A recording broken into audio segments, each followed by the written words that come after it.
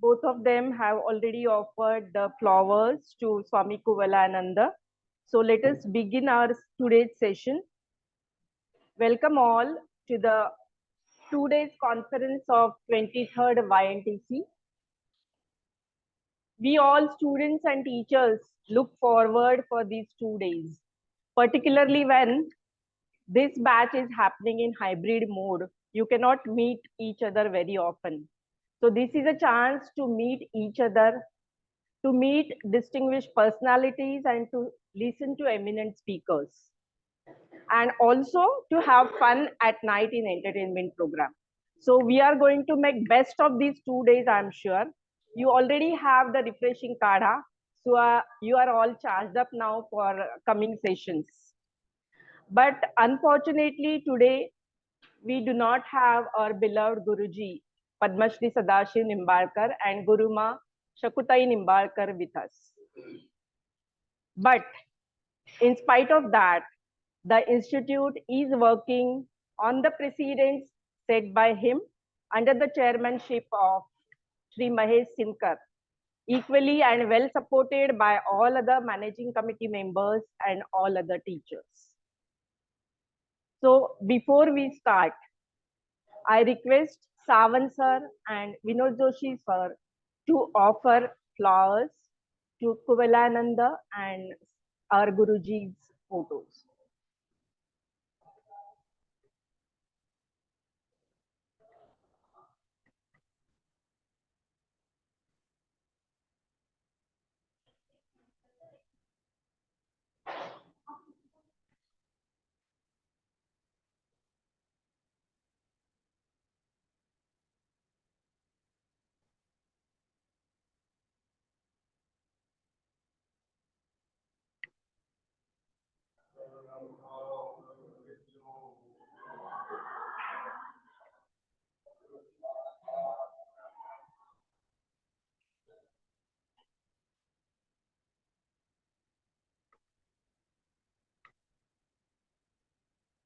So that was a tribute to our Guruji and Swami Kuvalananda ji.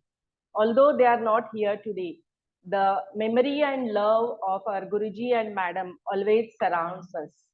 And it motivates us to come together again and again. Today, while sitting here, we realize that they have done so much for us and asked us for very, very little. So remembering them, let's start today's day with our tradition of Omkar and prayer. So Kumari Sonali is here to conduct the prayer.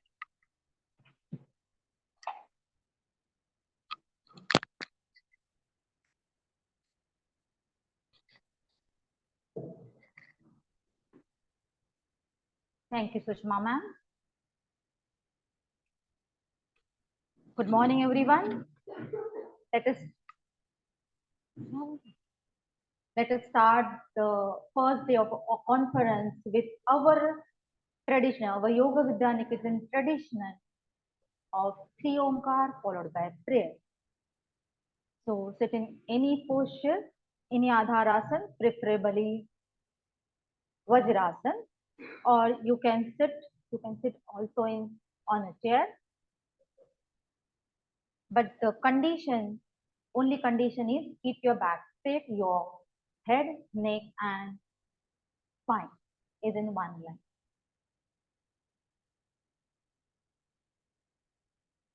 Relax maximum body parts. Relax your facial muscle, nice smile on your face.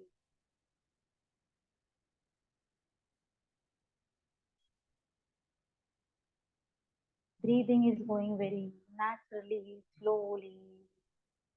Just observe your breathing.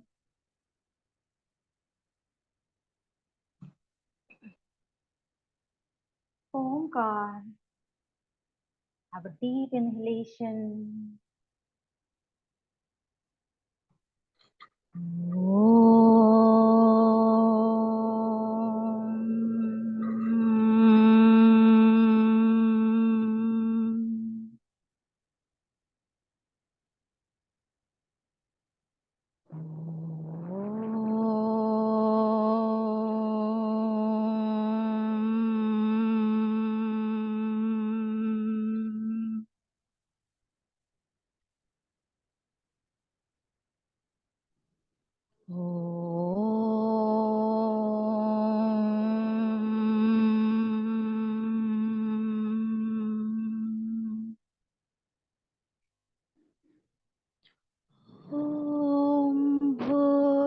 भूर्भुवस्वः तत्सवितुर्वरेण्यं भर्गो देवस्य धीमहि धियो यो नः प्रचोदयात्। ॐ सहनाववतु सहनौ भुनक्तु सह वीर्यं करवावहै तेजस्विनावधीतमस्तु मा विद्विषावहै। ॐ असतो मा सद्गमय तमसो मा ज्योतिर्गमय मृत्योर्मामृतङ्गमय। ॐ शान्ति शान्ति शान्तिः। Enjoy the positive vibrations of Omkar and prayer on your body and mind.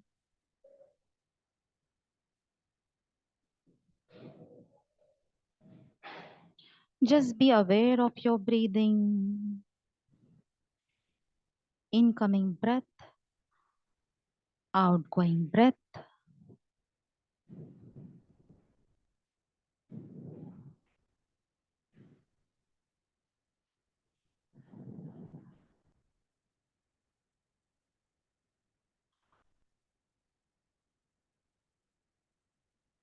Now slowly shift your awareness from your breath back to your body.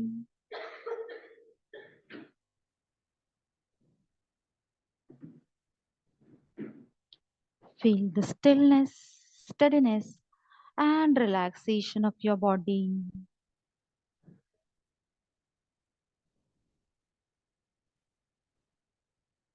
Now gently open your eyes with a beautiful smile on your face. Thank you everyone. Over to Sushma ma'am.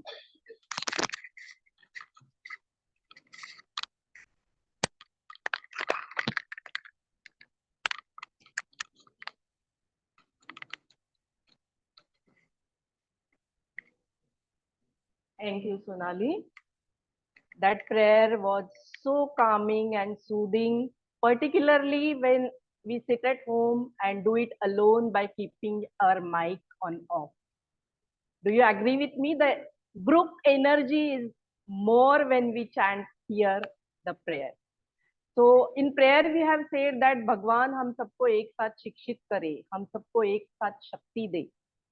So definitely there is something to learn here in these 2 days. And we have also said that Om Shanti, the peace individually, the peace in group, and the peace universally. So both of these 2 days are going to be very peaceful and you have a great learning experience. And you are going to enjoy, I'm sure. So what is there for these 2 days coming in front of us? To brief us about the agenda of these 2 days, I'm requesting Sri Ramesh Shenoy sir to brief us about it.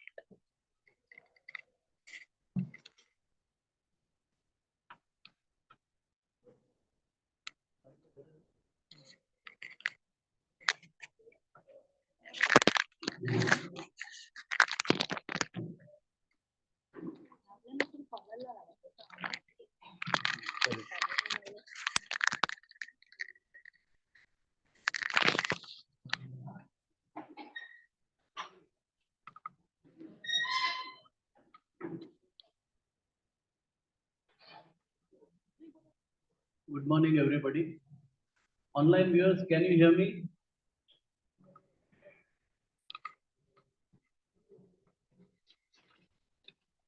Today we have all met here for the program which is titled as 2 days webinar. सही मायने में अगर मैं इसको बता सकता हूँ कि ये सेमिनार, वेबिनार हम बोलते हैं आज के दिन में, तो ये एक बहुत सा अच्छा गेट टुगेदर है. Okay. And if I have to name it separately or differently and appropriately, it is sharing and caring. जो कल मुझे देखने को मिला, पोस्टर जब लोग लगा रहे थे, कितना मिलजुल कर पोस्टर लगा रहे थे, वो 2 साल के बाद वो आनंद मुझे दिखाई दिया. जहाँ पे शेयरिंग और केयरिंग, इसी से लोग सीखते हैं. तो इस वेबिनार के माध्यम से हम सभी लोग यही अपेक्षा करेंगे कि आप मिलजुल कर क्या सीख सकते हैं, क्या आनंद प्राप्त कर सकते हैं. आपको तो इसका डिटेल प्रोग्राम तो दिया गया है, तो मैं उसी को पढ़ के दोहराऊंगा नहीं, but I will take you through the gist of it. यहाँ 2 दिन में जो वक्ता आने वाले हैं, वो अपने अपने फील्ड में दिग्गज है, महान है, और ये आपका सौभाग्य है कि आपको 2 दिन के अंदर इन सभी से आपकी मुलाकात होगी. सभी लोग पर्सनली नहीं होंगे, most of the guys will be online. सामने होते उसकी मजा अलग होती है, मगर अभी क्या है, जमाने के हिसाब से रहना है, तो दोनों मिक्स है.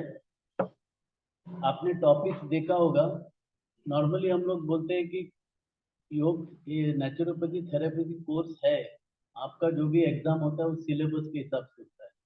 ये थोड़ा सिलेबस से हटके है, बट सिलेबस में जो है उसके ऊपर ये प्रकाश जरूर डालेगा और आपको समझने में बहुत कुछ सुविधा होगी, आसानी होगी. So you have to look at it from that angle. All the topics which are covered in this 2 days meet, they are something offbeat, and I think you will really enjoy this. तो detail तो आपके इसमें दिया गया है. और एक विशेषता इस वेबिनार की है कि जो यहाँ प्रत्यक्ष है, जो फिजिकली आए हैं, उनको अच्छा फ्रूट ब्रेक मिलने वाला है. 3-4 फ्रूट ब्रेक है और सात्विक खाना है. और इसको अगर मैं एकदम समराइज करूं, जैसा हम लोग बोलते हैं कि अच्छा स्वास्थ्य के लिए आहार, विहार और निद्रा होनी चाहिए. ये तीनों का समावेश इस वेबिनार में है. आहार तो आपको मालूम ही है, विहार इज योर एक्टिविटीज, और निद्रा में उसका जो वामा खुशी वगैरह सर लेने वाले हैं. तो इसका एक मिश्रण है और आपको हर एक चीज का एक झलक मिल जाएगी. So I hope all of you will enjoy this. और एक ही विनंती है कि जब स्पीकर कोई बात करते हैं तो ध्यान से सुनिएगा, ताकि आपको भी उसका लाभ मिले और आपके आजू बाजू में जो बैठे हैं उनको भी तकलीफ ना हो. तो आपको जब भी बात करना है, डिस्कस करना है, काफी टाइम दिया है फ्रूट ब्रेक के टाइम, उस वक्त उसका इस्तेमाल कीजिए. बस इसी. और सबसे एक अच्छा इवेंट है जो पोस्टर वाला है, वो पोस्टर आफ्टर लंच एट 2:30. तो सब लोग जाएंगे पोस्टर देखने के लिए, मैं साथ में रहूँगा. तो सभी स्टूडेंट को एक पोस्टर नेचुरोपैथी में, एक पोस्टर सिस्टम्स में आपको चुनना है और वोट करना है. तो जिसको सबसे ज़्यादा वोट मिलेगा उसी का पोस्टर को प्राइज मिलेगा. प्राइज से कोई मतलब नहीं है, बट इसमें जो आपको पोस्टर देखने में जो हर एक लोगों ने अपना अपना आइडिया प्रकट किया है, जैसा इंग्लिश में बोलते हैं, a picture is worth 1000 words. तो पोस्टर जितना बात करने से ज़्यादा पोस्टर के माध्यम से जो प्रकट होता है उसका आनंद आपको मिलेगा. तो इतना कह के मैं I would like to conclude and wish you all the best. Thank you.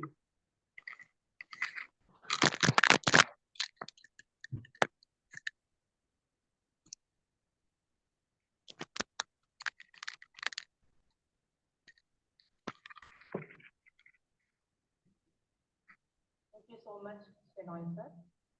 So before we move on to our first session, kind request to all to switch your mobile phones on silent mode. You must have already done it, but please ensure it. And whenever we have the fruit break or any other break and we go down, kindly adhere to the time schedule. Don't get lost into photographs and selfies. We have time tomorrow for that. So adhere to the time schedule. So let's begin with our first session today. As a naturopathy and therapy student, we all know that 80 to 90% diseases, their root is in Manomay Kosh. And the culprit is only one, majorly, and that is stress. We cannot express what it is. The only sentence can be, "Aaj kaso tari sota hai. I am feeling very low." All may be because of this factor. And actually, to say this topic is very heavy to understand because we cannot see this stress. It don't have any biological structure. We cannot see it. We cannot express it. But this heavy topic, we are going to hear from Sri Vinod Joshi. So he is definitely going to make this topic very light for us by giving practical tips. And when he is delivering, we can definitely expect few stories also. So as the name suggests, that today's topic is living happily with stress. Practical ways of living happily with stress. So I request Vinod Joshi sir to come.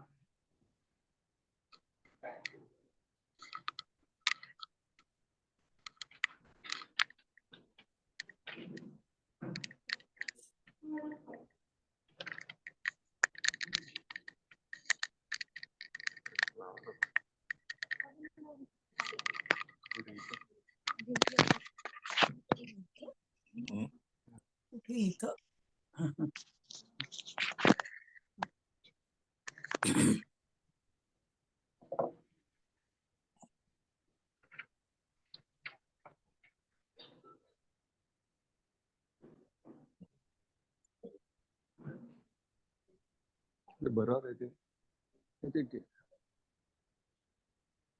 ते खाली उतरते ते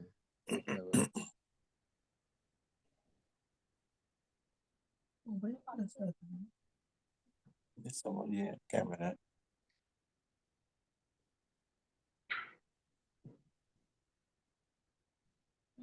हा ठीक आहे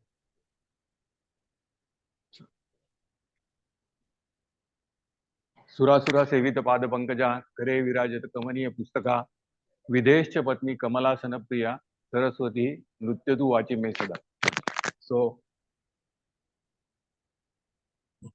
it's really a pleasure to meet you all, and to be very honest with you, delivering some very serious topic like stress, and added to that, Sushma madam has already declared that I am going to talk about some stories also.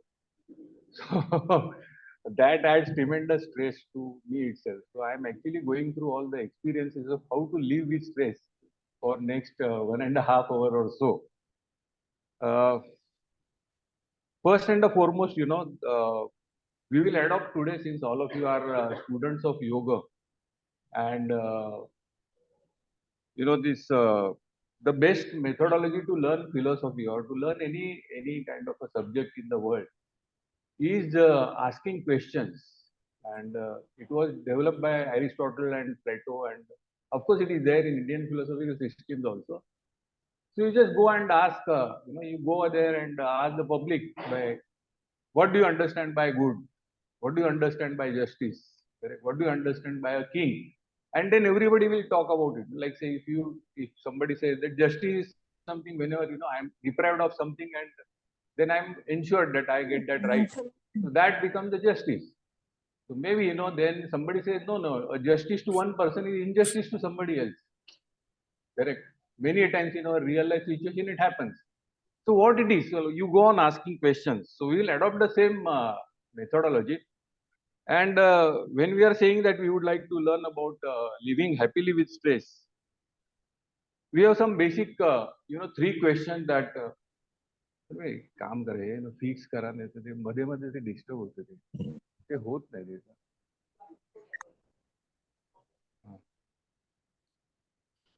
Sorry. So we have primarily 3 questions that come to my mind. First and foremost is what do you understand by practical ways? because right now we are going to talk about some theory, no, it's going to be a blah blah blah. So it's not a practical that we are going to understand about it. Next is, would you like to be living happily? That is the primary question. If it is not, then we should not waste our time in listening to all these lectures, because we are blessed with unhappiness by the God. Correct? So unless until we are genuinely interested and we are convinced that we can live happily. And second is, third is, what is stress?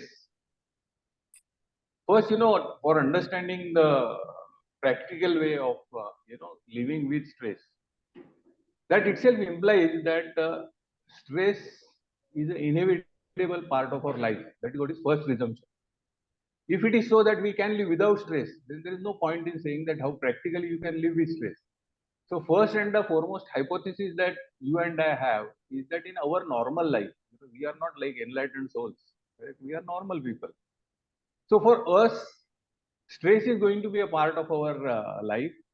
It all depends, how we are going to deal with it. Can we deal with happily, or are you going to, cry and weep all throughout because we are under stress? So let us start with, as Sushma Madam has said, that let us start with the stories. Correct? So let us have two stories. One will talk about what is theoretical, way of or theoretical discussion about stress. Right now what is happening is that, and this may be happening to you also when you start your taking class. So I was attending one of the, very learned speakers and highly priced stress reduction symposium. And that madam, highly enlightened soul, so she was, about to deliver a lecture. And as it is happening today, correct, there was some problem in adjustment of the camera. There was some adjustment with the noise and all those things. So initially she started delivering the lecture, and touch wood, it should not happen. Today at least it should not happen. But the mic got cranked off. Correct. So she said, "Yeah, what is this? What is the problem?" So somebody said, "No, no, we'll try to adjust and we'll see how best we can do it." So that gentleman came and he was terribly annoyed, and he adjusted some of the and the lecture restarted. And by that time the PowerPoint got knocked out. And as you all know, that technology makes us very lazy. So when we are dependent on PowerPoint presentation, most probably it is a hypothesis that we have nothing here. So whatever is there on the screen, you have to read and correlate with some thoughts. I am not saying there is nothing, there is something, but the pointers are there. So you just go on expanding those points which are projected. So that got, some other that started acting naughty. And the madam got annoyed. Of course, she has right to get annoyed. No? So people have paid so much of money. So she got furious and she started, almost like shouting to the person who was wearing it. And then she developed an excellent lecture. But by the end of the lecture, I realized that whatever is talked about, right, was all the theory. Because the person who was delivering how exactly we should live happily, she herself could not control her feelings. She or he, don't get annoyed. Correct. So he or she, they themselves could not implement what. No, I clarified because looking at a majority, and especially in India, majority is very important. So now let us see how exactly, I am trying to interpret the practical way of, living happily. So that is a story of a very, illiterate person, not as educated as, a person who can deliver the lecture on different topics. He was living in by the side of a jungle, and a very poor man. He used to go to the jungle, and life was very, very smooth. Everybody was very happy. He had enough of money just to survive, adequate amount of money, but he was not a very wealthy person. So one fine day, he just went out and he found some, a pony, a small horse, correct, lying on the road, and it was in a very miserable condition. Maybe probably, that some other he lost a track and he is no more with the mother or that group. So he was not able to, eat. He was not able to just do anything, and he was literally in a very painful state. So this poor man thought that I must help him out, and he took that pony to his house. When he brought it, then obviously the smartest individual in any family is a wife, correct? And I am totally convinced because though my wife is not present, still I am admitting. In front of wife, everybody admits that she is the smartest. But though she is not there, I am admitting. So that person's wife started, arguing that we ourselves don't have, enough of food for all the family members. And what is this liability you are bringing? So he said, it's okay, yaar. Don't worry, don't take stress. God is there. He will ensure that all of us we get adequate amount of food. It so happened that over a period of time, because of the food and love and care and what this family gave, that pony turned into a most elegant horse in the village. Correct? So elegant that whenever he used to go or he used to have a horse ride, the entire village used to stop and just have a look at it. How he's galloping, how that horse is galloping, and how exactly that horse is. So everybody in the house, and it so happened that his financial conditions also improved. So all the villagers used to come to his house and they used to say, "Are you are very lucky. God has sent you a gift which turned your all the luck." So he never used to feel so happy about it. So what? Correct. I got a pony. I brought it, and it turned into a horse. So what? Yeah? It's okay. It so happened that maybe after a few months, the horse which was liked by entire village one day disappeared. So obviously the villagers feared that this pony who has brought the luck to this particular man, now that horse has disappeared. So obviously this man must be damn worried. So they came to his house and they started, offering some kind of a consolation that don't worry, yaar, it's okay, ठीक है, गया तो गया, अभी क्या करेंगे? He said, नहीं गया तो गया, so what? See, he has come. I did my duty. Now he has gone. It's okay. I don't have any problem. People were consoling and they were saying that it's really a pity. He's a poor man. Now again his luck will turn. He will have lots of problems and whatnot. And he was not thinking about it, but the entire village was talking about it. Correct. It so happened that maybe after 15-20 days, the villagers were surprised that the horse who has run away in the jungles, correct? He came with almost a herd of horses, 10, 15 horses, elegant horses, correct? And all of them, they came to his house and they stood there because they knew this is a house, which is some, which will take care of it. The entire village was very happy. They came to him and saying, "Arey, aapko to lottery lag gayi." So you have now, instead of one, you have 15 horses. Yeah. So you must be very happy. He said, "No. So what? It's a horse which bought 15 horses. No. So I have not done nothing. So what?" So it was going on, and then his son one day he thought that I also should, as my father is doing the horse riding, I also should do it. So he tried to have a horse riding on one of the horse which was not so well trained. And then you can predict, what will happen if the horse is not so well trained. He has come from the jungle, and the boy is trying to ride it, and then of course there was a accident, and the boy fell down, and almost his leg got fractured, twisted, or almost permanently damaged. Like again, the whole village came to his house, offering consolation. Arey, it's very sad, yeah. The only son that you had, he fell from the horse, and for rest of the life, he will not be able to work. So we feel very, very sorry for it, and let us know if we can do anything for you or your son. He said, "No, no, don't worry. So what? It has happened, no? So we can't change it. So it's okay. It's okay." It so happened after a couple of months, though all the entire village was feeling bad about it. After a couple of months, the adjoining king attacked this particular kingdom. And of course, the king issued a circular that all the boys above 18 years of age should compulsory admit to the army. From this village, this boy was above 18, but he was having problem. So he was the only boy who was allowed to stay at home. The entire house again came to him and said, "Are you are very lucky." it was a blessing in disguise that your boy went with an accident, because all the boys had to go there. He said, "So what?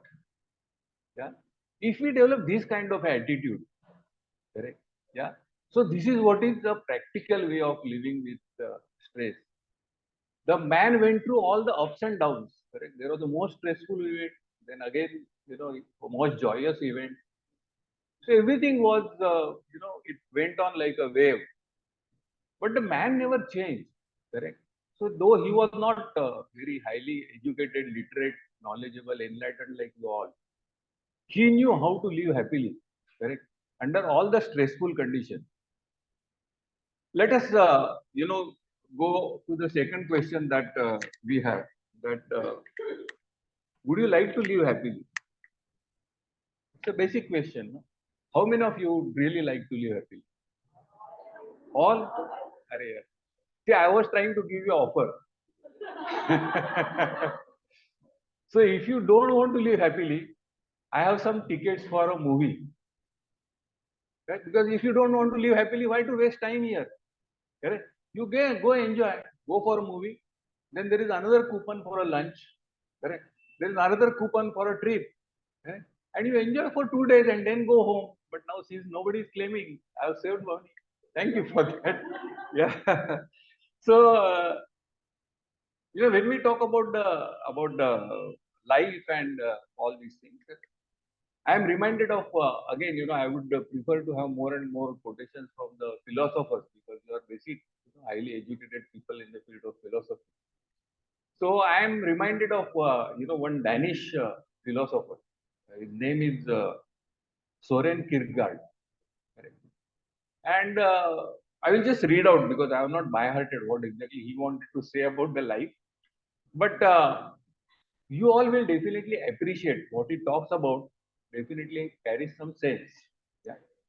In his word, correct. He says that listen to the cry of a woman in a labor at the hour of giving a birth. Is it a true or is it a fact? It's not. Listen to the cry of a woman in a labor at the hour of giving birth. Yes, it is very painful. Correct. Look at the dying man's struggle at his last extremity, and then tell me whether something that begins with a cry, pain, and all those things, and ends with again, pain and very miserable situation, can it be intended for the enjoyment? So the philosopher says life is not for enjoyment; it's a punishment that is given to you. Correct? We don't believe in that, but this is what are the thoughts about the life. In a very simple way, if you talk about life, what is it? Let us, in a very very simple way, because I am not as educated and learned as you are. So I just know the basic alphabets of English. Correct. So what is life? How does it start? How does it start? I am asking you here. Please guide me. It starts with birth. No, it starts with birth. Correct. Yeah. And it ends with death. So you know everything here. Correct? Yeah. You know that life starts with birth and life ends with D. So let us say, since you are all mathematicians, let us say life is in between everything between B and D. Am I right?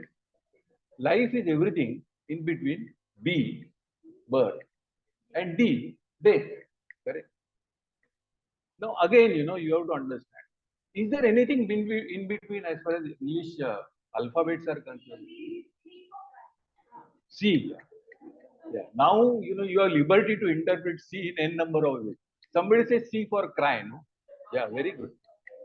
Anybody else? C for cheer. Oh, very good. Yeah. Yeah. Anybody else?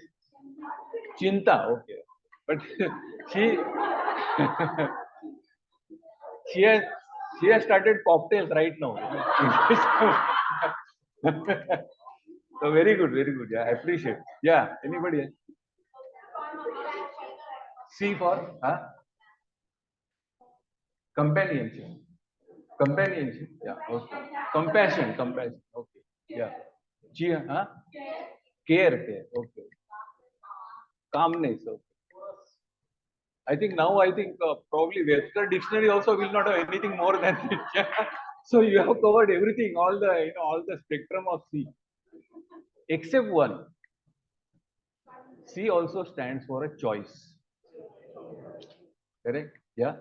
So do you have a choice to do everything between B and D? Yeah. So C stands for choice.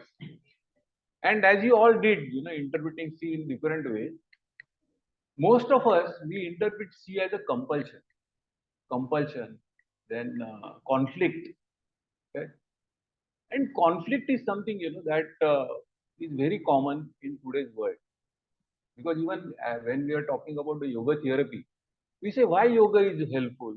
Right? It doesn't act on a particular germ, it doesn't act on particular bacteria, it doesn't act on a particular organ which is affected. So why it is so? Because we say most of our problems are because of the conflicts. Correct? It may be a conflict between me and my family member. It may be between me and my colleague in the office. It may be between me and my neighbor.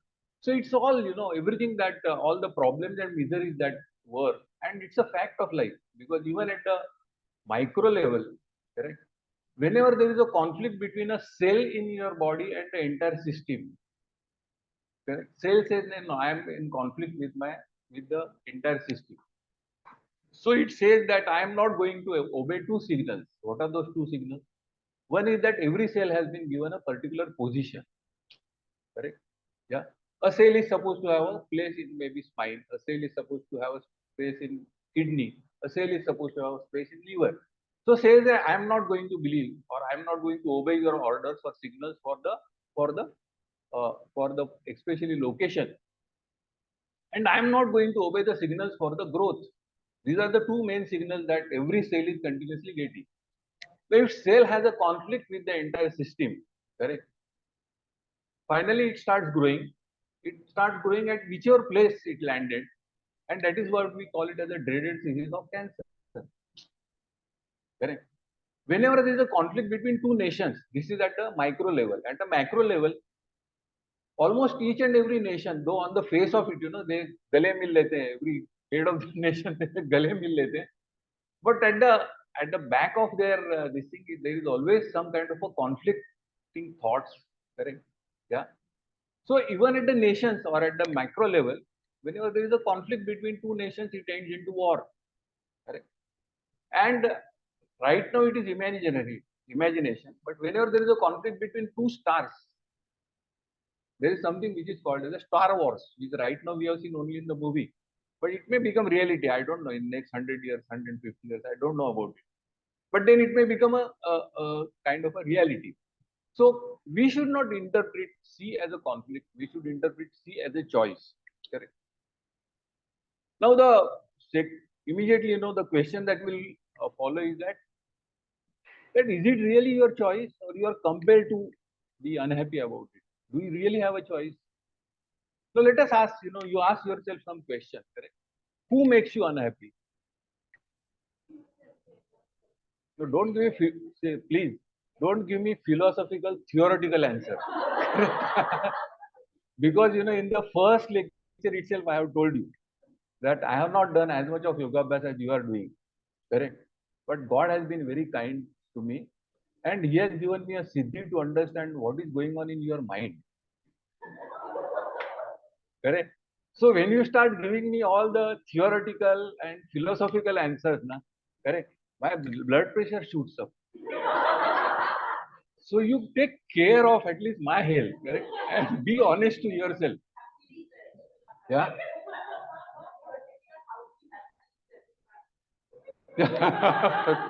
Thank you, thank you. Yeah. So, do you have really a choice to be happy, or most of the time, even you can do an exercise and just when you go back home, just start writing down. In today, maybe a day, a particular day that you are doing exercise, who made me unhappy? Just go on writing down, correct? So you'll find that the morning the alarm did not you know because yesterday when I had gone for a lecture for this conference, and madam has told that you should put all your mobiles on a silent mode. I forgot to do it, and again I lost my particular thing on Monday. Correct? Maybe you got up and then there was no water. Correct?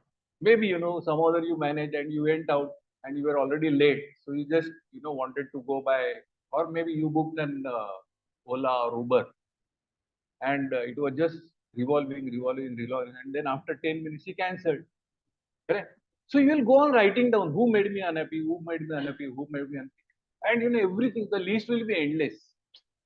Correct? Because anything that goes against your our wishes, that makes you unhappy. Now let us understand. That means all your unhappiness is coming from outside. Next day you do the same exercise. Who made you happy? Correct? So maybe in the morning whenever you got up, the immediately the Uber fellow came. He greeted you, "Good morning, madam." Correct? Yeah. Then he dropped you. Correct? Then the maybe the fare was like say maybe 187 rupees and you had no change. But he said, "It's okay, madam. You give me 180 rupees. Don't worry about it. It's okay. That's fine." Correct? So everybody, on that particular day, that was your day.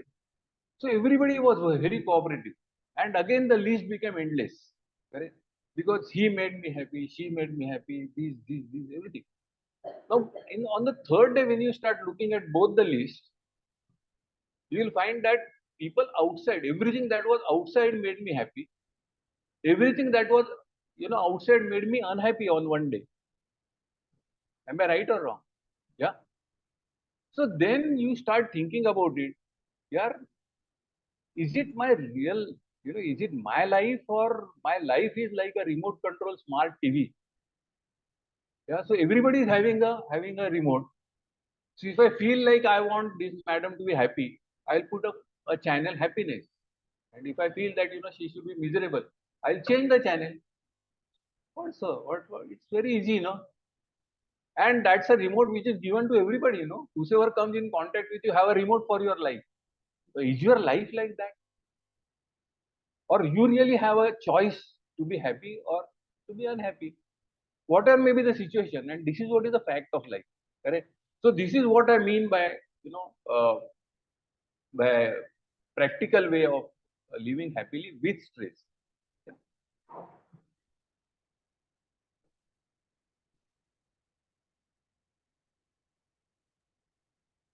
Yeah. So primarily, let us understand, it's your resolution, it's your decision whether you want to be happy or not. Nobody else can make you happy, or nobody else can make you unhappy. You just remember that gentleman who was staying just by the side of the forest. Correct. So many things happened. He never changed his state of happiness. Correct. So even you will also have to implement this kind of attitude. Now we move forward to the third question. And third question is, what is stress? What is stress? Because that is what is the focal point of today's lecture. No? So what is stress? What is your understanding about the stress? Give right answer, sir. Don't philosophical, theoretical, scientific answer. What do you understand by a stress? See, please understand one thing. Even if you are not talking anything, whatever is going on in your chitta, I can understand. so don't try to be very selfish that why I should teach him free of cost. Correct. So don't try to have that kind of a selfish attitude. Yeah. Sorry.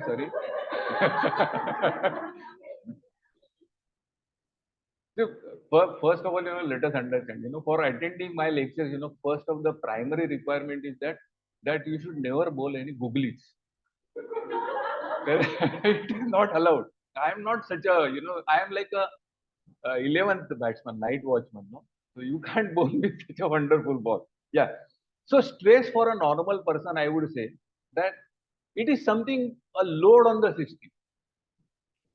Any load on the system, correct? So like, just take a simple example that in your own house, you have a nylon rope on which you hang your clothes, right or wrong? Correct? Yeah. So when you hang the clothes, correct, the rope is at a particular level. When you hang something on that, correct, does it go down? Yeah. So why is it so? So whenever there is a load, correct, yeah, the rope has that intelligence which you cannot understand, but the rope understands. Correct? Yeah. So unless and until I cooperate, unless and until I bend down something, correct, I will not be able to bear that load. Is it a common sense? Yeah. So it understands. Same thing happens with the living things also. Correct? Like we consider human beings to be the most intelligent creatures. Correct? That is a myth. Correct? That is because this statement is made by human beings. Yeah. Anytime, if you decide and if you understand, what exactly the tigers are talking, what exactly dogs are talking, what exactly sparrows are talking, all of them also may be talking the same thing. The tiger says tigers are the most intelligent creatures on this world. Human being is useless. We don't know about it, correct? Yeah. So when we are talking that there is it's a load on the system, most of the time, we feel that it is an external load.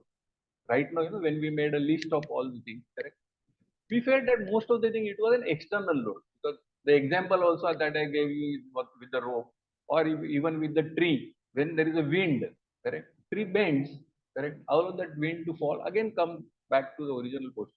So most of the time we feel that it's an external load on the system. But for human beings, correct, or for any living organism, it is not only external, but it is internal also. Correct? Because we understood that the environment may be different.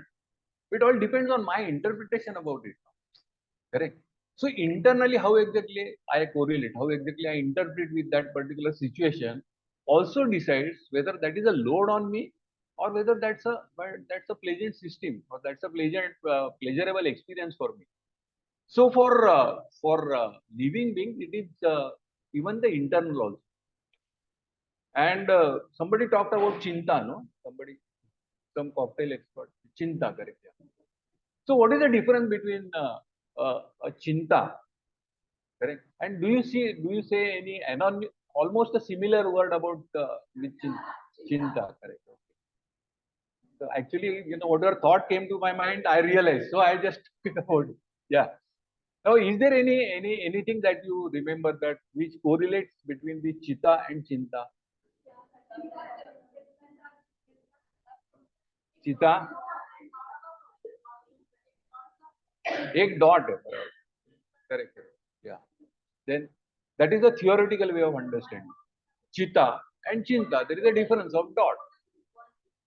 Any other difference or any other similarity? Huh? Both are jaladi. Okay. So there is a good Sanskrit slok which says that chita chinta samanasti. Chita chinta samanasti. Let us satisfy madam also. Bindu matra visheshata. चिता चिंता समानास्ति बिंदु मात्र विशेषतः सजीवे दहते चिंता निर्जीवे दहते चिता. Correct? Yeah.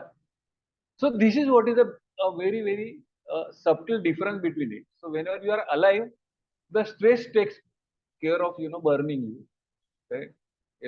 Ensuring that you are exhausted, and after death, it's a chitta which decides how to ensure, or maybe in your mind right now it may be taking that how to ensure that this body is made of Panchamahabhutas, so how Panchamahabhutas should get villain to the all the basic structures of Panchamahabhutas, whatever it may be, correct? So stress is primarily, any external load for a living being. Now, can you tell me, a most stressful event in your life, most stressful event in your life? Anyone? Or maybe, say we are normally very shy to wash our dirty clothes in public. Correct. So let me modify this question. Correct. So, can you recollect any most stressful event in your friend's life? It may be your experience. Correct. Label it as your friend's life. Correct? Then you are very comfortable. Correct. Now so many answers will come. Yeah.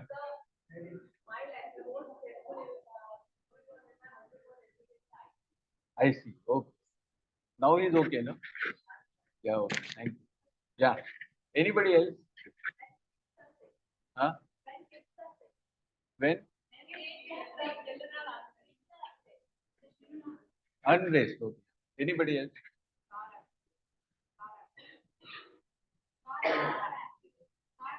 Huh? Car accident. Okay. Okay. Yeah. Okay. Yeah. Okay. Now, one thing you will agree that if at all you would summarize, whatever is talked about, correct? We are relating stress, which is almost synonymous to worry. Am I right or wrong? Something bad happening in our life, correct, is something which adds stress to our life. Am I right or am I wrong? Correct. Yeah. But your body, mind, and intellect, correct, has much wider definition of stress. Your body, mind, and intellect, correct, which is sum total of your existence, correct. It has much wider definition, correct.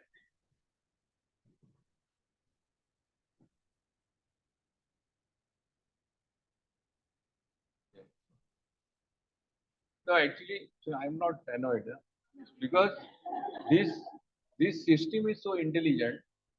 It understands whether my face is photogenic or not. Correct? Yeah. So it readjusts itself so that people who are online, they should not get stressed looking at my face. Yeah. Okay, chalo. So your body, mind, and intellect, it has much wider definition of stress. It says that any change, what it says, any change, correct, is causing a stress. Correct. The change may be bad, that we all agree. Correct. The change may be good. Do you agree with that? Correct. Any example that good change gives you stress? Those who were nodding the head. Any example where you say that the sorry?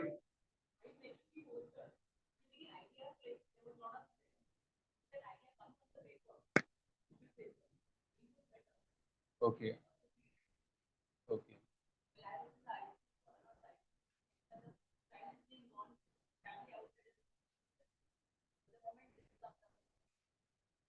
Yeah. Okay. Anybody else? Any good thing which gave you stress?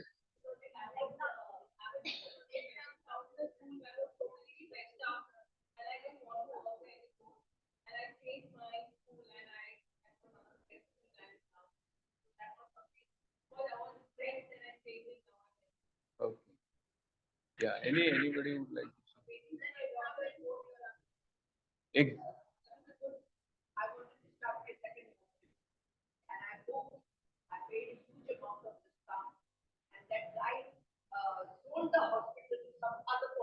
Yeah. Okay.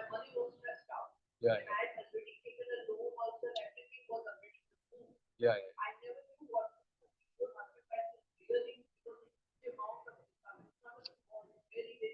Yeah. Yeah.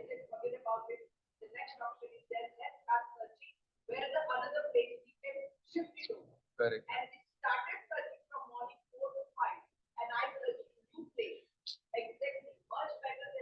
Yeah. Yeah. Correct. Correct. received out of it something which was much higher than what was there. Yeah. So this was stress, definitely with a lot of pressure. Thank you for sharing your story. And with your permission, next year, suppose if I have to deliver a lecture here on the same topic, instead of that man who was in the jungle, I will quote your story. Yeah. So, thank you so much. Yeah. So when I'm saying, see, there are so many good things which are happening to us. Maybe, if there is a marriage in your own house, correct? It's a good thing, no? Correct? Nobody forces you to go for marriage, correct? But then, do you get stressed out? Yeah, because see, as Madam said, you plan for so many things, correct? And then you send so many invitations. And when especially in country like India, correct? You really don't know that any small thing happens somewhere else. Yeah, somebody has put some chappal har in somebody's statue, and the city is closed. Yeah, you have a marriage on that, correct? The whole city is absolutely closed. Correct? What you can do? So you are praying continuously. I have planned everything, but whether it will really go on smoothly or not. Correct? Suddenly nowadays, suddenly any day of the year, suddenly it starts pouring. If it rains and you have booked a lawn, excellent, most fantastic lawn of the town, correct? And it's rain, so you are again under tremendous stress, correct? Earlier, we used to say that the girl who is getting married, she is also under stress because she has to uproot herself from one particular family, correct? And go to some other family and get herself rerouted, correct? So this was a story that I used to say 10 years ago. Now today the girl is not stressed. Correct? The family where she is going to get rerouted, they are damn stressed whether we will be uprooted from this house at all. Correct? So everything which is good, everything that is good, that also causes a stress. Even I will go a step further and I will say, it is not necessary that something bad, something good, something imaginary also causes you a stress. Are you aware about it? Yeah, because you have as Patanjali has expressed, you have something which is a storehouse of all the earlier experiences, which we call it as a chitta, and it is continuously opening the files, correct? Whatever has happened earlier, and then every stimuli that you are getting is correlated with your earlier experiences, correct? And that gives a tremendous stress to your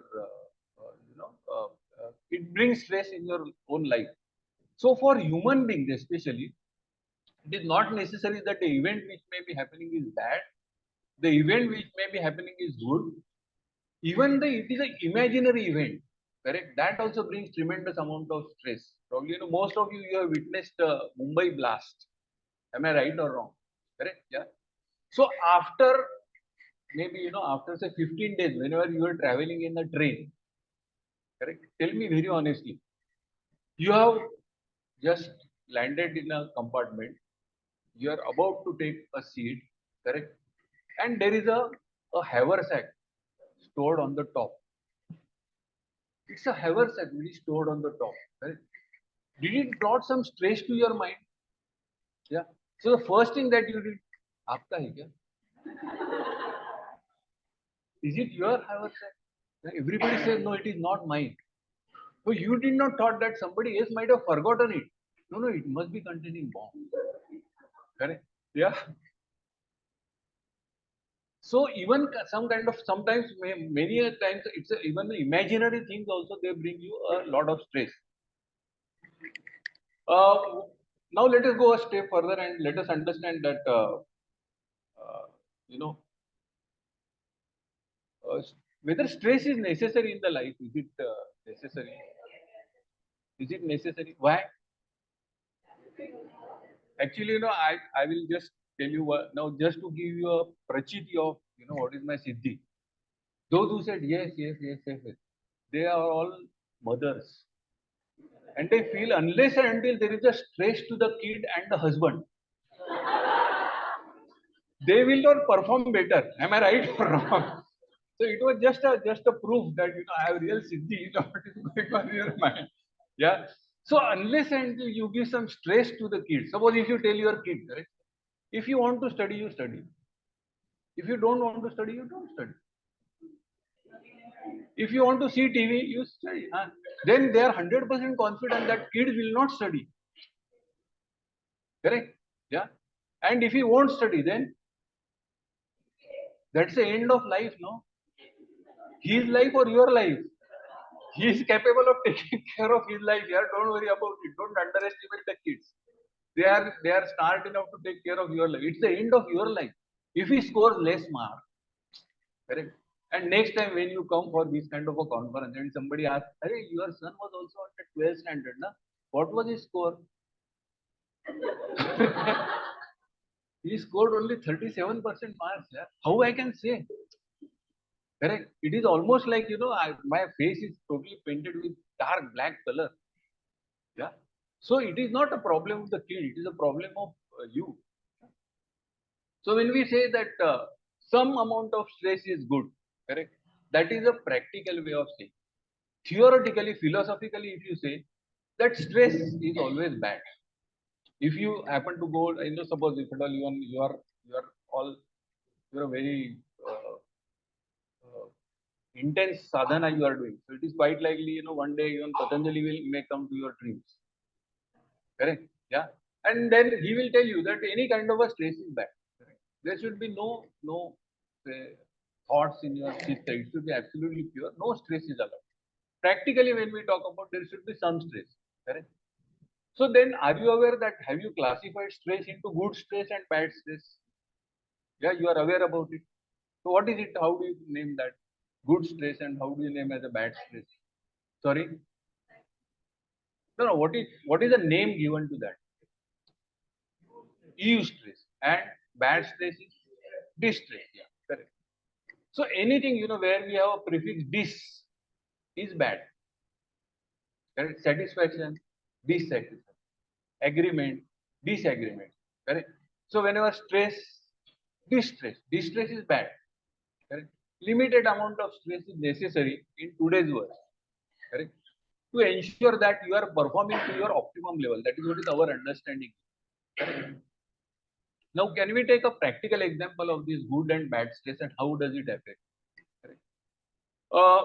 I think that today evening we have some entertainment program. Am I right or wrong? Yeah. And without an exception, every one of you feel that you must exhibit your talents. Right or wrong? Just, yes, I also know something, and if I get an opportunity, I'll be able to sing. If I get an opportunity, I'll be able to perform. My talent will be appreciated. Most of us, though we have this particular, we try to keep mum. That also is a fact of life. Correct? There are only few, who take a lead and they give the names and they ensure that I would like to perform and they snatch the show. Correct? But then we have to justify our shyness, our keeping ourselves quiet. So we always say कि वो आगे आगे करते हैं ना उनको ही chance मिलता है. Correct? Yeah? तो हमेशा आगे आगे रहते हैं. कुछ भी आता नहीं है कुछ भी अभी. मेरे से तो उनका आवाज तो बहुत खराब है. ठीक है चलिए अभी चलो let them get appreciated. Correct? So you start talking about this thing. Now let us say that when you are keeping quiet, suddenly Sawan sir comes to you or Sushma madam comes to you and then say, okay, you have been picked up to give a performance today. It's going to happen, be careful. So you have been picked up to give a performance. You are not given a name. Now let us say how two different ways you can react and how it can be eustress and how it can be distress. Correct? If at all I would like to take it in a bad way. Correct? First thought that will come to me is that why I am selected? Why am I? Out of all these class, why she has selected me, he or she has selected me? Because they wanted to make a fun of. Correct? I am selected at 11th hour. I did not get a time for preparation. Correct? Suddenly I will be pushed on the stage and suddenly I have to perform. It is obvious. It is obvious, correct? That without preparation, the performance is not likely to be good. When the performance is not likely to be good, people are going to definitely make a fun of me. And that is what they want. Correct? With all those thoughts going on, correct? right from maybe lunch hour to the actual entertainment program. Do you really feel that you will be able to perform to whatever your natural talents are, or that will be deprived of all those things? Correct. Now the other way around, suppose if you feel that without giving the name, without going forward, correct, I have been selected, correct. That means there are so many talents which I am not aware of, but my teachers have noted. Just see the difference in terms of thinking, huh? Yeah. So teachers have noted my some of the talent, correct. And if they have kept faith in me, I must make best use of every moment that is left out till evening and try to give the best performance. So will there be difference in terms of performance with these two thoughts? One is distress, one is eustress. Correct? Yeah. When you give a better performance, then that leads to appreciation. So they say, success leads to success. Correct? So that is how everything that goes on, and then finally you start, having better and better performance. So what is my time? So I lose it track. 9:30. Okay, then I will have to hurry up. Huh?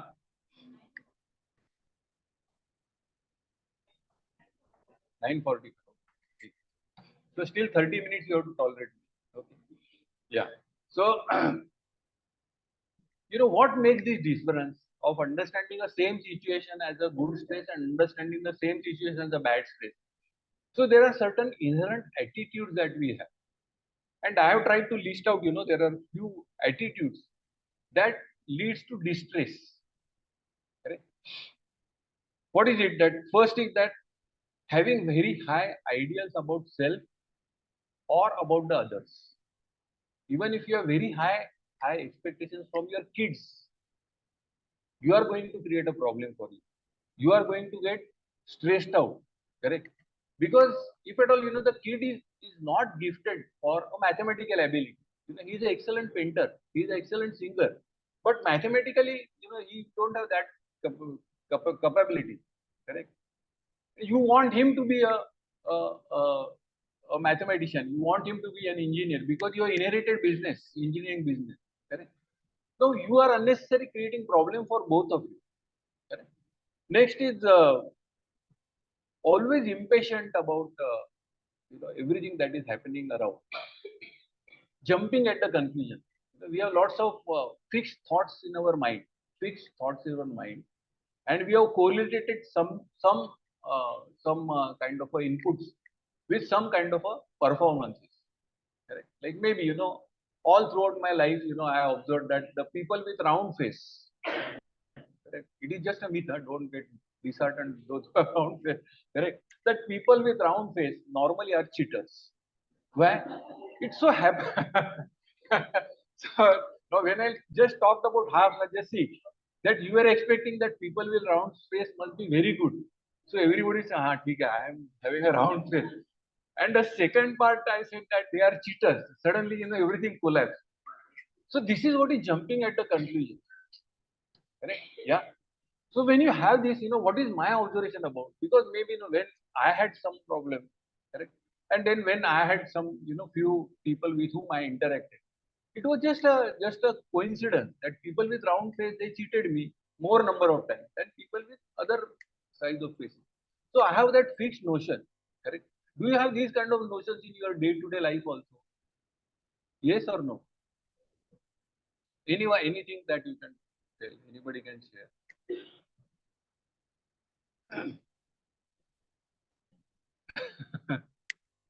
Maybe not your notions, again, your friends notions. Yeah. So we have these kind of a notion. So it is better that always, even in our counseling lecture also I have told you that God has given you 2 years. So have sufficient time, patience to listen before reacting, before talking to anything. Correct? So that is what is very important. Next is feeling only your ideas are right. Any job, the way in which you can perform, nobody else can do it. Is it a fact or fiction? Yeah. So the way in which you can make even dal, the way in which you can make khichdi, right? Nobody else in the world can make it. This is your fixed notion, correct? Now, having this notion, you have employed a cook in your house, correct? Yeah. So she comes every day, she starts cooking, correct? Actually, why you employed her? Because you would like to make use of that particular time, correct, for better activity, maybe for reading, maybe for some of your hobbies and all. You are paying her money, she comes to the kitchen, you immediately follow her. The way in which she is cooking, she is always wrong. She is always wrong, correct? So you say, no, this is not the way it is to be done. So much of oil, no, no, no, no. Reduce it, reduce it. Reduce it. So you say, okay. She says, no, no, madam, aap hi dal dijiye. So you put the oil, then you put everything, then you cook everything, correct? She gets paid as a supervisor for what you are doing. Is it a fact or fiction? Correct? It is not only for the cook. It is even for a lady who comes for sweeping the floor also. Correct? Yeah. So the way in which you can sweep the floor, nobody else can do, at least in your own house. Correct? So when you are employing the people, correct, people like me are very happy because you are actually paying us a salary for doing some work, correct, physical work, and you are actually you are allowing us to enjoy all that time as a supervisor. You doing the work and we supervising, whether you are doing right or wrong. Yeah. So that particular attitude also leads to the distress. Blaming yourself. Correct. Most of the time, right now you said that your kid should be under stress because he has to study. Correct. So he should be under stress. Now, in spite of all the stress and in spite of taking all the efforts, correct? Yeah. So whenever there is a critical examination, maybe like 10th or 12th, correct? You say that next year I will not be able to continue with the therapy course after TTC. So like, why? What happened? No, no, my kid is in 12th. So I have to focus. So you ensure that all throughout, immediate before 11th result itself, before 11th result, you ensure that from today onwards, I am going to get up at 4 o'clock, complete my all household, ensure that my kid gets up at 5, 5:30 or whatever may be the time. He or she should not waste time. I will ensure that even the toothbrush, toothpaste, everything is given. No wastage of time. Every moment should be studied. Correct? When he or she is going to the school, I will ensure that his shoes are polished, clothes are perfectly ironed. Everything. Correct? Yeah. So everything has been done.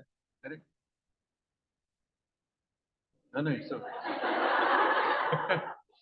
It's okay. It has to prove that I still have that intelligence. Yeah. So in spite of doing all these things, whenever unfortunately, it doesn't score as much as you wanted him or her to score. What do you say?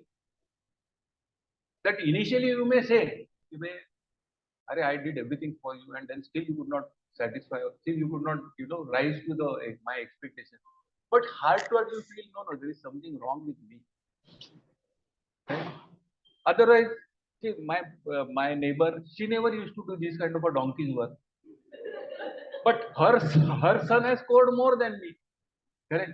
So probably whatever I was doing was wrong. If I ought not to have done all these things, my kid also would have scored more. So in fact, what you are trying to do is blaming yourself. Whatever is happening, correct? You take the blame. That is when you are in your own house. And there is another extreme of the same attitude, which is blaming others. Correct. So especially, this is what is common in the corporate world.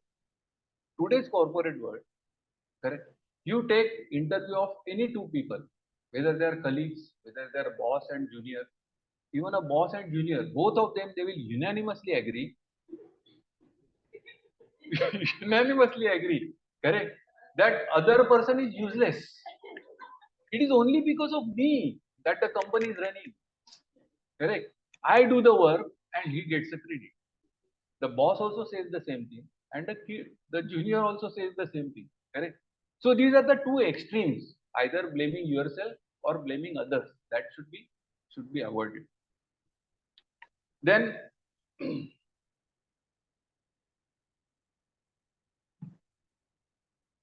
feeling that everything that or every job that you would like to do, you have to do it yourself.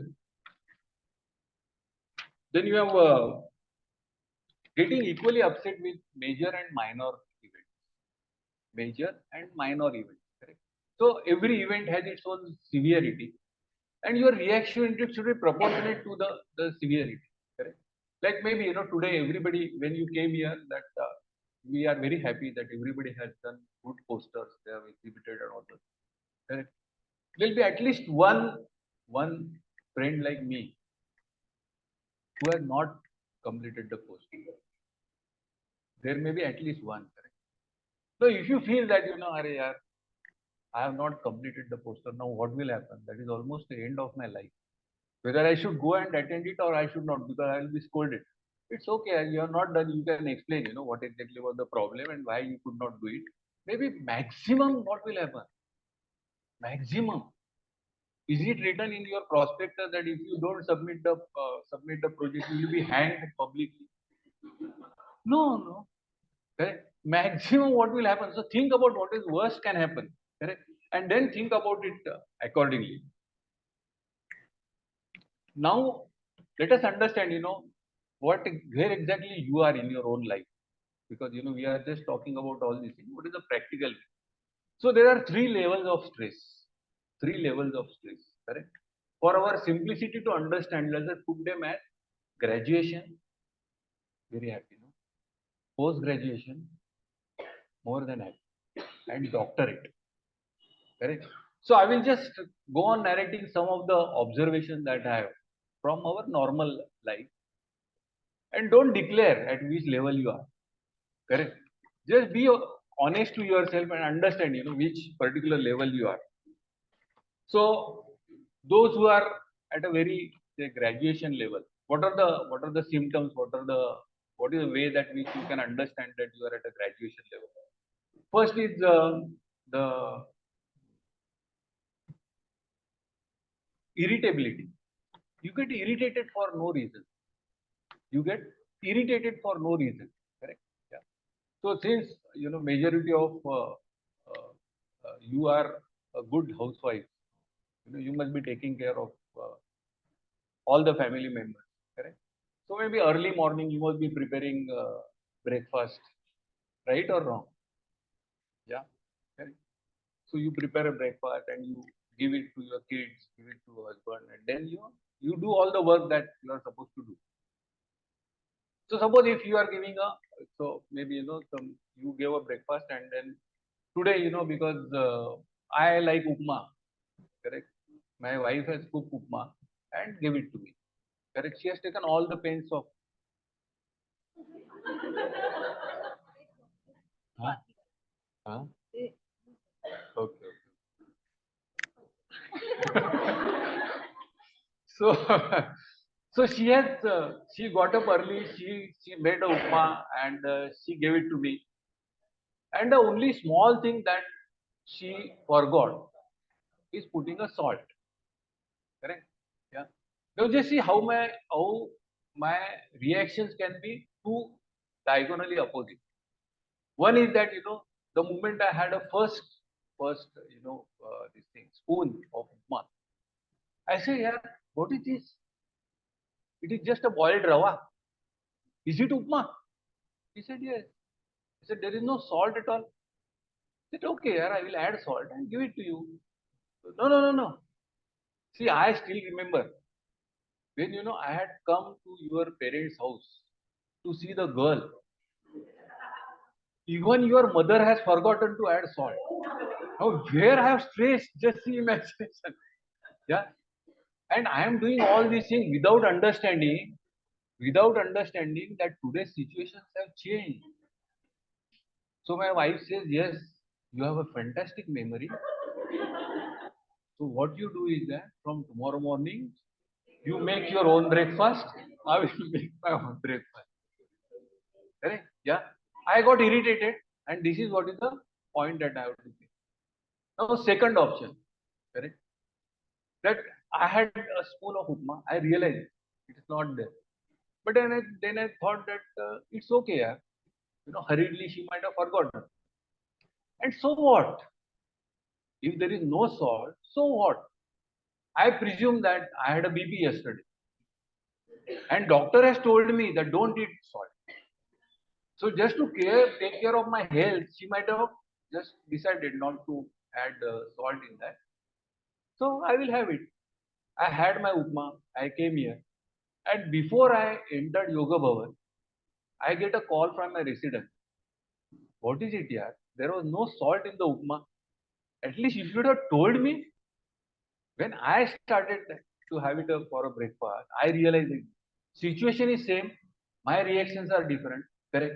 The moment I am irritated, correct, from next day morning I have to cook my own breakfast. Correct? And I am digging graveyard for myself. The next is anxiety. Correct. So all of you are having a very beautiful house because I have gone through all these things, biodata that has given to Yoga Vidya Niketan. So whenever you go out, all of you are going out, correct? What is it that you do? What is the last activity what is your last interaction with your house? Sorry? Lock the house. Okay, very good. You don't lock? Give me your address. Bye bye. Okay. You say bye bye to the house and say take care.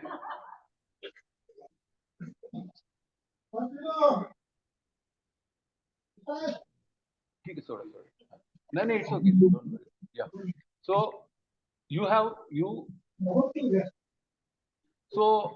you lock the house. Am I right? Yeah. Which kind of a lock do you purchase? Do you purchase a lock which costs you the least, or you don't mind spending a lot of money because ultimately the house cost maybe say 20-50 lakhs of rupees. So spending maybe instead of 200 rupees, 5,000 rupees for a lock is worth it. So which kind of a lock do you buy?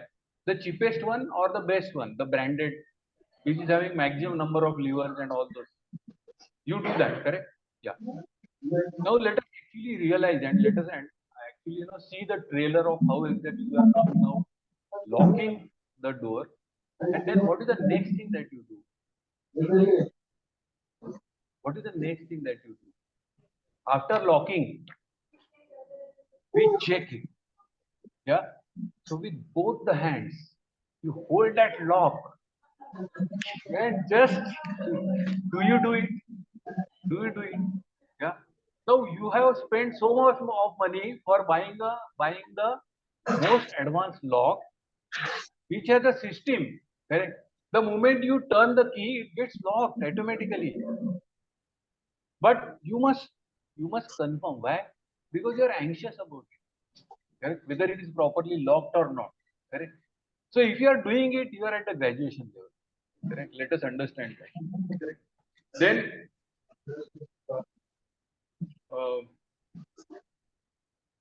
neglecting others' achievements. Neglecting others' achievements. So what happens is that if somebody comes to you and says that my kid scored 80% marks at SSC, you should be happy about it. No, what is wrong in that? Oh, 80%, very good. It doesn't mean the moment you give compliments, it is not necessary that you have to, share part of the donation for his 11th admission. It is not so. Right? You just have to feel happy about it. And that mother is coming because, she is very happy about it. 80% is for the first time in their family, somebody has scored 80%. So she has come with, lots of pedas and all those things, correct? Shawan sir is there. So even if pedas are there, you eat it very calm and quiet. so, so she has given you pedas, correct? What is it that you expect? What is it that she is expecting? That you should say, okay, yeah, he is very intelligent. He has scored very good marks. You say 80%. And nowadays, there are 6-7 people came to my house to offer the pedas. Almost all of them have scored above 90. 80% is something everybody gets nowadays. Even if you don't know anything, even the mad and insane boy also he appears for the exam. He gets 80% nowadays. It is not so when I passed. Correct? Nowadays you get it. No, it is like neglecting somebody else's achievement. Correct? So if you are doing it, that again is not good. Then you are too sensitive many a time. Correct? You don't understand what are the realities of the life. You all of you, you must be going for a movie. You go for a movie or not? Yeah, you go for a movie. Correct? And when you go for a movie, you are aware that there are people who are paid a lot for every job that they do. The actor is paid, the actress is paid, correct? And maybe the makeup man is paid. Even the music director, music composer are paid for it, correct? And they select the music appropriate to that particular situation, right or wrong, correct? So whenever there is a very say somebody is torturing somebody on the screen, and it is something unbearable to you, unbearable, correct? So to ensure that whatever is going on in your mind, correct, do you start giving background music for the entire audience? Do you give that kind of a background music? So you are aware that what is happening on the screen is not a reality, is not a reality. But you are so much engrossed in that particular film, correct? You feel it is my duty. It is my duty, correct, to express the thoughts which are coming in my mind, correct? And others people, maybe the people who are sitting nearby, correct? Either they enjoy your background music or they say, Madam, please keep quiet, correct? That sad music is going on there. You need not, without any payment, please don't do that, correct? So all these things, if at all they are happening in your life, many times it so happens that we get disturbed by very neutral stimuli. What is neutral stimuli? Neutral stimuli is like a doorbell. Neutral stimuli is like a big bang of noise. Correct? These are neutral stimuli. They are not, you are not going to get immediately affected by it. But suddenly, whenever there is a doorbell, you feel that there is some correct in your heart. Correct? You feel that who must have come? What has happened at these hours? So if all these things are coming, so whatever these things, whatever stages, whatever symptoms that I have done, correct? If you are experiencing any of these symptoms, that you are qualified graduate as far as stress exams are concerned. Correct? Those of you who are not, you may be postgraduate.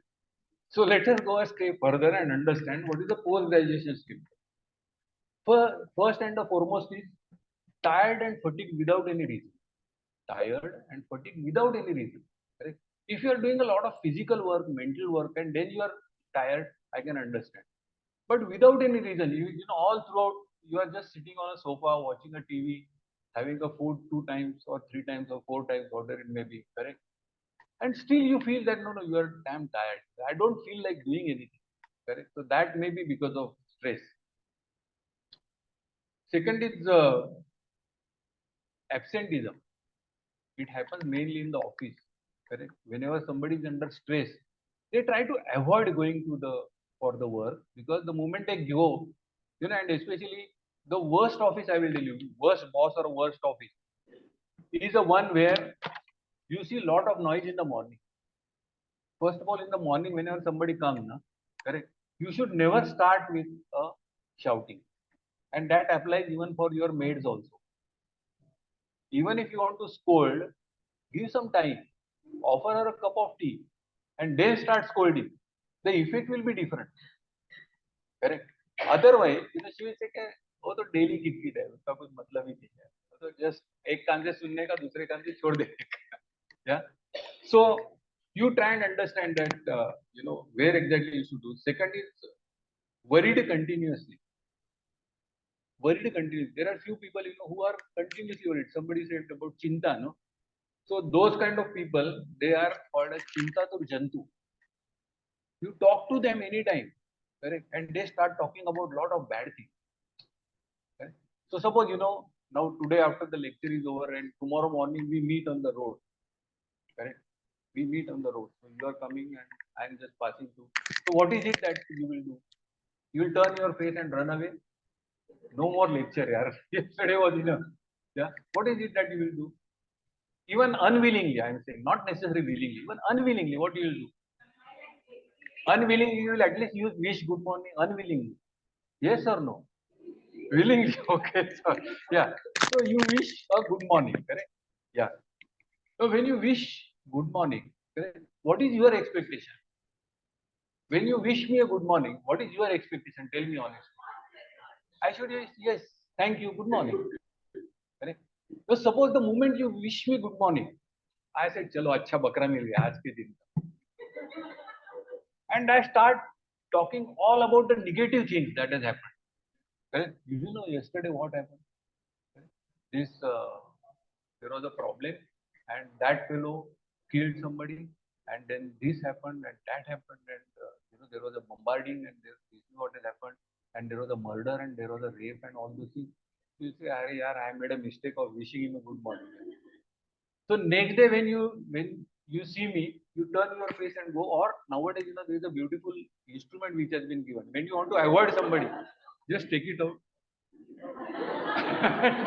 You can avoid. So these are practical ways which we use lots of gadgets, no?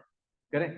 So when you are having this kind of a attitude of worrying continuously, people don't like you, and then that is happening because of stress.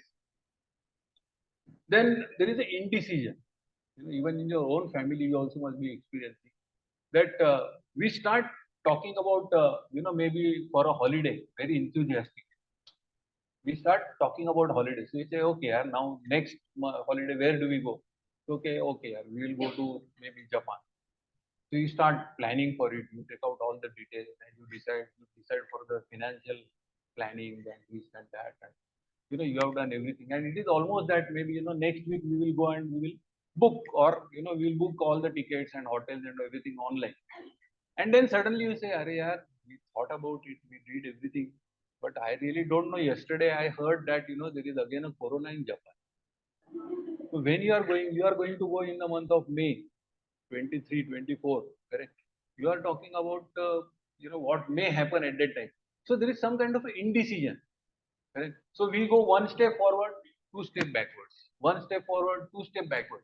And when this kind of a thing happens, people around you get fed up. They don't take your suggestion, they don't take your opinions very seriously, because they say ultimately final end is going to be zero. We are going to come back to square one. So why to waste our time and energy and intelligence in finding out everything? Correct. So this is the post graduation level. Then there is a indifference. That means earlier, we said that it's okay, he scored less marks. But next stage is that you justify if somebody is in pain and agony. Correct? If somebody has some problem, so we should feel maybe at first stage we may feel indifferent. It's okay, it's his pain, so why I should bother about it? In next stage you say no, it is worth, he deserves it, because he has always been cruel to others. He has always been not trustworthy. He has always been doing all these things. So God has given him the gift. So that is something which if you are doing, that is not correct. Then social withdrawal. This happens in today's families n number of times, because whenever we sit for counseling, and whenever especially the parents whose kids are maybe around, say, between the age group of 15 and 20, 22, they say that our boy or girl, they never get up. Husband and wife both are working. Correct. They never get up in the morning. Correct. They are late night. They are doing. We don't know, because nowadays everybody has their own room and everybody has their own life and space. Correct. Yeah. So the moment I go out, then he may be getting up, but there is no communication. The reason is that because I don't want to interact with my parents, because I know what is it that they are going to talk about. Every day the same thing, same happening, same cut, study karo, ye karo, wo karo. You have to be very serious. This is not correct. This is not the way that we have done, and all those things. It so happened that maybe when I was telling all these things to my daughter, that this is not the way. We had a lot of value for the money, and we never used to spend. Even to the extent possible, even if from Vashi station, if I have to come to Yoga Bhavan, I used to walk. It's okay. It's good for the health. So do you know what she said? She said, Daddy, if your parents were poor, it is not my problem. Yeah, you were fools to earn a lot of money and keep it for me. So if I won't spend, what will happen? So I must. Correct? So these are the different attitudes that you have in generation. And when you are at the post-graduation level, there are a lot of friends who are waiting to help you. And those friends are called as a pick-me-up. So the tea, coffee, tobacco. Who say you are under stress at post-graduation level? Pick me up. I will help you. I will reduce your stress. Correct? So that is how we get habituated. Can I extend it for other 5 minutes? No, not you. You have no organizer. Yeah, yeah. The last stage is like a exhaustion and breakdown. So that is like a doctorate level. Then there is a chronic sadness. There is no communication at all.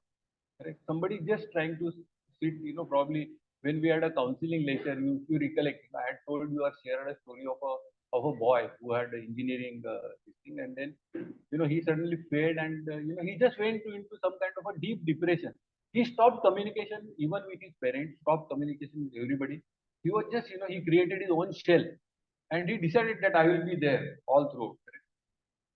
Then there is a chronic mental and physical. So you feel that the whole world is chaos, and that is because it is Kali Yuga. That is because it's Kali Yuga. So everything that is there, you always see something bad in it. Then you have psychosomatic problems. When there is nothing, you feel that I have a headache. When there is nothing, you will feel that suddenly there is some. My heart is one beat, it is missing. One beat it is missing. You go to a doctor, he checks it, he does all the investigations. He is very happy. Doctors are very happy with this kind of patient. Correct? Because they come again and again. Right? Not doctor. Yeah. So they come, they get investigated and they confirm, and doctor confirms that there is nothing wrong with it. Then again they come after 2 months. They say, no, last time we have done this thing. But I think now, because I am having some problem with the eye, my vision is getting impaired. And yesterday itself, I read on the Google that if there is a tumor near the vision center, the doctor again investigates, again tells there is nothing wrong with you, don't worry about it. Correct? Every problem with the vision is not related only with the vision center and tumor. So don't worry about it. Again, after 2 months, we come out with different organs because God had gifted so many organs to us. Correct? Yeah. So all those things are like a escape route for our normal responsibilities. And when you are at this particular stage, you have another friend which is called as a let me down. It says you have a problem. What are those friends like alcohol, drugs? Do you have a problem? I will offer a solution. Correct? Yeah. Every day evening you sit with me. I will ensure that at least for the time being, your all the stress will go, or you have this drug, everything will go. Correct? And as a result, what is happening is that earlier we used to say that with these kind of a patients, we have a very serious problem like suicidal thoughts. And the suicide is a very serious problem in today's world. Correct? There is another problem which is more serious in my opinion. And these people feel that if at all there is a problem that God has created for me, correct, I have a right to create problem for all the people. Correct? And that is how, this kind of a, just somebody walks into maybe a shopping mall, walks into the school, and they open a fire and kill maybe, 50 innocent kids and 150 people and all those. So whatever all these things are happening is nothing else but because of the stress. Correct? I leave it to you to understand whether you're at a graduation level, post-graduation level, or doctorate level. But you are at either of these levels. That much I can assure you. That CP I definitely have. So if at all we have this, we know that at particular level we have. So we need to understand how we can get out of it. Correct? So what I have done is that I have taken each and every alphabet of the word stress and said how best we can remember what is the solution for this. So the first alphabet is S. So it states that start living in watertight compartment or start living in the present moment. Right? That is what we normally say. You remember the story of that particular person. Correct? Every time he was in the present moment. The horse came, that is also good. The horse ran away, that is also good. The horse came back with 10 horses, that is also good. The kid met with an accident, that is also good. So start living in the present moment. Correct? Next is tolerance. Please Be 100% sure that neither you are perfect, not people around you are 100% perfect. Correct? So you have to accept the things as they are. Unfortunately, we only accept the things as we want them to be. So as a parent, correct, we impose all our dreams on our kids. Correct, and that creates a problem. So be tolerant. That is another T that says. Third is responsibility. Accepting the responsibility and delegating the responsibility. It is not necessary that every time you have to accept. You also need to delegate the responsibility. Everything you cannot do it yourself. Correct. So you have to understand that many a times I may have to delegate, and that only will reduce my stress. Third is empathy, or next is empathy. Empathy is like the two words that we have is daya and karuna.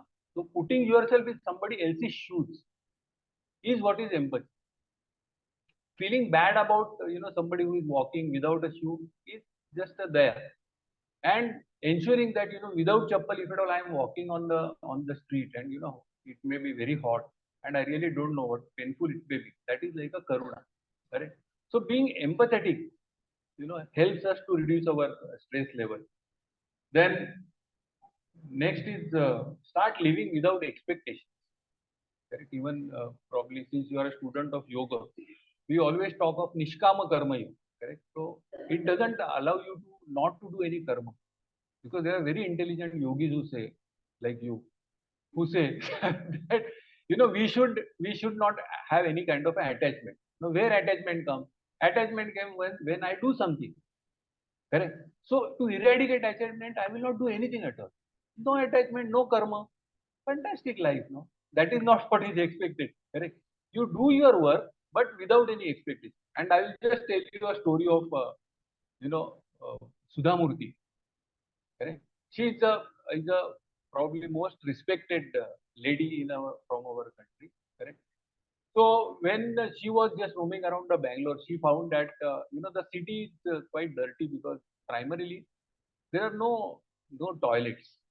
If there are no toilets and the nature call comes, correct, the males are shameless. You got my point, no? Correct. Yeah. So they can go and they can make the place dirty without much of a hesitation. Correct. The sisters can't do that. So she said, they are not doing it, but then that is probably a reason for their ill health. Correct. So there must be some toilet. And she being a founder of Infosys, she had a fantastic business acumen. So she said constructing toilet is the simple thing. Maintaining them becomes very difficult. Right? So she said Infosys Foundation not only will construct the toilet, but they will give employment to 2 or 3 poor people who will maintain it. And how they will be maintained, how their families will be maintained. The people who are using that facility have to pay for it. Correct? At least partly they have to pay for it. Yeah. So they are charged. They are all charged. You have to pay for it. You have to pay and then use that facility. So one day she was just standing in the queue, and they were intelligent ladies. I believe none of you were there in that particular queue. So those ladies were discussing, you know that who constructed this toilet? So they were not knowing who Sudha Murthy is. Sudha Murthy was just standing behind him. So they said, do you know who constructed this toilet? He said, no, I don't know. So you know that Sudha Murthy Infosys? Yeah. Oh yeah, yeah. Oh, she has done it. Oh, you see how businessman woman she is. Even in the toilet, she is earning profits. No, if at all, doing after such a good work also, people are talking about it. Correct. So what may be the question about you and me? Correct. So whenever you do a good work, you have expectations, you are going to have a problem. Correct. In fact, if at all you would like to be happy, my advice to you is that expect ingratitude from the people. If you are doing something good for them, expect ingratitude. They are going to come and abuse you. Correct. So then and then only you will be happy about it. And last one is spirituality. Correct. Because spirituality is the essential part of your mind. Please remember that. Correct. And there is a beautiful book by Deepak Chopra who says that men and women without success, with stress, and without spirituality are never happy. Because if your mind do not have spirituality, there is a void. and nature hates void. So nature will fill that void with all the thoughts of jealousy, correct, hatred, and all these things, and then you will be always be having a lot of problems about it. So have understanding about these 6 alphabets that we talked about, correct? And what is my expectation that in your week you have 7 days, correct? But you are all top level executives, so you need Sunday as off, correct? So 6 days, 6 alphabets, correct? Every day you remember one alphabet. What is to be implemented on that particular day in that particular line? So maybe Monday is for first phase, correct? Tuesday is for T, correct? Wednesday is for R. So likewise, you understand what is it that I am going to implement. That you implement for maybe 3-4 months, correct? And see how beautifully how you change your life. Now I have told you all these things, but ultimately, whose life it is? That is a primary question. Whose life it is? I don't have. I have Siddhi to understand what is going on in your mind, but I don't have Siddhi that I will touch your forehead and take out all the stress out. That is not possible. That is not. God has not given me that. Yeah. So it is your life. So who has to understand? Who has to change the perspective? You have to change, correct? So we will just end our today's this in just 2 minutes. Yeah. With one beautiful poem, correct? The poem is in Marathi, but I will simultaneously translate it in Hindi also, correct? It's by a great poet Mangesh Padgaonkar. So it says the title of the poem is सांगा कसं जगायचं. सांगा कसं जगायचं तुम्हीच ठरवा. Whose life it is? Your life, no? So who is going to decide? सांगा कसं जगायचं तुम्हीच ठरवा. हसत रडत, हसत हसत की रडत रडत. आप ही तय कीजिए कैसा जीना है आपको. हंसते मुस्कुराते या रोते रोते. प्याला आधा भरा है ऐसे भी आप कह सकते हो. प्याला आधा खाली है ऐसे भी आप रो सकते हो. भरा कहते हंसना या रोता खाली करते रोना. आप ही तय कीजिए कैसा जीना है आपको. सुंदर फूल खिलते हैं ये बात सच है, तो कांटे चुभते ये क्या झूठ है. फूलों जैसा खिलना या कांटों जैसा चुभना.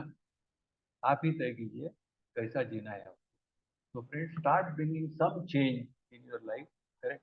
And I am 100% sure that you will come out. Thank you so much. And ते पकडून ठेवा. ते असं पकडून ठेवा. Sorry. काय डोकं पण फुसफुस.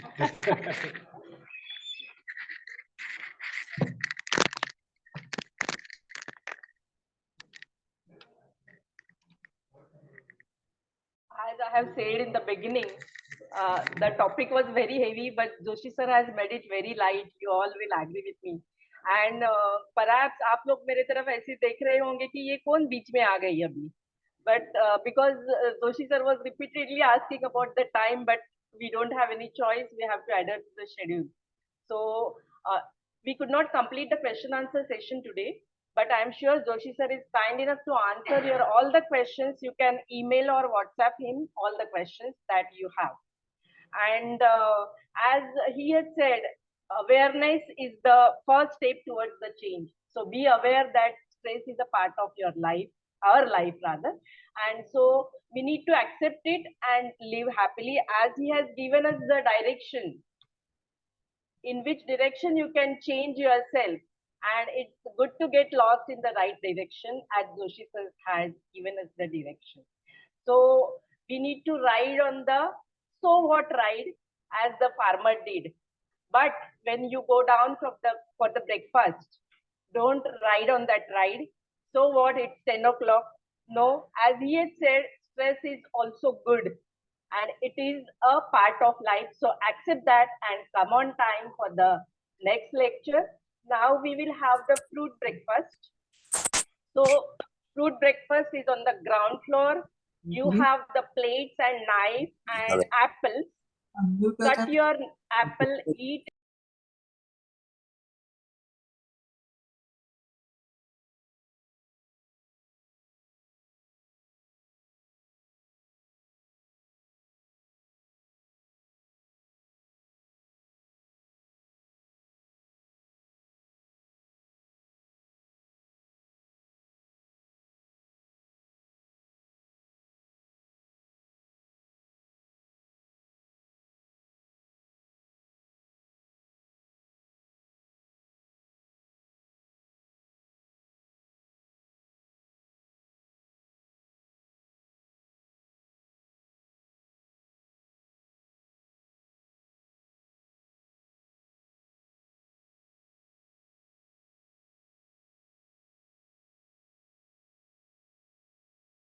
comments from Vinod Joshi sir on PPT.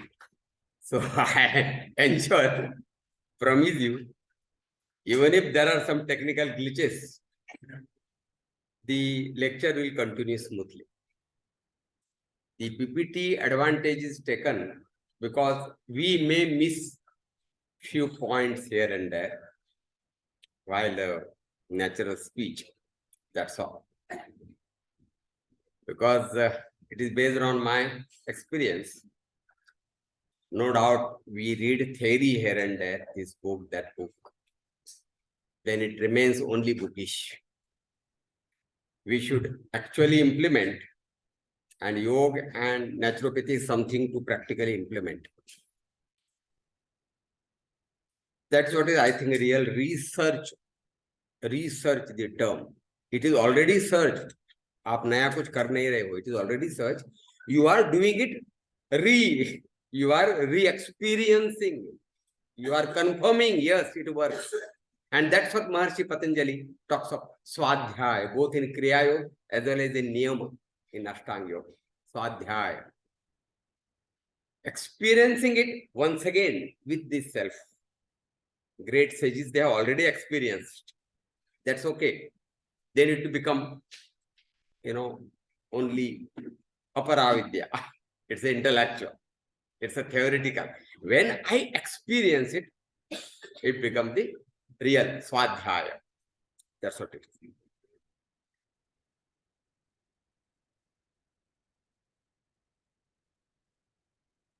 Sonali madam? Yes.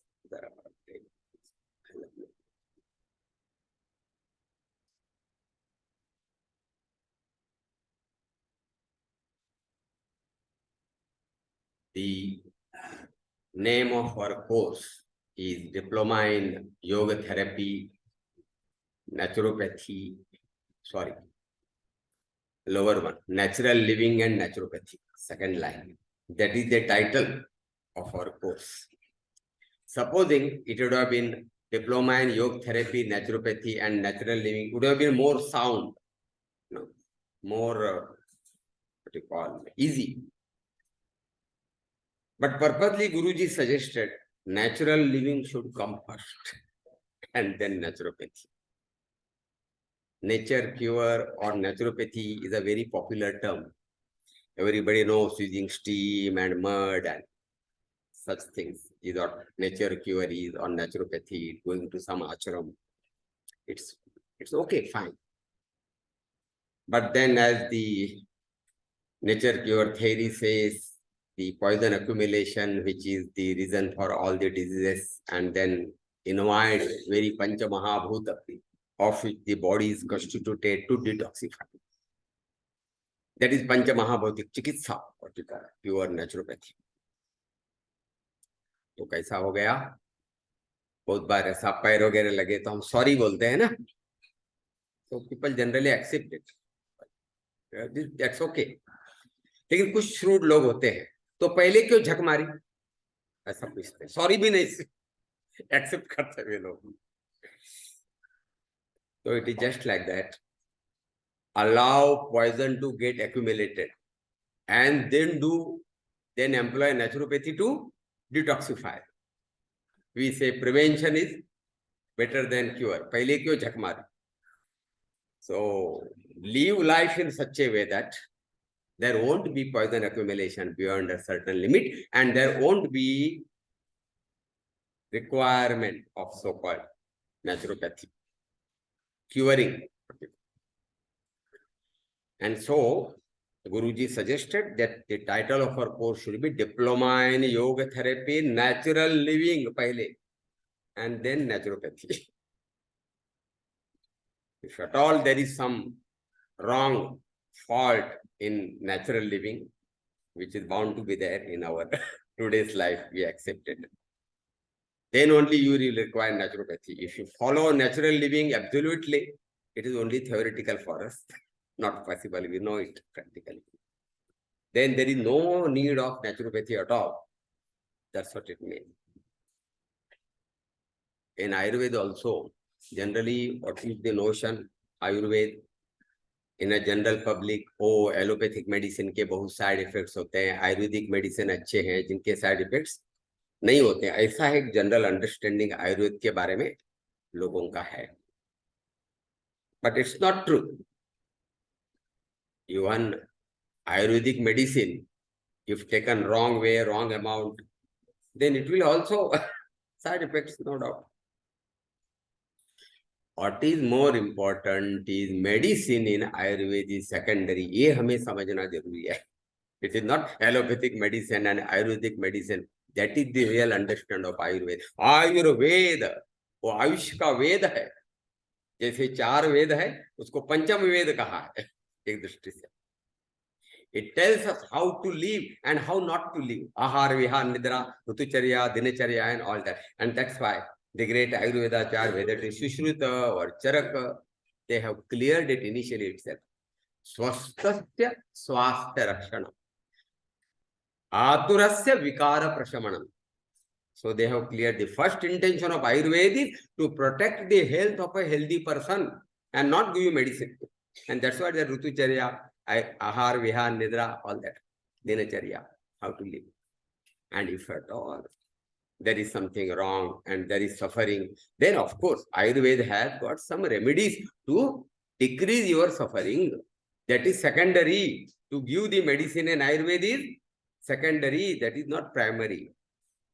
It is the way of life, how to live so that you will remain healthy. So in the same reference, natural living is more important than naturopathy. And Guruji always stressed on that. So here it is stated natural living is superior, more important than naturopathy. Natural living is preventive and naturopathy is curative. And prevention is always better than cure. So this we well know that toxemia is the only disease and detoxification is the only treatment. There is a uniqueness of oneness of the disease and oneness of the treatment. That's one of the basic important principle of naturopathy. We learned it right from day one. Then the next question, how from where the toxin comes? This point was little bit discussed during diet lecture also, because again, everywhere in naturopathy that formula is same. Why a particular diet? Yes. And why a particular diet? No. The base is same, because it is poison dumping. And this is, I won't say not poison dumping, but less poison dumping, something like that. There can be some diet which are no poison dumping. Fruits, for example, they are rather detoxifiers. The main sources are two, mind and the food. We had already seen, once again, let us revise. There is a special saying in naturopathy, पैर गरम, हिंदी में है, पेट नरम, sir ठंडा, रोगों को मारो डंडा. And अपना उल्टा है, sir, yeah, that's the issue. So that is the mind, stress. Just now, Vinod Joshi sir beautifully tackled that topic, stress in the mind. And of course, the entire yoga philosophy, code of conduct, Achara Samhita, what Maharshi Patanjali titled as Yamaniyam, and the technical aspects in Hatha Yoga like asana, bandha, mudra, kriya, pranayam, dhyan. So both physical and mental toxin removal or detoxification point of view, these all practices are useful. Of course, these aspects have got different benefits. Relaxation is one benefit. The muscle toning is yet another benefit. The flexibility is yet another benefit. Similarly, the proper circulation, especially of the venous blood and the lymph ducts, that is the draining of the poison particles, that's what the detoxification. So detoxification is one of the effect of all these technical aspects, whether it is asana, bandha, mudra, etc. So the second source of poison formation is food.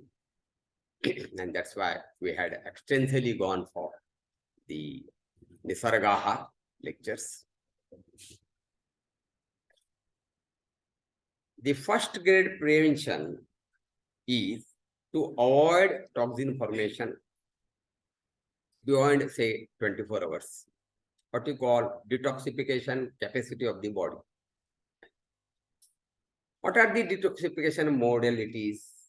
Every minute, some 15 times or more or less time, we exhale out. We remove throughout the carbon dioxide. Carbon dioxide is acidic in nature. Most of the toxins that are formed, they are acidic in nature. And that's why generally acidogenic food is avoided and alkaligenic food is preferentially, recommended for intake. That's the reason. Carbon dioxide is acidic, isn't it? Then kidney, we call it excretory organ, no doubt. It's true, but more than that, it's a balancing organ. Water balance, salt balance, temperature balance, acid-alkali balance. These are the major functions of kidney, along with so-called excretion. Liver, largest gland in the body. Only in that liver, single organ, there are more than 10,000 enzymes working all the time. आप छोटे मोटे सब functions liver के इकट्ठा करोगे, that list will more than 500 different functions अकेला liver कर रहा है, and that's its importance.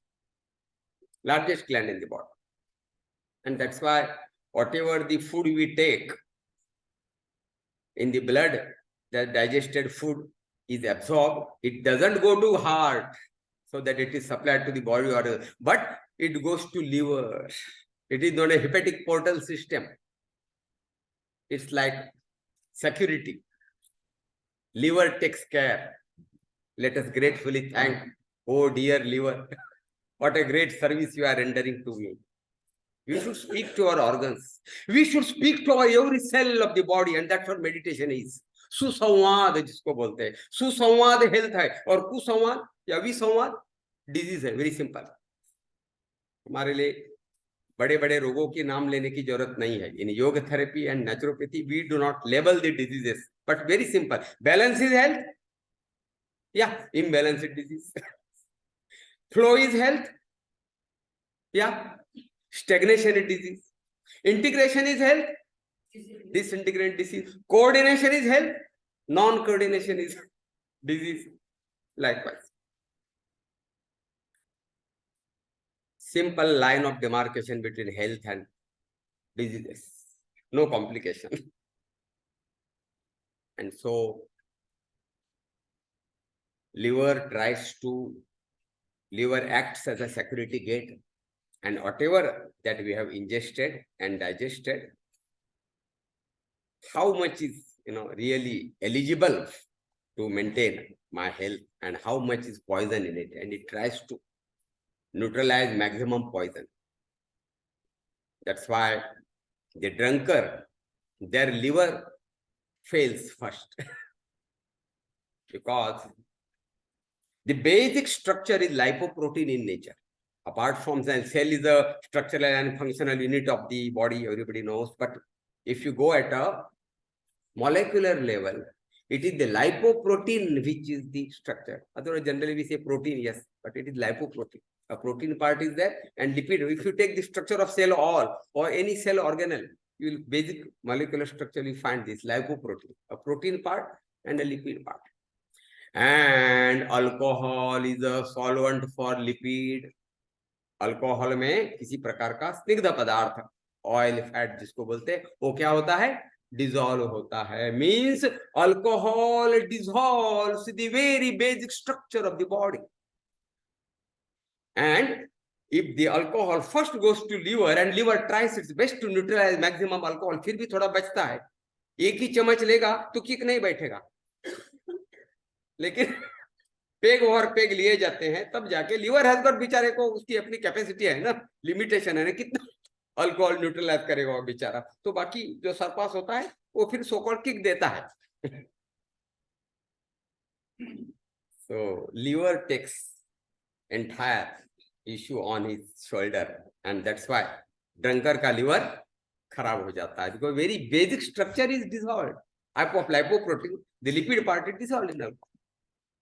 Holes गिर जाते वगैरह सुना होगा ड्रंकर के लीवर को.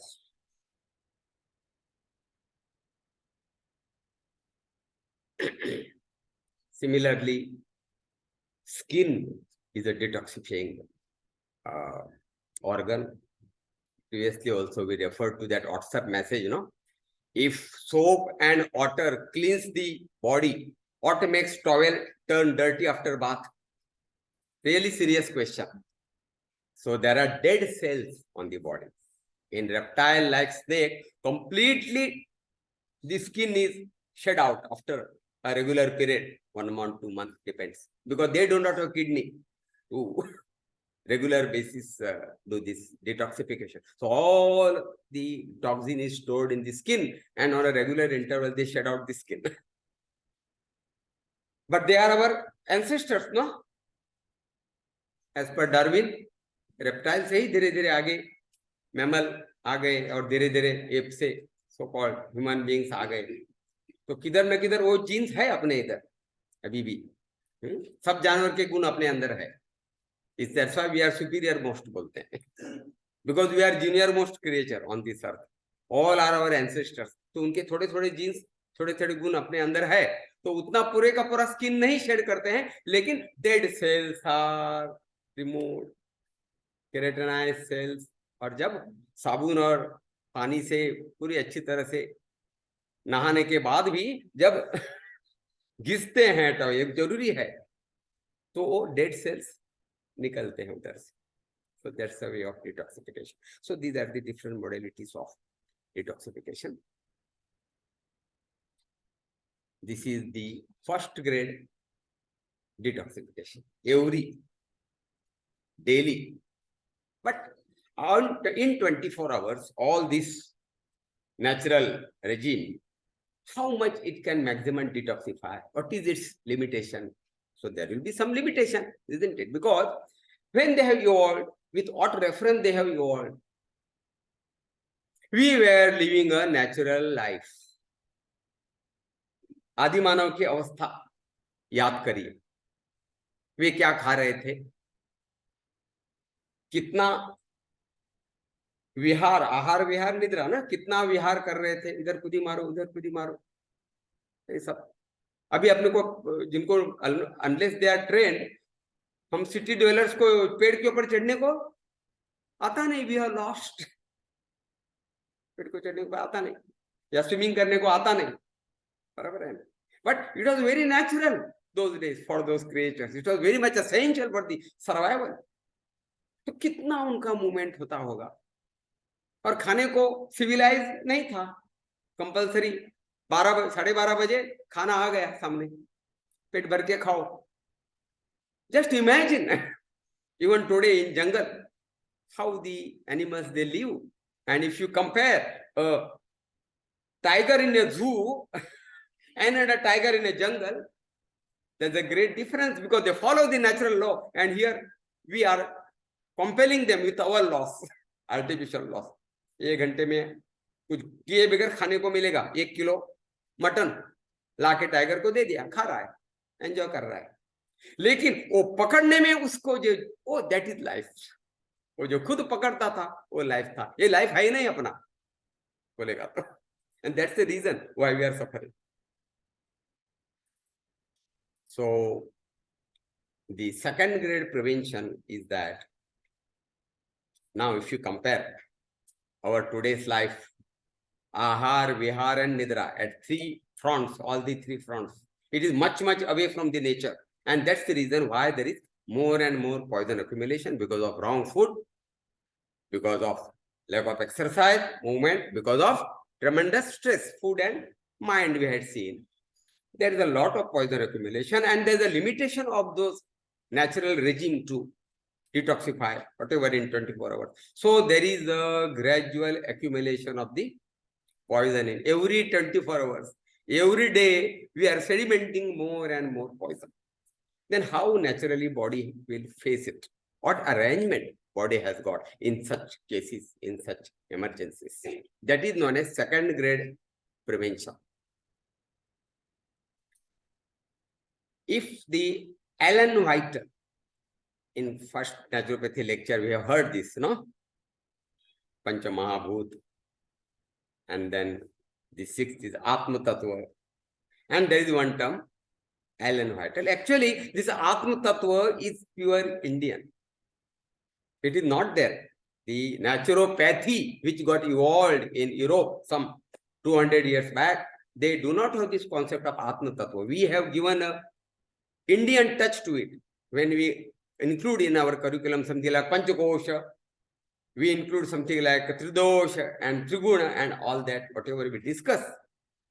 It is not in the original naturopathy, which has evolved and developed in Europe. It is, we have given an Indian touch to it now. And they got only concept of Pancha Mahabhut and Ellen White. And this Ellen White includes all the different bifurcations that Indian culture is talking about, that Ayurveda is talking about. The prana and the, say, the tej and the oath in Surya Namaskar, we say, no? All these concepts, Triguna, Tridosha, Atma, ये कुछ भी उधर नहीं है. इसलिए उन्होंने उसको एक ही शब्द बनाया था. कौन सा? Ellen White. Vital. That leads to vitality. It's a Greek word, basically, Ellen White. So, in India, there are so many bifurcations under that. Okay. But let us use this term now. Even nowadays, we talk of resistance, immunity. That is also coming under this Ellen White. Or capacity to detoxify. Capacity to alarm what is good, what is bad, internal, physiological. All that is coming under Ellen White. So when toxicity crosses a certain threshold level, if this Ellen White is sufficiently strong, it will give some symptoms. It will try to detoxify, and that is known as acute disease. आप सुनते होंगे कोई बोलता है, अरे इतना योगाभ्यास करते हो, नेचुरोपैथी बोलता है, ये थोड़ा सा आइसक्रीम खाएगा तुझे कफ होता है, ये समोसा खाएगा तुझे खांसी होता है. हाँ, उनको ही होगा, आपको नहीं होगा, क्योंकि you have become blunt. You have killed your Ellen White. You have become blunt. You have reduced your sensitivity to those toxins by again and again dumping it. रोज मरे तला कौन रहे? रोज मरेगा तो कौन रोएगा, ऐसा कहते हैं. तो रोज मरेगा घर का कोई, तो धीरे धीरे उसकी सेंसिटिविटी ब्लंट हो जाए, वो भी रोएगा नहीं. लेकिन इतने लोग नहीं होते हैं हर रोज मरने के लिए घर में. दुनिया में होते हैं, लेकिन वे मेरे कौन लगते हैं, हम आपके कौन है, बराबर है ना. इसलिए दुनिया मरती है, हमें रोना नहीं आता है. ज्यादा जळतं त्याला कळतं, मराठीमध्ये म्हणतात. मेरे घर का कोई गया तो मुझे रोना आता है, बराबर है ना. बाकी न्यूज में हर रोज देखता हूं मैं, इतने हजार मर गए तुर्कस्तान में, इराक में, सीरिया में, सॉरी, इतने लोग मर गए, something like that. So please understand, this Ellen White is concerned with the sensitivity, inner sensitivity. And by dumping wrong food every now and then, we have become blunt. We have deactivated our Ellen White. We have turned it weak. इसलिए यदि आप बोल रहे हो कि ice cream खाएगा तो मुझे कुछ नहीं होता, गला नहीं दर्द करता है, समोसा खाया तो कुछ नहीं हो रहा है, मैं दो पेप्सी पी रहा हूं, मुझे कुछ नहीं हो रहा है, तो this Ellen White is almost, killed, and one day ऐसा विस्फोट होगा तो पीछे आने के दौर कट जाएंगे. समझो, कैंसर हो गया और कुछ हो नहीं सकता है. और भी कभी समझा, थर्ड स्टेज में, फोर्थ स्टेज में समझा, क्योंकि उसकी वाइटलिटी मर गई है, उसकी सेंसिटिविटी मर गई, उसको लगा ही नहीं कभी मुझे कुछ हो रहा है, बिंदास था, सब खा रहा था, पी रहा था, और एक दिन समझा, फोर्थ स्टेज में कैंसर गया है. Nobody can't help. Doctor can't help with all the medical advancement in that stage. तो अब बताइए, जो डाइट लेक्चर में गलत करके बोला गया था, वो खाने के बाद आपको यदि कुछ नहीं होता है, your body gracefully accepts it, खतरे की घंटा है. Something wrong. कुछ लोग बोलते हैं 5 बरस हो गए मुझे सर्दी नहीं हुई, ओ डेंजरस। 5 बरस आपको सर्दी नहीं हुई है, माइंड इट, समथिंग डेंजरस। या 10 बरस से सर्दी नहीं हुई है, बुखार नहीं आया, of course when you follow the natural living that may not happen, that may not be needed for the body. But otherwise, if body responds to anything going wrong, it means that your Ellen Vital is strong. It's a good sign of health. It's a good sensitivity of Ellen Vital. And if doesn't happen, your body doesn't respond, means your Ellen Vital has got blunt. It has got weakened. Got the point? So when the Ellen Vital is sufficiently strong, in order to detoxify, it gives some symptom known as acute disease. It's a mission detoxification drive. And so always welcome acute diseases. सर्दी हो गई, रात को समझ गया, सुबह उठ के तुरंत से thank you, O dear elan vital और O dear mother nature, thank you so much, very grateful for giving me cold today. आपको धक्का लगेगा, ये गाना है ना, कांटा लगा करके हिंदी में, वैसा धक्का लगा। अभी today's lecture will give the answer why it should be, why you have to thank Mother Nature if you get acute diseases. But unfortunately, under the name of science and technology and medical advancement and whatnot, we happen to suppress these acute diseases, and that leads to chronic diseases. Let us understand what exactly acute disease is. A daily routine is disturbed strongly, severely, it becomes impossible, become bedridden, but remains for short period, 2 days, 3 days maximum. This is the definition of acute disease. For example, cold, fever, lose motion, isn't it? आपको बहुत एक बार क्या बोलते हैं, मोच, sprain, हिल नहीं सकता है, बेड रेस्ट लेना पड़ता है. These are all acute diseases. And with respect to that, chronic disease has a door that will don't handicap you from doing your daily duty. काम में जाएगा, ब्लड प्रेशर है, डायबिटीज है, थोड़ा स्पॉन्डिलोसिस है. डॉक्टर गणेश राव का फोन है तो लेता हूं. हाँ सर, गुड मॉर्निंग. या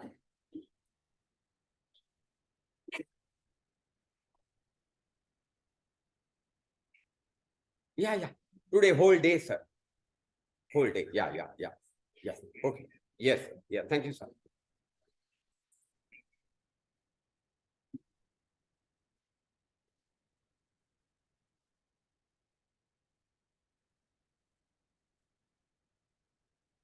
या ब्लड प्रेशर है या स्पॉन्डिलोसिस है, ब्लड प्रेशर की बात, ब्लड प्रेशर है, डायबिटीज है, गोली खा के ऑफिस जा सकता है, बराबर है ना. हाँ, इसको बोलते chronic disease. Means your daily routine is not disturb, no bedridden state is required, you will do all your daily work, but you have got that issue. You are suffering from that issue from so many years, 5 years, 10 years, 15 years. For example, high blood pressure, diabetes, back pain, thyroid.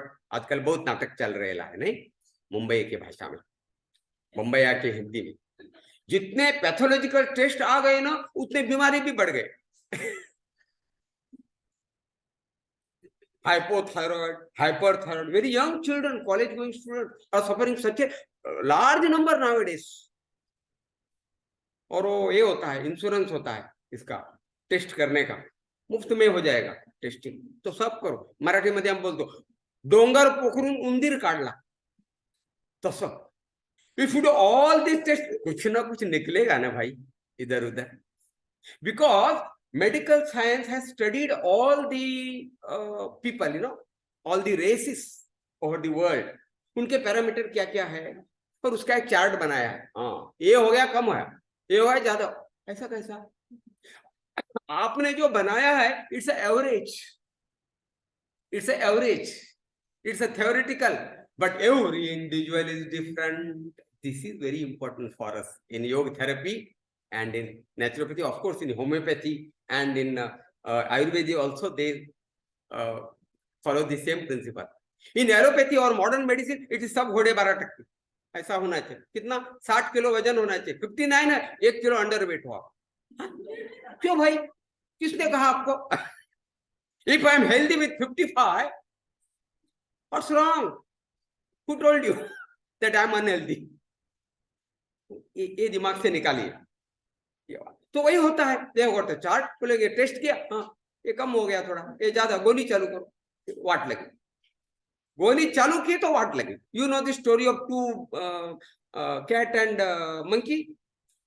दोनों बिल्ली झगड़ा कर रहे थे, कुछ उनको मिल गया तो बंदर बोला रुको, मैं आपको क्या कर देता हूँ, इक्वली डिस्ट्रीब्यूट करता हूँ. हर समय उन्होंने purposely, very cunning fellow, not fellow, he is monkey after all. Every time it distributed unequally. और पूरा जितना, हाँ ये थोड़ा ज्यादा हो गया क्या, खाया, थोड़ा ज्यादा ही खाया. इक्वलाइज करने के लिए नहीं खाया, अनइक्वलाइज करने के लिए खाया, और पूरा डिश बंदर ने खाया. ये कुछ अनफॉर्चुनेटली हर समय ऐसा नहीं है. Please excuse me, I do not mean that. Every time it's not like that, but बहुत बार ऐसा होता है. बाद में imbalance is health, no, I mean disease. Imbalance is disease, balance is health. Balance था, आपने पर्पसली इम्बैलेंस किया. You created the imbalance by, after all, this is a chemical system. That's what science says. And if you interfere that chemical system, perfect chemical system, from any angle, it will have only side effects and nothing else. Anyway. Then thyroid and loss of appetite and constipation and all such are under chronic diseases. And when we do not address the acute disease properly, acute disease properly doesn't mean taking medicine. बहुत बार अभी कुछ लोग गुजर जाते हैं, relatives वगैरह हम जाते हैं, तो बस देखिए, he was very health conscious, घर का कोई भी तरह बुखार आ गया, दवा लिया क्या, ऐसा पूछता था. मैं मन ही मन बोल तो नहीं सकता हूँ, मैं इसीलिए मर गया. मन ही मन बोलना पड़ता अपने. जरा सा बुखार आ गया तो अब दवा ले रहे हो, तो it's not a good sign of health awareness. It's not health awareness. Going to doctor and taking medicine every time is not health awareness. Basically, modern medicine is a science of disease. सुन रहे हो?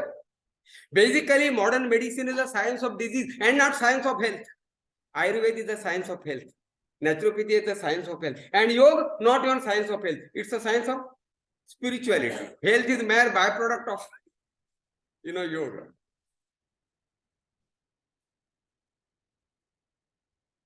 अभी वही एक एक common जो acute disease है उनको समझते हैं वो क्या है.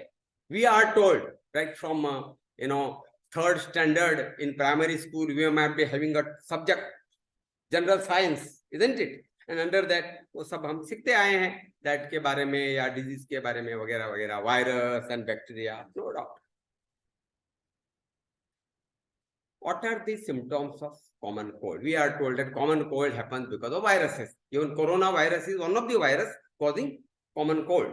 But now, some 3 years back, that virus got mutated and it led to so-called COVID-19 and all the havoc. What are the symptoms of common cold? Oozing of the liquid mucus, very disturbing, isn't it? Sneezing. Headache, कुछ लोगों को headache नहीं होता. मेरी एक दूर की दादी माँ थी, दादी मतलब, वो बोलती थी तो सर दर्द क्या होता है. She was 84 years old at that time. Means not a single time she experienced headache. She was very curiously asking, sir दर्द क्या होता है? Really blessed soul, no? Anyway. So not necessary that everybody should get all these symptoms. These are the general symptoms. One person may get 1 or 2 of them or all of them, depends. Loss of taste and smell. This is general है ये. अभी Covid में ही smell चला जाता है वगैरह, उसका बहुत बढ़ावा दे दिया। कोई भी कोविड में जाता है यार, कोविड की क्या जरूरत है? सर्दी हुई, नाक ब्लॉक होता है, स्मेल नहीं आता है, टेस्ट नहीं होती है, body pain, feel like resting, these are the symptoms. Now how will we interpret it? It's a detoxification. All these are symptoms are detoxifying as per naturopathy. Now we have seen modern medicine, it's a viral infection, तो ये हो रहा है तो उसको मारना है, क्या देके? गोली देके, बराबर है ना? एंटीबायोटिक्स देना है, जो भी देना है। वो बह रहा है तो अच्छा नहीं लगता है, नोबडी विल लाइक, वो सब बह रहा है तो उसको क्या करना चाहिए? सुखाना चाहिए। क्या हाल बना के रखा है, कुछ देते क्यों नहीं?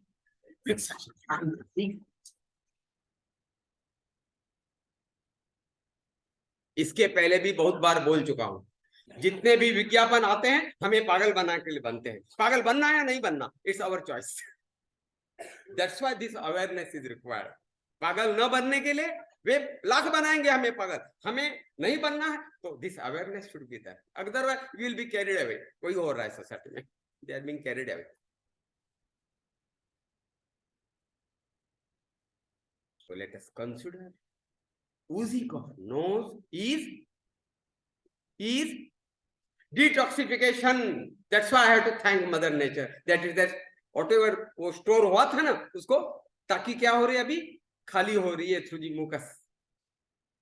If you once again recollect the diet lecture, all poisons are acidogenic, and first is kapha vikar, second is pitta vikar, third is vata vikar, and then tumor and cancer. It is the hierarchy of the toxification, and so that accumulated acid, additional acid is being thrown out through the mucus. कभी जो बहुत बहता है तो ऐसा बचपन में लगाया होगा, अभी अच्छा नहीं लगता, टंग लगा तो याद है what was the taste of that mucus? So you are right, that's acidic. So it is detoxification. बहता है, बहने दो, don't get disturbed, accept it, accept it. वही अब विनोद सर बोल रहे थे, accept, तो स्ट्रेस नहीं होगा। It's for, ultimately it is for my wellness, that is Mother Nature has given this, so let me not get disturbed.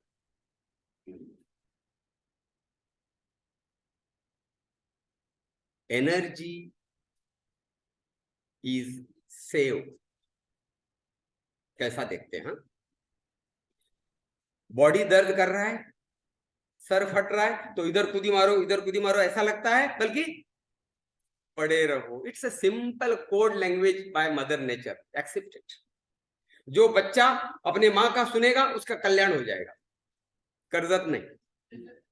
और जो बच्चा माँ का नहीं सुनेगा उसका वो ठीक नहीं है। माँ को सुनना बहुत जरूरी है। इसी प्रकार से like a good boy and good girl, listen to mother nature. बहुत दर्द हो रहा है, लगता है कि लेटो, तो लेटो ना भाई। माँ बोल रही है ना लेटने को, टेक रेस्ट। उसी के लिए तो एसएल दिए हैं, सिक लीव।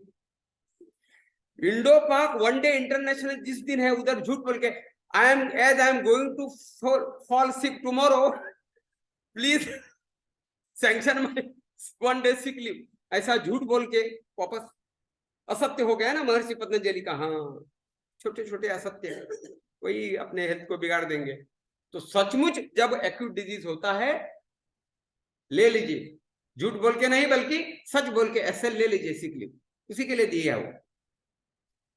तो क्रोसिन लेके काम पे भागने का, जब बुखार है, सर्दी है, और जब अच्छा है तब झूठ बोल के Indo Pak one day international देखने का। इसी में तो सब समस्या है, डिजीज के जड़ें इधर ही है। अभी आज शाम को डॉक्टर आगाशे सर बोलने वाले इसी विषय के ऊपर, योग वशिष्ठ में रोग कैसे पैदा होते हैं करके, and panchakosha balancing and all that, vijnanamaya kosha, manomaya kosha, we have also previously discussed it to some extent.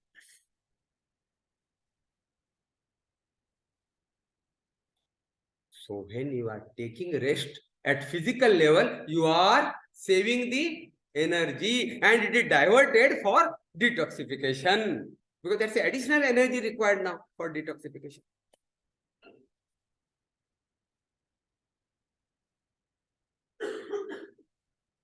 Smell चला गया, टेस्ट चला गया, तो ये खाओ वो खाओ ऐसा लगेगा क्या? नहीं, खाने का दिल तो मत खाओ ना भाई. Simple simple. कितना माँ कितनी सीधी शब्द शब्द नहीं है ये सिग्नल है अंदर का, कोड लैंग्वेज है. We need to understand that code language and all the animals, all the creature in this world on this earth are connected to that inner, intuition, what you call. लेकिन हमारा intelligence थोड़ा बढ़ गया, ज्यादा ही बढ़ गया, इसलिए दीड शहाणा बोलता मराठी मध्ये. यही इशू है अपना. We interfere in that natural happening, whatever that is happening. It gives the signal. Simple उदाहरण बताऊंगा. आज शाम को किसान ने अपने बैल को तबेले में बांधते हुए थोड़ा ग्रास डाला है. एवरीडे फॉडर ही फीड्स. सुबह उठ के देखा, it has not touched the fodder at all. Everyday खाली होता था. बेचारा बैल मूक जानवर है ना, बोल थोड़ा सकेगा, नहीं मेरी तबीयत ठीक नहीं है, थोड़ा बुखार आया है, ऐसा बेचारा थोड़ा बोलेगा. It's a code language understood by its owner. किसान को पता चलता है, उसको छुआ भी नहीं कल के ग्रास को. Something is wrong with my animal and he will leave it direct self to take rest. 2-3 दिन के बाद वो टनाटन खड़ा हो जाएगा. उसको जबरदस्ती वो लेके नहीं जानेगा खेत में. या means all the natural creatures, since they follow natural living, that is important. All the natural creatures, since they follow natural living, they are healthy. They know how to manage their own issues if at all they come in between. और हमारा बुद्धि बढ़ने के कारण, first of all, we are not able to follow, we are not able to understand the code language, the symptom given by the mother nature, that acute disease is for my wellness. It's like investment, we interfere. माँ आज सर्दी के कारण मुझे कोई test नहीं आ रही है, कुछ अच्छा चटपटा बनाओ ना ताकि मैं एंजॉय कर पाऊं. बराबर देखिए कितने गलत रास्ते हम जा रहे हैं. If you are not given taste, there is the intention by the mother nature behind it that you should not eat, you should fast, and you are asking other way. कुछ अलग बनाओ, चटपटा बनाओ ताकि मैं खा पाए. So simple. We lose, we miss the taste, we miss the smell. There is some intention of mother nature that you should not eat. आपकी खाने की वासना मर जानी चाहिए. That's why rest and fast is the only solution for common cold, rather any acute diseases. In course of time, we will see that.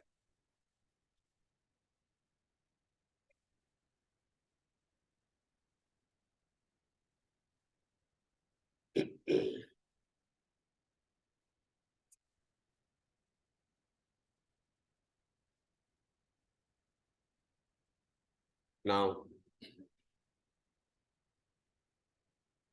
if at all we are an intellectual animal, and if at all you have to help to detoxify better, first to take rest and fast.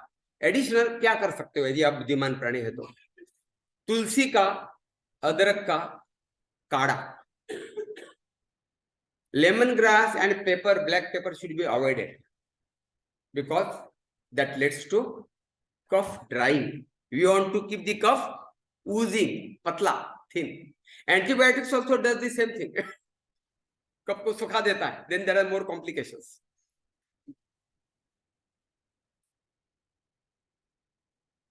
%30% of energy is used for digestion. So you are fasting, that is saved, that is diverted for detoxification. Physical activity हमें देखा, and so detoxification happens in a better way.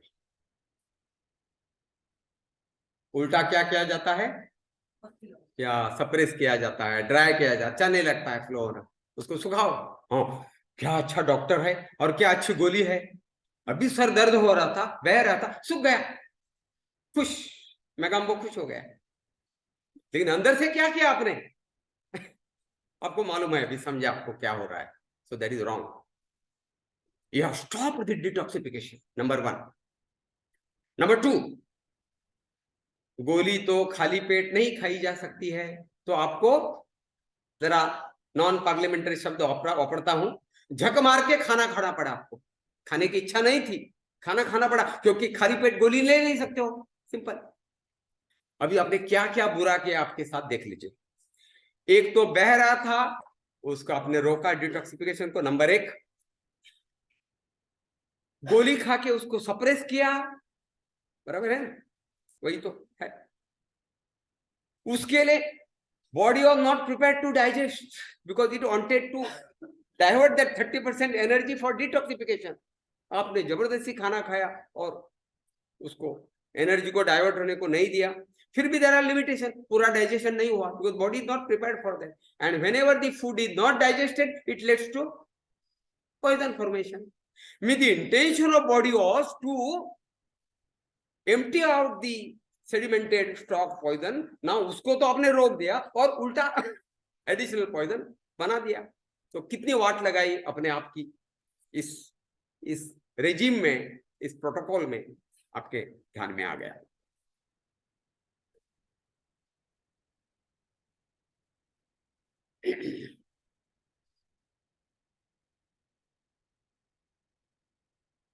तो वही बातें अभी जो मैं बोल रहा था, कोड लैंग्वेज आपने समझा नहीं, तो इंटेंशन था वो किया नहीं, बराबर है।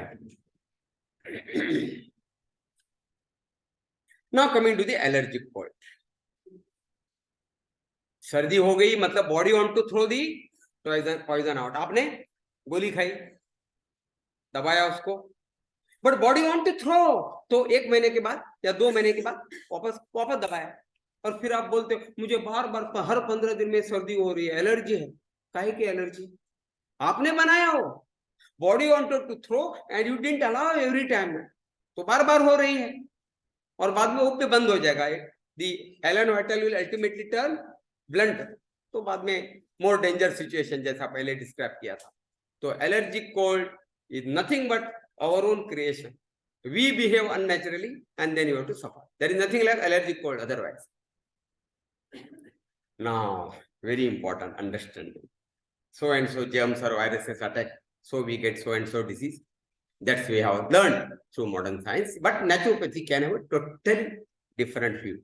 That's why you got Darshana Shastra, you know. Every Darshana look at it differently. So truth is one, but approaches can be varied. So not necessary. Okay, with all respect for the modern medical science or modern science as such, with full respect, not that everything they assume is 100% true. No, there can be other darshana, other vision to look at it. So naturopathy has got other darshan, other vision, that they are invited by the body. धक्का लगेगा वापस, दूसरा धक्का. They have not attacked our body, but body has invited them. ऐसा concept है. Germs are only secondary. Toxins make a favorable situation for germs to grow. That's what the naturopathy thinks or described. And of course, practically implements, not just theory. That's more important. Results. When we use higher and higher, stronger and stronger antibiotics, their resistance increases and our resistance decreases. That's dangerous. पहले penicillin को ढूंढ निकाला Alexander Fleming ने, तो लगा अभी आसमान एक ही उंगली रह गई, हमने छुआ, लेकिन एक और छोर से it was found that penicillin is carcinogenous, और दूसरे छोर में DDT से मॉस्किटो मरना बंद हो गया, because they develop their own resistance even against those so-called poisons.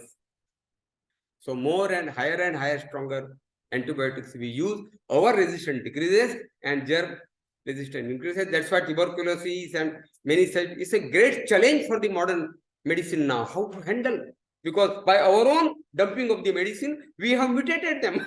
We have increased their strength, and now we don't have any, medicines to tackle them. Greatest danger. Danger is not of the germs, remember. Danger is of the antibiotics we are using. And the great scientist Louis Pasteur, who is supposed to be the father of microbiology or microbe study, for the first time he invented or discovered many germs and proved that because of these germs we are getting so many diseases. So initially, before going to have lunch, he used to wash twice with a particular lotion and then thrice with another lotion. So much conscious though, because he only invented all these things. And as he turned matured, he had this very prophetic statement: microbes are nothing, but soil is everything. What does it mean? He concluded later on. We matabbar ban gaye. He got matured and he understood the truth later on, in later of his life, that it is the accumulated poison that is responsible for the growth of the germs, and not germs themselves are responsible for the diseases. So microbes are nothing, but soil is everything. आज भी वो जो culture test करते हैं तो अगार and अगार ऐसा कुछ, उसको सबस्ट्रेटम बोलते हैं. सॉइल मतलब वही, उसके ऊपर उसको ग्रो करते हैं और बाद में उसको स्टडी करते हैं कि कौन से एंटी सेंसिटिविटी टेस्ट बोलते हैं, कौन से एंटीबायोटिक्स को मरेगा और कौन सी एंटीबायोटिक्स को रेजिस्टेंस है, समथिंग, उसको कल्चर टेस्ट बोलते हैं. एक बार देने के बाद 3-4 दिन लगते हैं पैथोलॉजिकल लैब में रिपोर्ट आने के लिए, बराबर है. सो दे आर ग्रोन ऑन. ऐसा नहीं बढ़ेंगे, उनको कुछ तो कुछ चाहिए ना बढ़ाने के लिए. हाँ, that is substratum, that is soil. So microbes are nothing, but soil is everything. So the germs are not responsible for the disease, but accumulated poison is responsible for the disease.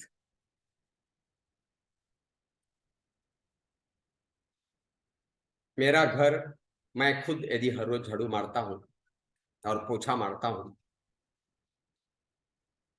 आजकल बहुत लोग कम मारते हैं, हर रोज के सफाई के लिए भी बाई रखते हैं दुर्भाग्य से, और उसी में रोग चालू होते हैं. Sorry to state this. विहारी नहीं है ना, हाँ, फी देके जिम में वर्कआउट करने का और मुफ्त में जो वर्कआउट होने वाला था वो नहीं करने का, और उसके लिए पैसा देके भाई हायर करने का. See the tragedy of our lifestyle and mental approach. Anyway, sorry for that. मैं यदि हर रोज घर झाड़ू मारता हूँ, साफ करता हूँ, लेकिन मुझे अभी दिवाली आ रही है या मई महीने में कोई गेस्ट आ रहे हैं, तो एक बार मैं क्या करना चाहता हूँ, पूरा घर पूरा साफ करना चाहता हूँ. कबर्ड वगैरह बहुत हेवी है, हिलाने हैं, तो मुझे नहीं जमेगा, अकेले का बस की बात नहीं है. तो मैं क्या करूंगा, नाके पे जाके 1 या 2 लेबर लेके आऊंगा और उनके मदद से मैं पूरा अंदर बाहर सब पूरा साफ कर दूंगा.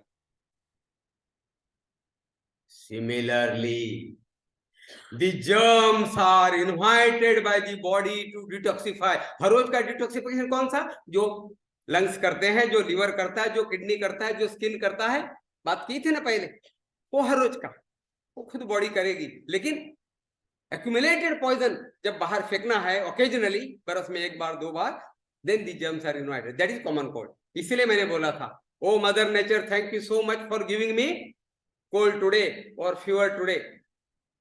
That is the reason. It is for a long-term well-being. It's a healing crisis. It's a very good term in naturopathy. What is that? Healing crisis. All the acute diseases are healing crisis. Of course, sir. We have to take care that जिन labour को आपने बाहर से कपाट साफ करने के लिए बोला था, कहीं वो अंदर से साफ करें, मतलब चोरी करें. That is what is immunity. That you to take care. labor के साथ, तो that immunity will take care. So they are invited with some intention, and after that intention, they should go away. So that the resistance will take care. But your body will be detoxified. That mission will be successful. But unfortunately, we find acute disease is a disease. Acute disease is not a disease, it's a solution. Acute disease is not a disease, it's a rather solution. But we feel that it's a disease and we find solution to the solution. Acute disease is already a solution. You are getting sneezing, you are getting headache, you are getting body pain, you are getting temperature, you are oozing this nose, you are not feeling hungry, your appetite is lost, you don't have any smell, you don't have a taste. All these are solutions and not diseases. And don't find solution to the solution, assuming that you are wiser than the Mother Nature itself. So Mother Nature has already found the solution. Don't find solution to the solution in the way of, through the separation. Got it? Same thing is applicable about fever. Sometimes fever is cold based, sometimes it is non-cold based, like malaria, dengue, etc.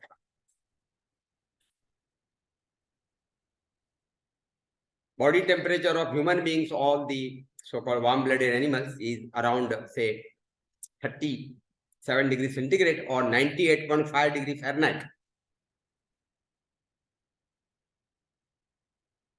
And from minus 48 degrees centigrade ice to, say, plus 48 degrees centigrade temperature in summer season, Nagpur and all that. In spite of that, body has got tremendous intelligence to maintain body temperature 37 degrees centigrade. And now, supposing 1 or 2 days, if my body temperature increases a bit from 98.5 degree Fahrenheit to say 100, 101, 102, I should trust my intelligence of the body. Body might be having some intention behind this. If right from minus 48 to plus 48, body can manage. Body has got efficiency. I should trust on it. And now, if I am getting a little fever, there might be some intention.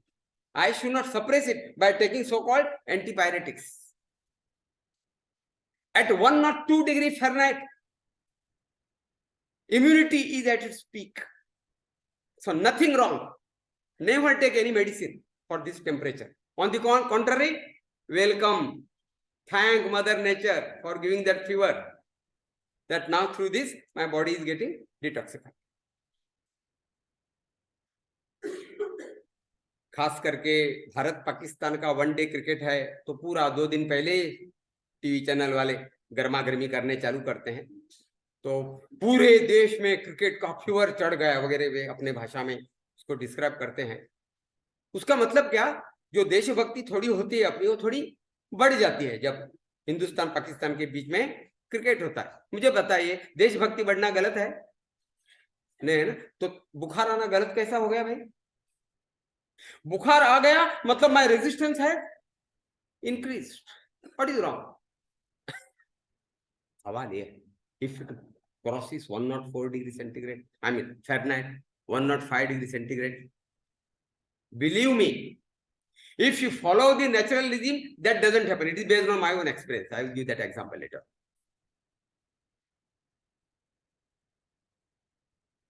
When this fasting and resting is not followed, then it shoots beyond 102 degrees centigrade.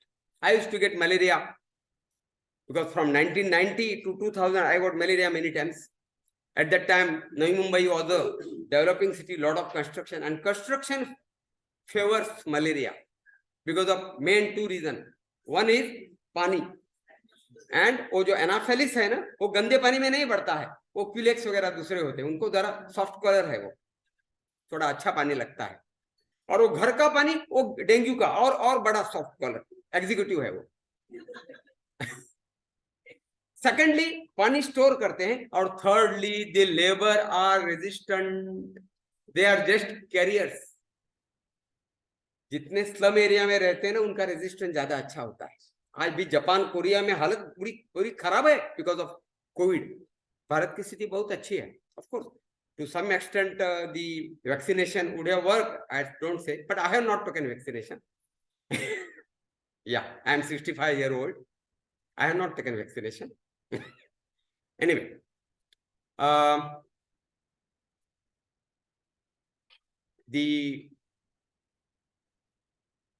used to get malaria again and again because of that reason. I used to take chloroquine and all that, lot of acidity, etc., etc.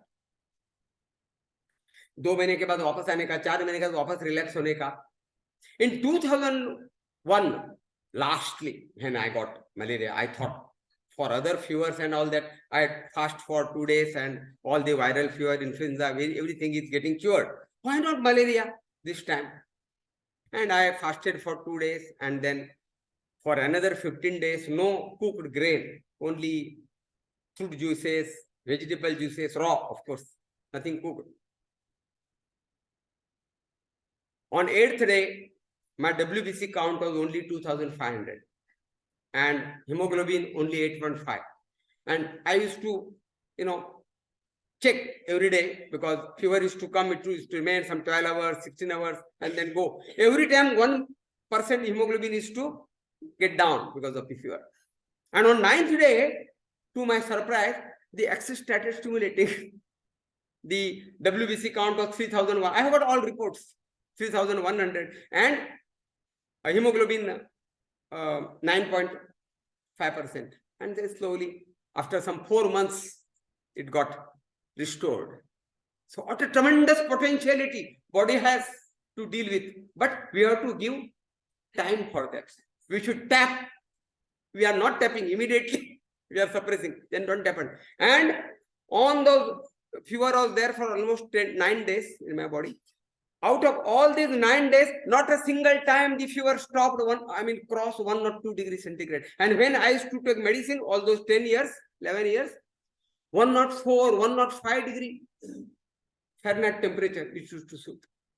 Because of wrong thing.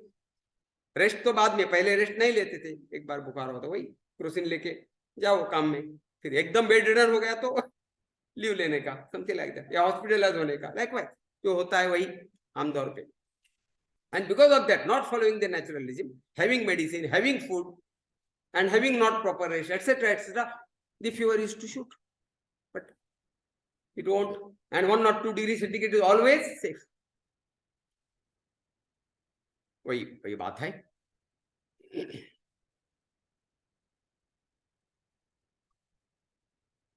Yeah, and basil, ginger, and उसमें paper डाला था. Non cold fever हो, malaria, dengue, तो जरूर आपके BECIL, तुलसी, अदरक के काढ़े में क्या डालना चाहिए? पेपर डालना चाहिए, काली मिरी. It's also good to, all these are increasing our resistance. But because pepper or lemongrass will dry out the cough, in case of cold based fever or cold as such, we should not use it. Yeah, it's just when we use the external device, it's reducing our sovereignty. If some enemy nation attacks on us, we should on our own should be able to defend. If you have to take the help of some other nation, then we lose our sovereignty. Just like you might be remembering the Iraq and that war, at that time. Okay. Now, April 2021, it was the worst phase of COVID-19 in India, Delta phase. At that time, we all, 3 family members, suffered. And for 2 days, we fasted. Actually, I wanted to fast for another week. But then, in this case, COVID case, nobody is there, to help. Simultaneously, all family members are suffering. So, somewhere, we have to warm the water and all that, so whatever. So we can't. So only 2 days we fasted, and then of course the same thing. Okay, and then for another 10 days only liquid food, kanji, rice का, नाचनी का पानी, ऐसा heavy कुछ भी नहीं. और लोग जो कॉम्प्लिकेशन होता है ना, it is because of wrong. क्या बोलते वही पहले वाला, टेस्ट नहीं है, खाना नहीं जाता है, चलो बिस्किट और चाय ले लो, कॉफी और टोस्ट ले लो. नहीं, वही है ना दिमाग में. हाँ, means we are dumping acidogenic food, and that's the reason why it turns complicated. So, coronavirus, I bet, coronavirus doesn't have efficient to kill anybody. Since last 3 years, lakhs of people died across the globe, not because of coronavirus, because of this wrong regime, because of suppression, because of not fasting, because of not taking this kada, because of taking the chai, coffee and toast and biscuit, all that nonsense, because of suppressing my medicine, antibiotics and the steroid bhi wapara gaya hai. And that all led to complication. So the credit of millions of people dying, death out of COVID-19 doesn't go to coronavirus, but goes to this wrong regime. Anyway, but they say we have to follow the WHO guidelines, something like that, isn't it? Those guidelines are, responsible for the death. Anyway, but avoided coconut water, cough creating fruits, kela, sitafal, Goa, Peru, ऐसे कफ कारक नहीं खाने की. इसकी चर्चा पहले भी diet में हुई है. और ये कॉफी, टी, ये सभी आप समझ सकते हो. Anything acidogenic should be avoided. Loose motion, तीसरा बीमारी. It means that there is poison and body want to throw the poison. Allow, no. Why you have to suppress by taking some medicine? And then what happens, सुबह से लेके शाम तक 15 बार toilet box चला गया, block चला गया, visited. क्योंकि आप गोली भी ले लिया, खाना भी खाया, लेकिन बॉडी को तो फेंकना है, थोड़ा फेंकते जाता है. And the minerals are getting reduce. इसके लिए पूरा एकदम, जिसको मसल पेन बोलते हैं, क्रैम्प्स आ जाते हैं, और बोलते हैं ताकत ही नहीं है. सुबह से 15 बार गया टॉयलेट में. ताकत कैसी नहीं है? ताकत इज एनर्जी, नो. ताकत का ट्रांसलेशन क्या है? एनर्जी.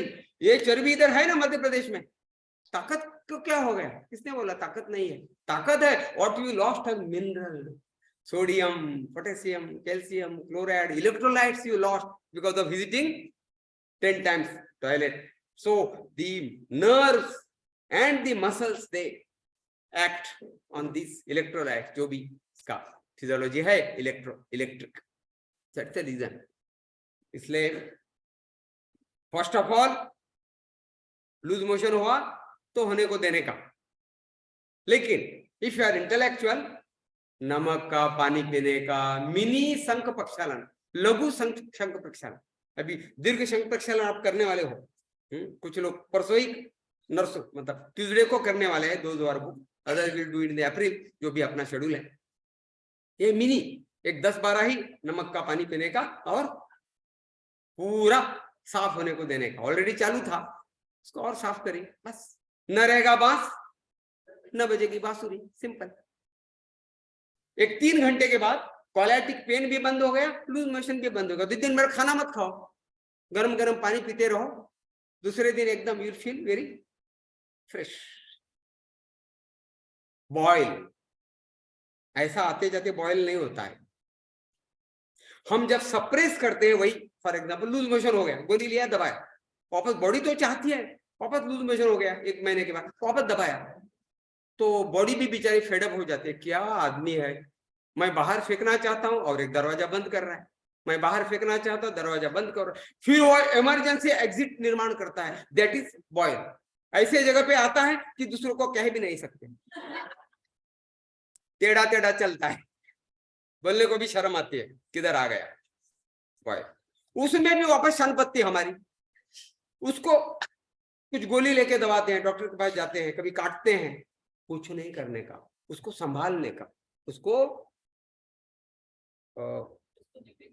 हाँ नहीं, उसको मतलब वो हे नहीं होना चाहिए, या रप्चर नहीं, उसको या दबाना या क्रैश नहीं होना चाहिए. उसको संभालने का थोड़ा. बाद में उसको एक व्हाइट कलर क्या आता है, टिप आ जाता है अपने आप. चाहे तो उसके लिए आप कैस्टर ऑयल का ऐसा सोप उसके ऊपर रख सकते हो, सो दैट वो उसको जल्दी पकने में मदद, क्योंकि वो पकना जरूरी है. Hard should turn soft. फिर उसको टिप बनता है और अपने आप फटता है. लेकिन आपको बहुत सहता नहीं, तो उसको थोड़ा साबुन का फेस लगाने का, तो जल्दी फट जाएगा और फिर पूरा ड्रेन हो जाएगा. नहीं दबता तो थोड़ा दर्द होगा तो चलेगा, जरा दबा के उसको पूरा ड्रेन करिए. न रहेगा बांस, इतना बजे की बात हुई, लेकिन पहले ये आप दबाओगे नहीं, ये आएगा नहीं। कोई रीजन नहीं कि बॉयल क्यों आना चाहिए, because we have suppressed this emergency gate is created. Spasm, spasm मतलब क्या, कोई मसल ओवर कॉन्ट्रैक्शन में जाता है। ये है बाइसेप, ये है ट्राइसेप, ओके। तो when bicep contracts tricep relaxes, when tricep contracts bicep relaxes, इसको बोलते हैं एंटागोनिस्टिक मसल। अपने स्पाइन में 26 मूवेबल जॉइंट्स है and more than 400 muscles are associated inside and outside the spine. So थोड़ा मैथमेटिक्स करोगे तो कुछ 16 पॉइंट समथिंग आ जाएगा। Means there are so many, एक ही पैर है, एक के साथ दूसरा एंटागोनिस्टिक है, but with there with single muscle there are 16 antagonistic muscle in different direction. तो उसमें से कोई भी एक मसल ओवर कॉन्ट्रैक्ट हो गया बिकॉज ऑफ रॉन्ग मूवमेंट, तभी होता है ना contraction relaxation, contraction relaxation. This is natural property of muscle and if the muscle over contracts it can't relax, that's the issue. फिर वो दर्द करता है क्योंकि दूसरा कोई मसल कॉन्ट्रैक्ट करना चाहता, जब ये मसल स्ट्रेच करना जरूरी था वो स्ट्रेच करने के लिए अवेलेबल नहीं है, that leads to pain and that is what is known as spasm. तो उसके लिए क्या करना चाहिए, फुल रेस्ट लेना चाहिए, so that with in shortest time it will relax back. आप उसको टॉर्चर करोगे, कुछ लोग पूछते हैं मुझे ऐसा ऐसा ये हो गया है, कौन सा आसन है, अरे आसन कौन सा है, आसन बाकी समय करना चाहिए था, तब नहीं किया करके अब स्पाज्म हो गया। आसन नहीं है, उसको रेस्ट दे दो, listen to the mother nature, take rest, bed rest ले लो, ज्यादा से ज्यादा थोड़ा शाना हो तो गर्म पानी का सेक दे दो, because that will help to strengthen, I mean relax the muscle better. गोली मत, बिल्कुल मत खाओ, पेन किलर बिल्कुल मत खाओ, इसलिए painkiller will block the pain, जो आपको नहीं करना था वो आप करोगे तो बाद में जब तक पेन, गोली खाते हो पेन जाएगा, लेकिन बाद में वो जल्दी अच्छा नहीं होगा। जो मसल 3 दिन में रिलैक्स होने वाला था उसके लिए 15 दिन लगेंगे। मान लीजिए आपने एक खरगोश देखा, रैबिट, और वो एक बुश में चला गया, आप उधर जाके वो बाहर आने की राह देख रहे हैं, वो बाहर आएगा नहीं। आप कुछ देखना चाहते हो तो आप बाजू में जाइए, तो कुछ देर के बाद इधर उधर देख के वो बेचारा बाहर आ जाएगा, आपको देखना है तो। उसी प्रकार से if you are torturing the muscle by movement, instead of getting relaxed in 4 days, it will require 8 days, 15 days. तो पेन किलर बिल्कुल लेना गलत है, उसके सिवा एसिड बढ़ता है, ऑल दैट साइड इफेक्ट्स आते हैं। Pain is a boon, do you agree with me? Pain is a boon, don't underestimate it. There is intention behind mother nature to give me the pain, don't do this, this is the message, that don't do. No, सीधी सी बात, जो अब बच्चा माँ का सुनेगा उसका अच्छा हो जाएगा। वही बात जॉन्डिस में लिवर और the our intestinal mucosal membrane is fast healing system, fast healing system. तो उसको आप रेस्ट दोगे ना, फास्ट करोगे, रेस्ट लोगे, सब जॉन्डिस क्या, इंडिस, सब ये सब इस प्रकार के प्रॉब्लम अच्छे हो जाते हैं, अपने आप अच्छे हो जाते हैं। इसीलिए आपने सुना होगा कि किसी प्रकार का मंत्र से उतारते हैं, हो सकता है मंत्र की ताकत, मुझे मालूम नहीं, जिस चीज के बारे में मुझे मालूम नहीं है कमेंट करना अच्छा नहीं है। या पर्टिकुलर एक पत्ते से ऐसा पत्ते मार के उसका काबिल किया गया, उतारा गया, ऐसे गांव में मान्यता है, वो पानी पीला होता है वगैरह बोलते हैं, मैंने तो देखा नहीं है इसलिए मैं कुछ कमेंट नहीं करूंगा, हो भी सकता है। लेकिन उसके बगैर भी मुझे कुछ अलग बोलना है, मेरा रेफरेंस अलग है, वो सच्ची हो सकता है, लेकिन वो सच्चा नहीं तो भी ये सच्चा है कि अपने आप 2-3 दिन के बाद वो अच्छा होता है। कभी खाना नहीं खाओगे तो, आराम करोगे तो, वही तो हम नहीं करते, वही चीज हम नहीं करते दुर्भाग्य से, फिर आपको दवा की जरूरत पड़ सकती है। लेकिन आप rest and fast is the best medicine. लंघनम परम औषधि, हमारे संस्कृत में भी कहा है, लंघनम परम औषधि, fasting is the superior most medicine, it states. Dengue के बारे में वही, मलेरिया का है वही डेंगू का है, और वो मुझे डेंगू नहीं हुआ, दुर्भाग्य से या सद्भाग्य से मालूम नहीं, लेकिन कुछ अपने स्टूडेंट्स थे जिनको accordingly on based on my malaria experience guide किया, और दे हैव रिपोर्टेड कि अपने आप उनका डेंगू अच्छा हो गया।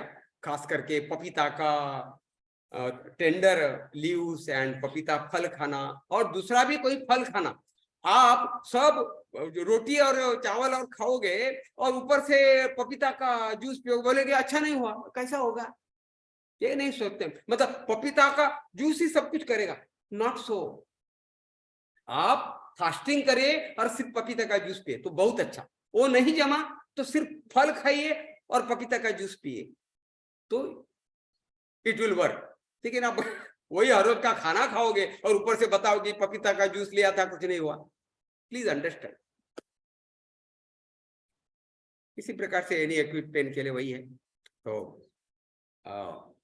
my lecture is over and I have already exceeded some 7 minutes or so. So no question answer session now, but we are there together all the 2 days, and in schedule we will see there are many gaps we can discuss unofficially and answer your queries if at all any. Just to end one thing, बच्चे के बारे में क्या सवाल हो सकता है? आपने तो बोला ठीक है हम करेंगे फास्टिंग एंड रेस्टिंग, बच्चा माँ is very sensitive no. Simple thing मैं आपको बताता हूँ, जब तक वो बच्चा माँ के कोख में है उसको कोई जर्म्स का डर नहीं था, it was protected, and now it has come out, it has to get expose to the germ. तो बीच बीच में 1 महीने के बाद, 2 महीने के बाद, 3 महीने के बाद बीच बीच में उसको थोड़ा सा बुखार होना ये बिल्कुल स्वाभाविक है। There are 2 types of immunity, one is inborn immunity, innate immunity बोलते हैं, एंड दूसरा है कंडीशन, उसको बोलते हैं acquired immunity. Exactly, these are the technical terminology, innate and acquired immunity. Innate पहले से होता है, कुछ लोगों को कुछ होता ही नहीं, जैसा फॉर एग्जांपल सर्दी, सभी जानवरों को सर्दी नहीं होती है क्योंकि उसके खिलाफ उसके पास इम्यूनिटी है, इनबोर्न है, इनेट है। लेकिन बाकी इम्यूनिटी वे बॉडी के अंदर कैपेसिटी है, लेकिन unless they expose those particular germs that immunity won't develop, that won't develop. इसको एक्वायर्ड इम्यूनिटी बोलते हैं। So you need to face, you need to expose all those germs. इसलिए बच्चा गिरता है, थोड़ी जख्म होती है, होने दीजिए, जख्म होगा तभी उसकी रेजिस्टेंस बन जाएगी। बीच में बुखार आ रहा है, बीच में सर्दी हो रही है, होने दीजिए, उसको पानी पिलाते रहिए। माँ का दूध, बाहर का दूध मत पिलाए, माँ का दूध पिलाते रहिए। उसको फास्टिंग नहीं बोलने का, बच्चों को पानी पिलाइए, अपने आप अच्छा हो जाएगा, डोंट वरी। और बिल्कुल उसका बुखार नहीं जाएगा, जो मैंने बोला था, सेफ्टी जोन से बाहर नहीं जाएगा। और गया भी चंदन या सीधा पानी का पट्टी इधर लगाइए, और भी ज्यादा हो गया तो पेट के ऊपर लगाइए ठंडे पानी की पट्टी, और भी लगता है तो मिट्टी लगाइए। So there are no need to Crocin syrup ना, क्रोसिन सिरप देने की कोई जरूरत नहीं है, उसके कारण आप उसका रेजिस्टेंस बनना रोक रहे हो, फिर you are getting child with less immunity. Okay, तो ये मुझे मालूम था ये क्वेश्चन माँ के सेंसिटिव दिमाग में आएगा कि बच्चे का क्या, तो बच्चे का भी यही है। बहुत बहुत धन्यवाद। और आपने ताली बजाई, बहुत अच्छी बात है, लेकिन the success of today's lecture would be, अभी जब भी बुखार या सर्दी होगी आप खाना नहीं खाओगे, 2 दिन उपवास करोगे, आराम करोगे, then it will be the success of this lecture. Thank you so much, all the best.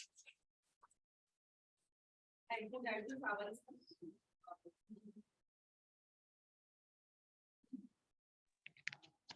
Thank you, Sawan sir. Dr. Satish Pathak.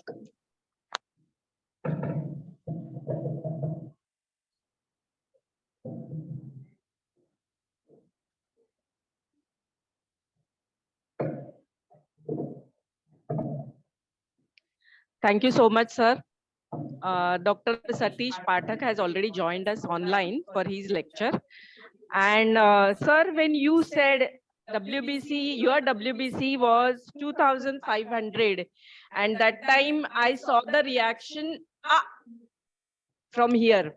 Yeah, but sir has faced it, and so he can dare to make the statements like acute diseases are friends, that is the healing crisis, and germs are not the attack, but it is invitation, because he has lived all those moments, so he can say like that. And sir, as you said at the end, we will definitely all try to take our baby steps towards what you said.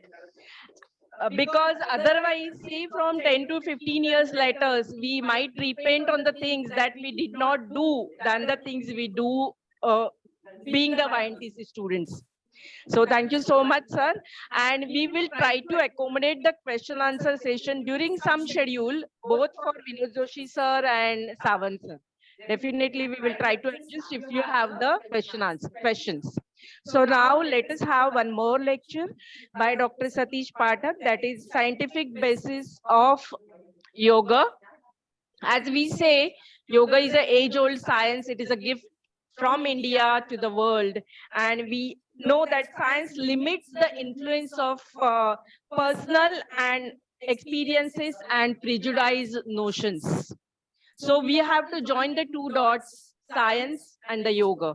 So there is a expert Dr. Satish Pathak. I request Srimati Parvati Bhatta to introduce Doctor. Can you make me host before doing?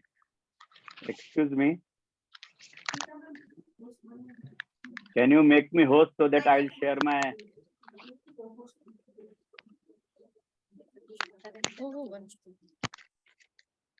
Yes, sir. Yes, sir. Wait. So I will share my slide. Yes, sir. And two questions I want to ask before you introduce me. Good morning, everyone. We are assembled here today for our today's webinar. I have the great honor of introducing our today's guest lecturer, Speaker Dr. Satish D. Pathak, who will share some insights on scientific basis of yoga. तुम्हाला co-host बनवलं जाईल आणि ऐकेल तुम्हाला. You can share the. I will just give a short, brief introduction on him. Dr. Satish D. Pathak have done his MBBS from Marathwada University and MS from Mumbai University. He also has done FCPS from CBS College, Mumbai, and MNAMS from New Delhi. He also has done a tri-monthly yoga course and Hatha Yoga Praman Patra, a two-year course from Sri Ambika Yogakudi, Thane. He has worked at Department of Surgery in ESIS Hospital, Mulund, where he was the first to start Yoga OPD for patients in 2003. He also started Yoga OPD for patients at Sage GS Medical College, KM Hospital, HDT Medical College, R.N. Cooper Municipal Hospital, and Bonu Health Clinic. He has also been responsible for introducing yoga to first-year MBBS students of medical colleges of Maharashtra through Maharashtra University of Health Sciences, Nashik.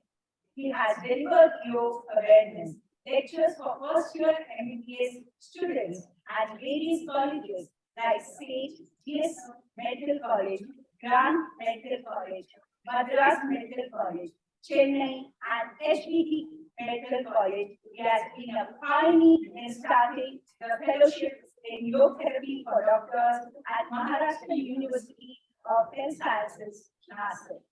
He has also conducted many yoga workshops in abroad.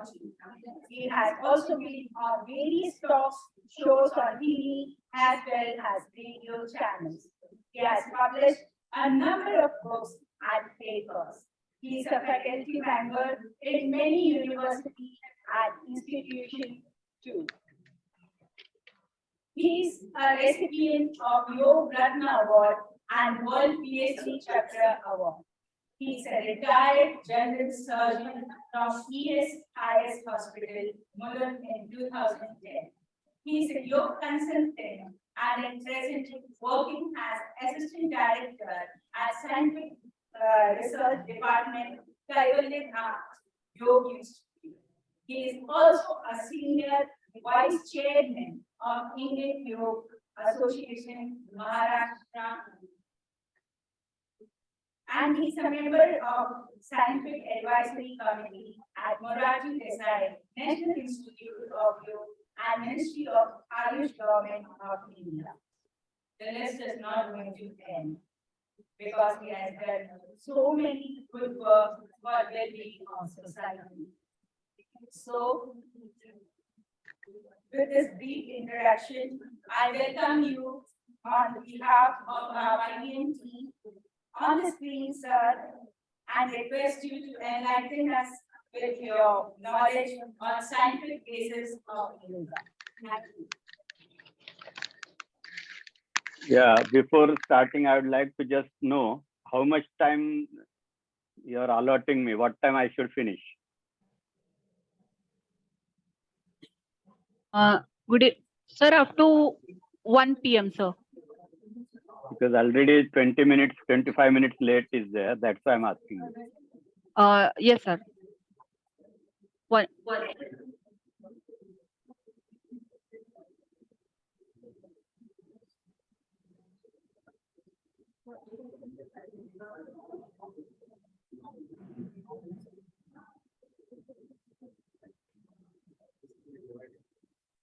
Sir, up to 12:45 you have time, sir.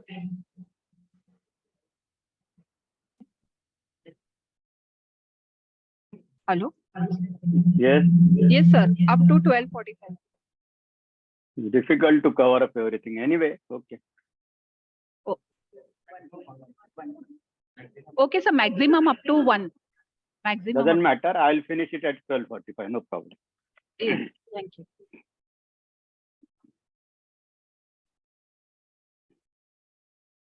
Good afternoon, everybody. Am I audible? Yes, sir. Okay.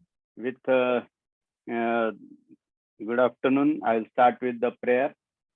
Guru Brahma, Guru Vishnu, Guru Devo Maheshwara, Guru Sakshat Parabrahma, Tasmain Sri Guruve Namaha, Tasmain Sri Guruve Namaha.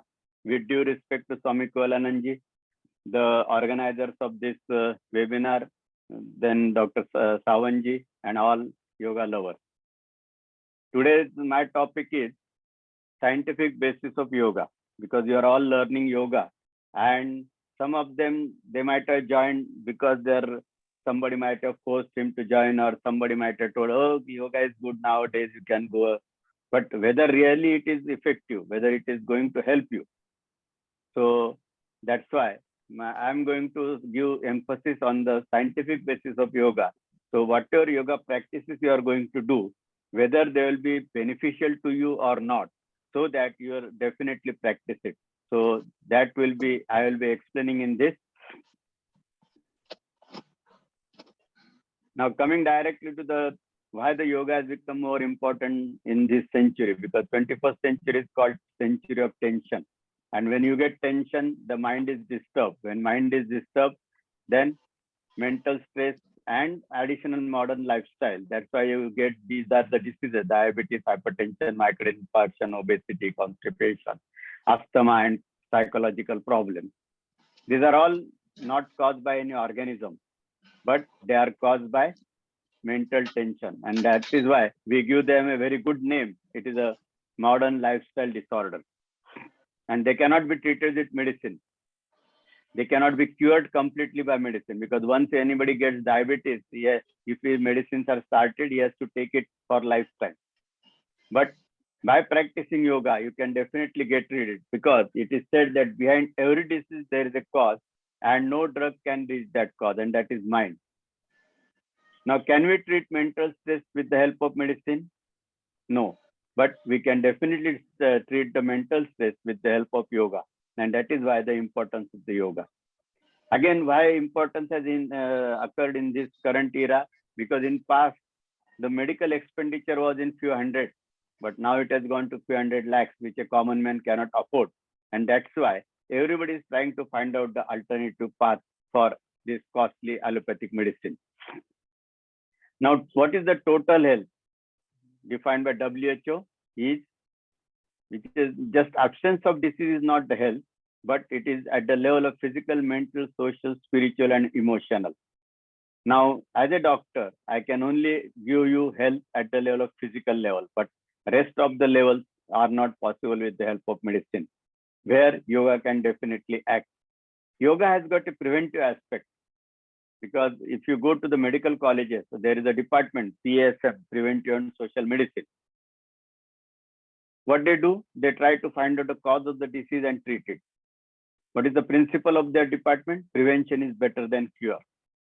If you don't allow the disease to occur, that is the best treatment. And this is possible with the help of yoga. I always give one example. This is a hilltop. People go over here for picnic.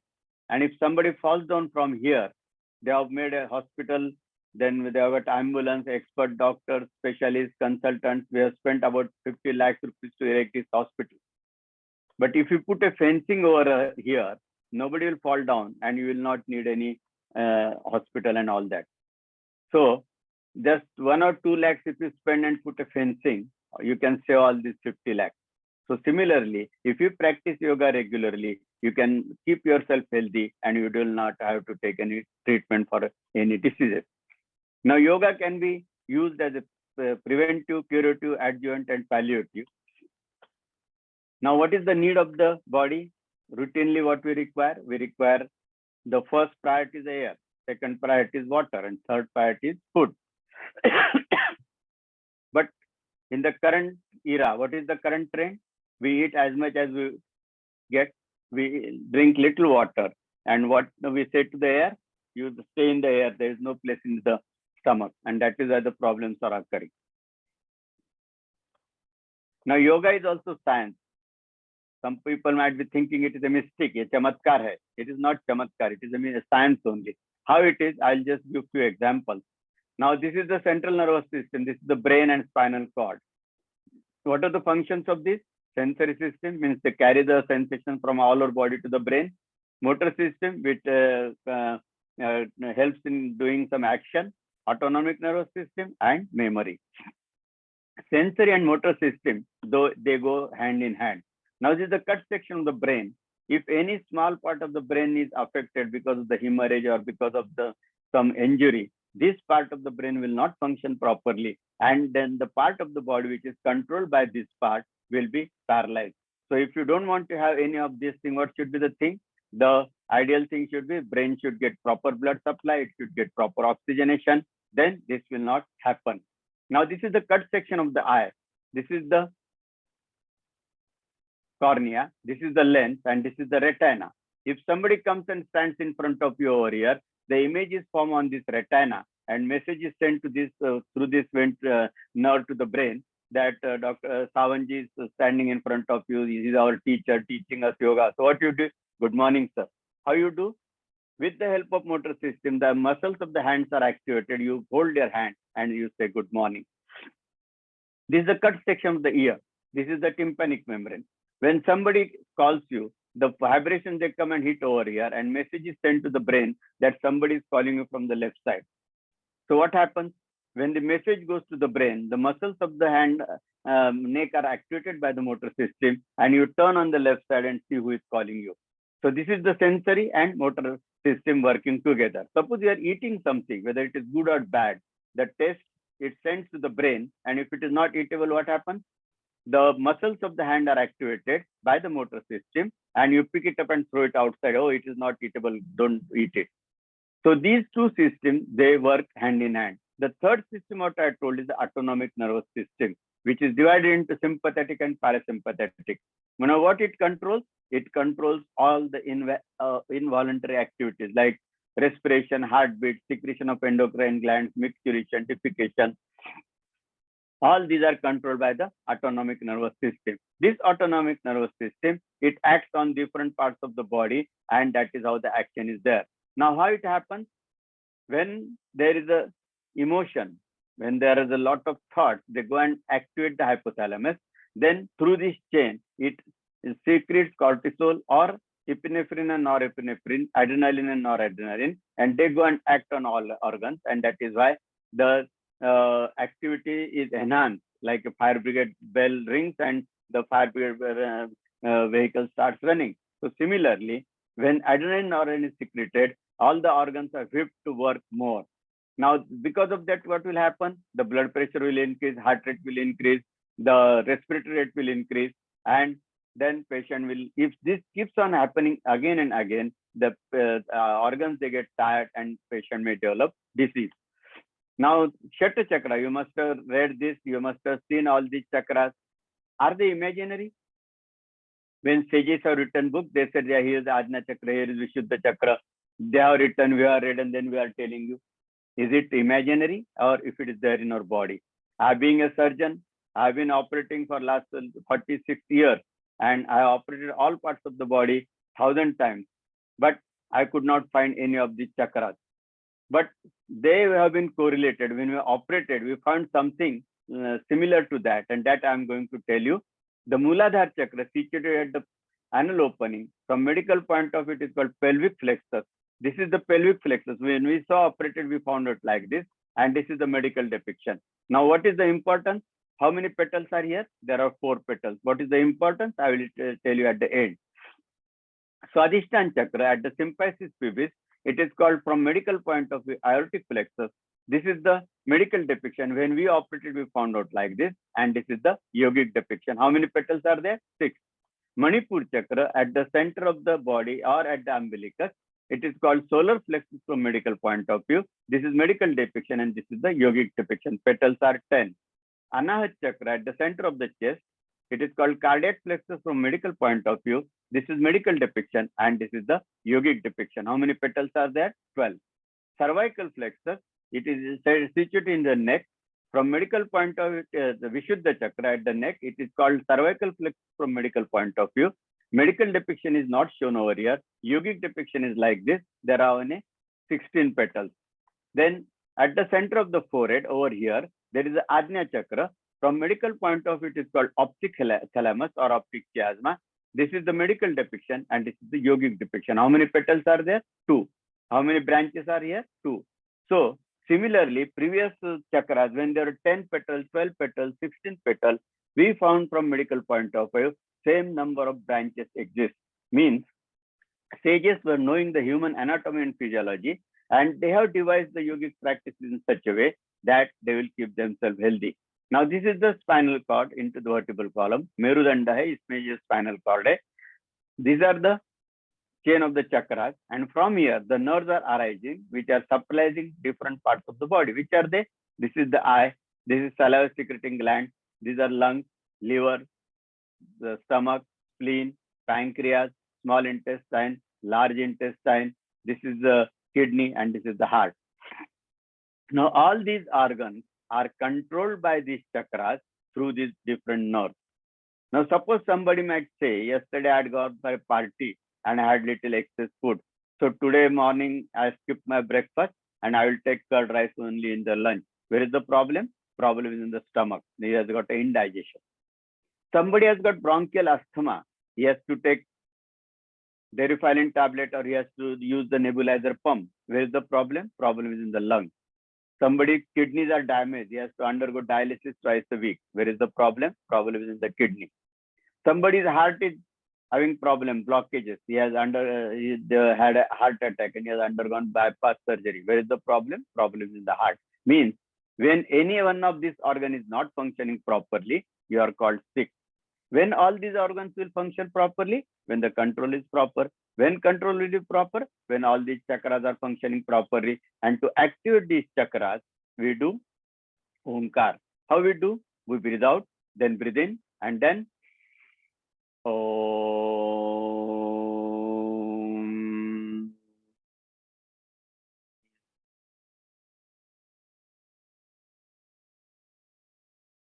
The vibration generated by this Omkar, they go on activating all these chakras, all chakras are activated, functioning properly, control is proper, organs are functioning properly, and we are not having any disease.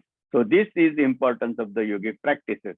Now another scientific view, this is the structure of heart. These are the four chambers you must have learned from anatomy. Now when this heart pumps blood, it goes to the all organs of the body.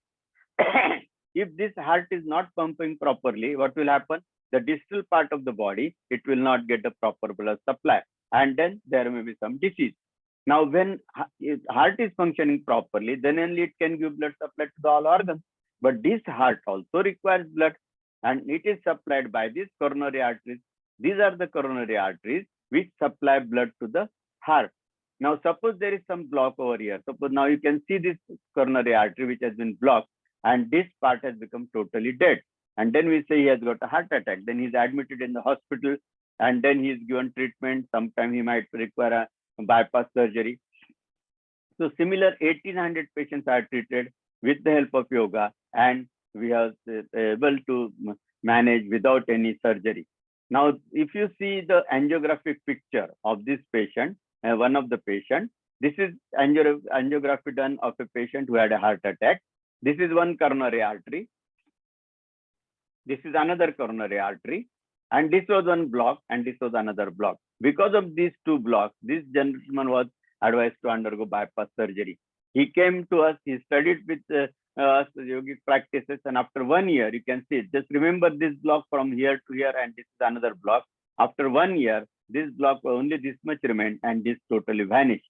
And he has not undergone bypass surgery. Similarly, this gentleman was having this small block, and balloon angioplasty was advised to him. He didn't do balloon angioplasty. He practiced yoga, and after that, again it was repeated. The block has totally gone. That means if you practice yoga regularly, you can bypass the bypass surgery also. So this is the importance of the yoga.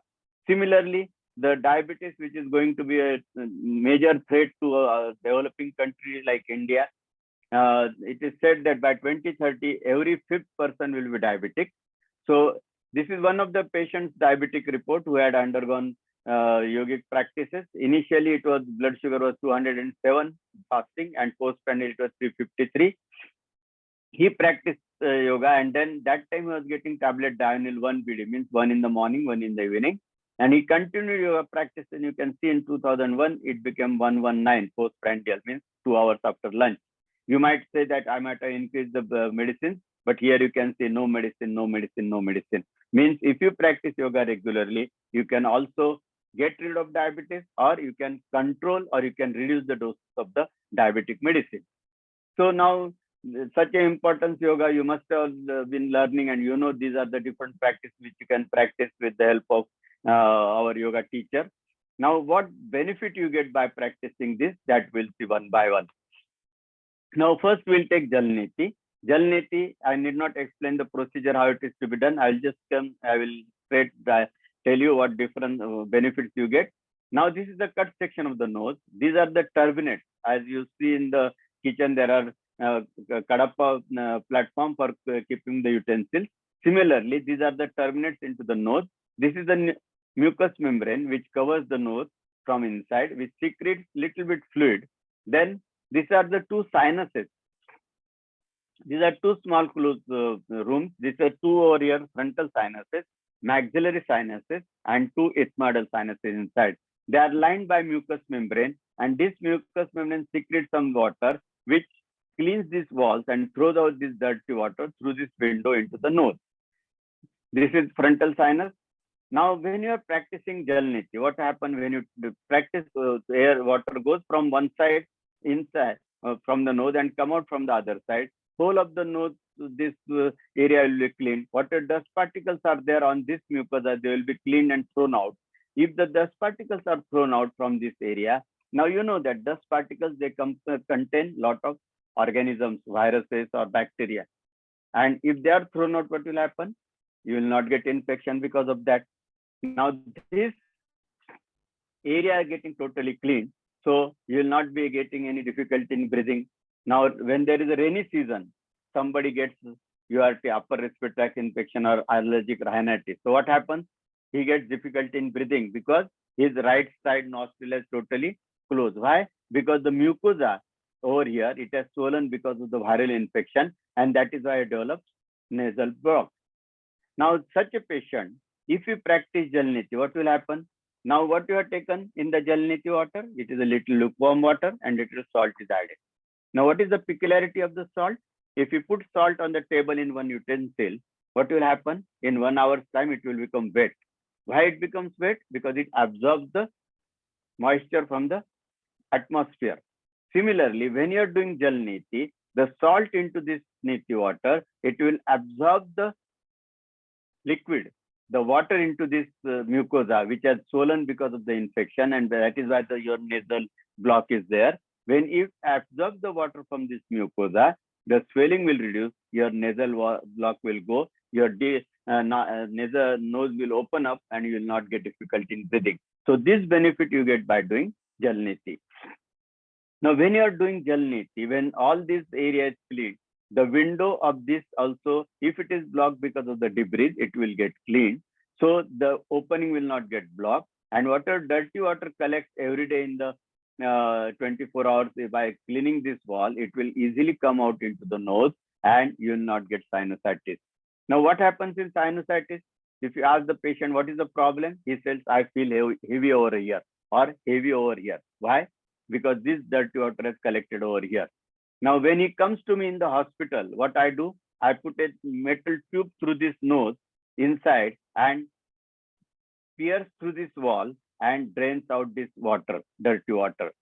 But when I remove this tube, again this opening will close, again dirty water will collect, means there is no 100% relief in allopathy for sinus patient. But if you are doing Kapalbhati and Neti every day, this door will not get closed and you will not get sinus problem. This benefit you get by doing Jalneti. One another important benefit, these are called the paranasal sinuses. They secrete nitric oxide.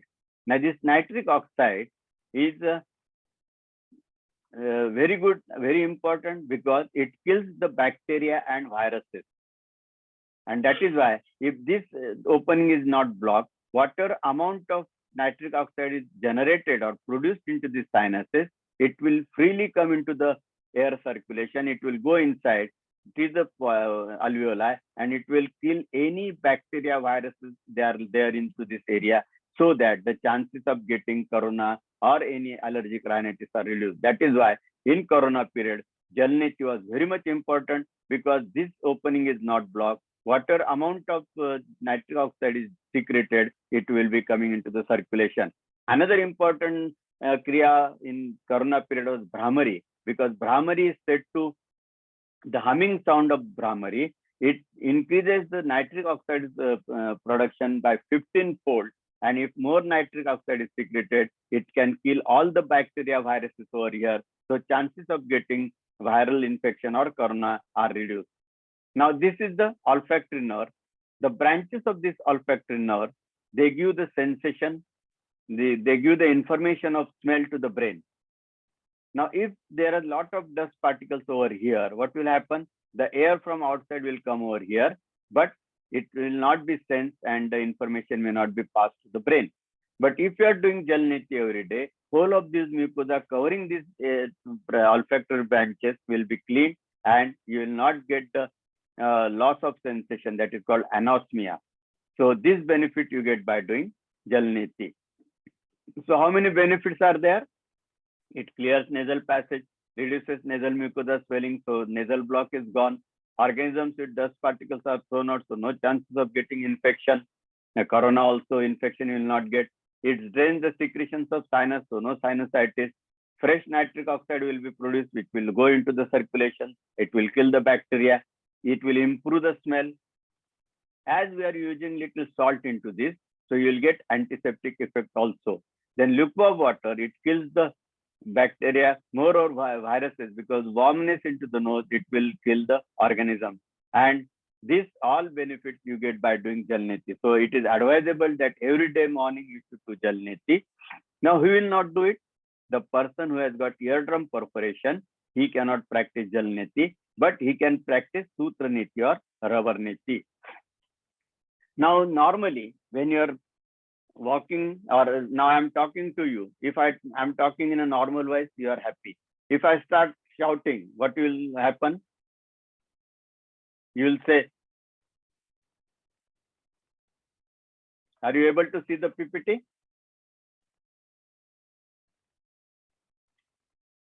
Hello? Yes, sir. You are able to see the Yes. PPT one. Wait, Sir. my side it has gone.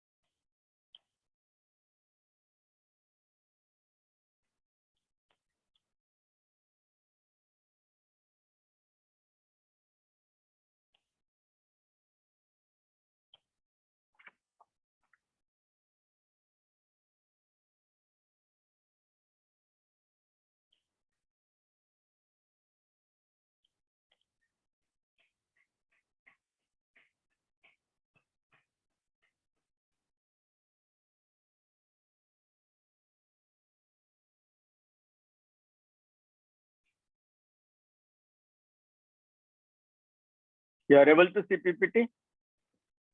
Yes, sir. Yes, sir. Okay. Yes, sir.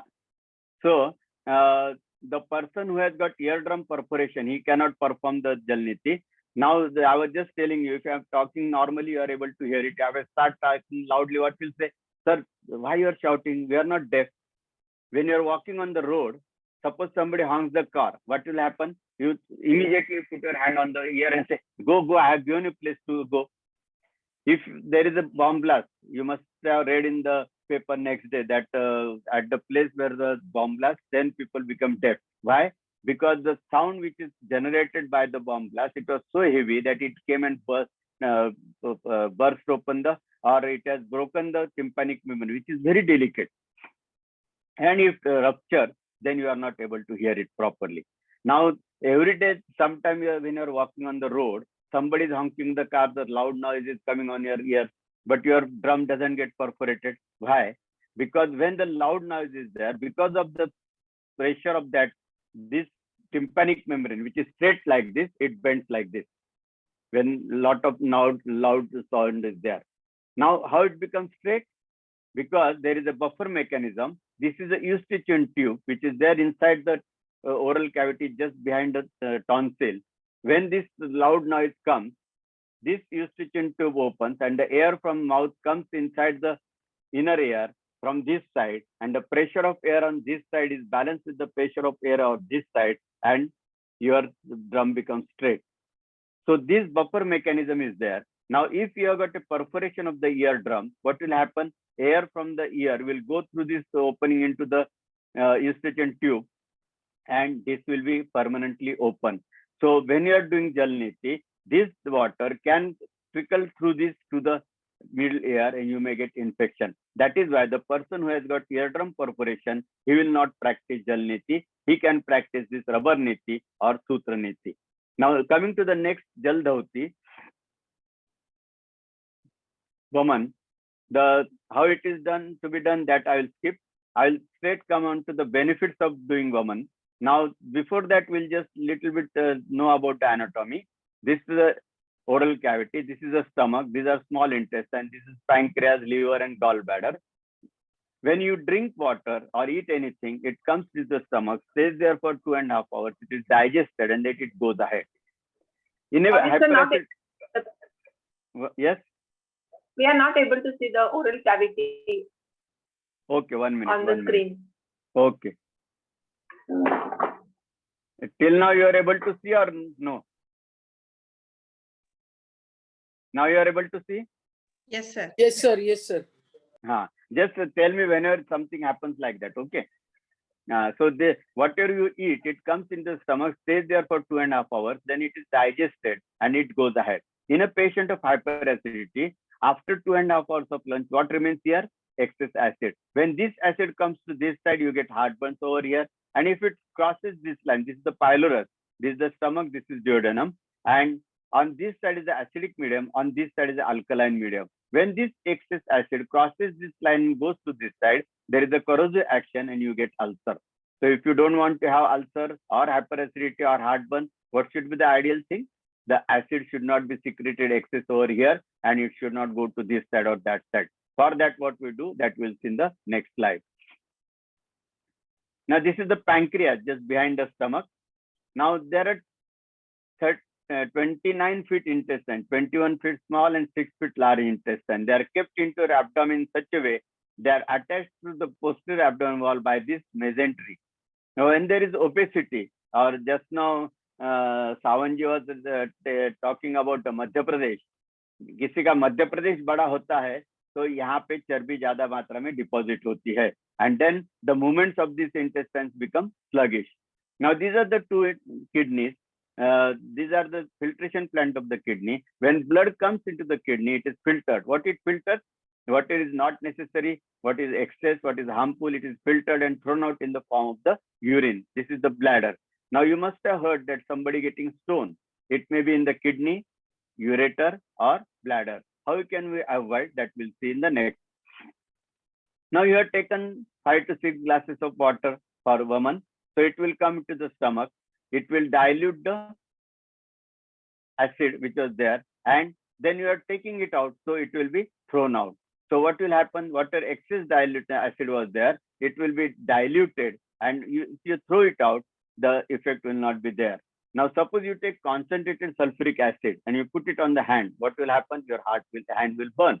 But same sulfuric acid, 1 teaspoon, if you put it in 1 bucket of water, and if you empty that bucket on your body, you will not realize that it was having acid into that. So similarly, by drinking 5 to 6 glasses of water, you dilute it and then throw it out by doing Vaman. So here excess acid will not be there and it will not cause any harm.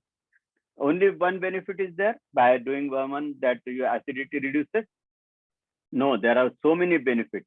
Those who have practiced Vaman, they must have experienced that they have taken 5 to 6 glasses of water, only they might be able to throw out 4 or 5 glasses.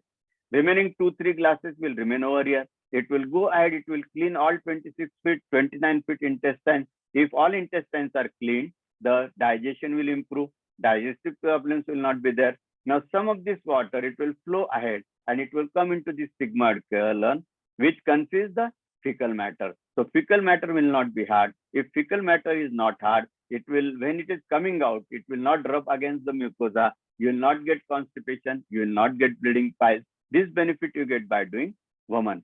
Now, some of this water, when it comes over here, it will get absorbed and it will go into the blood. And this blood, when circulating, when it comes into the kidney, it will be filtered. And that is why you get excess urination. Now, because of the excess urination, because of the pressure of the excess water into the urine, whatever small stones are there into this part, they will be thrown out. Suppose there is small sludge. Because of the excess water, because of the pressure of this excess water, this sludge will be pushed out and thrown out through the urine. So it will not remain there and you will not get stone problem. So this benefit you get by doing Vaman. So these are the so many benefits which you can get by practicing Vaman. One more important, the stomach, the acid is a notorious acid. Suppose you take a group of 10 people and give them vegetarian diet for 1 month. And after 1 month, if you give them 2 days non-veg and 1 peg to drink, and after 2 days, again you switch to the vegetarian diet, what this acid will say? I don't want this, I want that. Where he gets? So his leg goes to the bar. So if you want to control somebody's habit, you have to control the acid. And this is possible by doing Vaman. Another important thing, again related to Madhya Pradesh, when suppose you are hungry, if you don't get anything from morning and you go for lunch at 3 o'clock, 4 o'clock, so what you say? Oh, I am feeling very hungry, give me food. And you eat excess because there is excess acid secretion. Now, if you eat excess, you get obesity. But if you are doing Vaman, there will be limited acid over here into the stomach. If acid level is limited, your diet will be limited. If your diet is limited, you will not get obesity. Madhya Pradesh आपका आगे नहीं आएगा. So ये benefit आपको Vaman करने से होते हैं. There are so many few more also. But who cannot practice Vaman? those who have got high blood pressure, who has got heart disease, abdominal hernia, major abdominal surgery, if he has got glaucoma, that is the increased pressure into the eye, pregnancy, gastric ulcer, then complicated peptic ulcer, and the person who is very weak. They will not practice woman. They can practice. What they can do, they drink 2 glasses of water in the morning and don't take anything for half an hour. At least they will get 50% benefit of this. Now coming to the next, Kapalbhati. Kapalbhati procedure you all know. Little bit about the anatomy. It starts from the nose, then this is the trachea. It comes in the center of the chest, divides into 2, and then these are the branches, and these are the alveoli. How many alveoli are there? There are crores of alveoli. If you take them out and make a straight line, it can be a few kilometers. If you take out these both lungs out and try to inflate with the air, how much area it can occupy? Half of the lawn tennis court. Such a huge capacity lung we have got in our chest. Now this trachea is lined by mucous membrane up to the 1 millimeter size of the branches with a mucous membrane, which secretes 1 liter water in 24 hours. Now what is the use of this water? Now you are in summer season, you are breathing in air which is very dry. That air, it will damage the mucosa. So to moisturize it, the liquid is used. So this important function is done by this. Now these are the hair-like projection into the trachea. Can you see this? These are called this cilia. Now what is the function of cilia? Now you are breathing in air from the atmosphere which contains a lot of dust particles and organisms. Now same dust particles, they go in every time with every breath. What will happen? In 1 year's time, your alveoli or lungs will become full of dust. But this is not happening. Why? Because whenever you are breathing in air, the dust particles, they get entangled into this cilia, the hair-like projection, and because of the escalating action, they are thrown out. They are not allowed to go to the alveoli. Now, this is little important. When you are breathing in, you breathe in 500 ml air in and 500 ml air out. Suppose you breathe in heavily, you can breathe in 3,500 ml air in. If you breathe in heavily and breathe out heavily, you can breathe out 4,600 ml air. That is called vital capacity. Now you are sitting quiet and you are breathing in air and breathing out. After breathing out, have your lung become totally empty? No, at least 2,300 ml air is there. Suppose you breathe out forcefully, still 1,200 ml air is there. Means our lungs, they never become empty. Air is there, and with each respiration, there is exchange of air and exchange of gases. Now, suppose a sedentary person who is sitting at the hotel counter collecting money, what will happen? He will just breathe in 500 ml air in and 500 ml air out. So his lung will open only to breathe in 500 ml air. Now, to such a person, if you tell, go and run and catch this bus, this is last bus. If you miss it, you will have to sit at the bus stand for all night. So he starts running. What happens when he starts running? He feels breathless. Why he feels breathless? Because when you are running, your muscles are working more. When your muscles are working more, they require more oxygen. Now, how it can be fulfilled? If you can breathe in more air. But this person being sedentary jobber, his alveoli, they are just opening up to 500 ml air. Now he's running, muscles are working more, they are requiring more oxygen, but alveoli, this we are not habituated. Their union leader is very strong. They say only work this much. So to fulfill demand, what you have to do? You have to breathe in fast. That means you become breathless.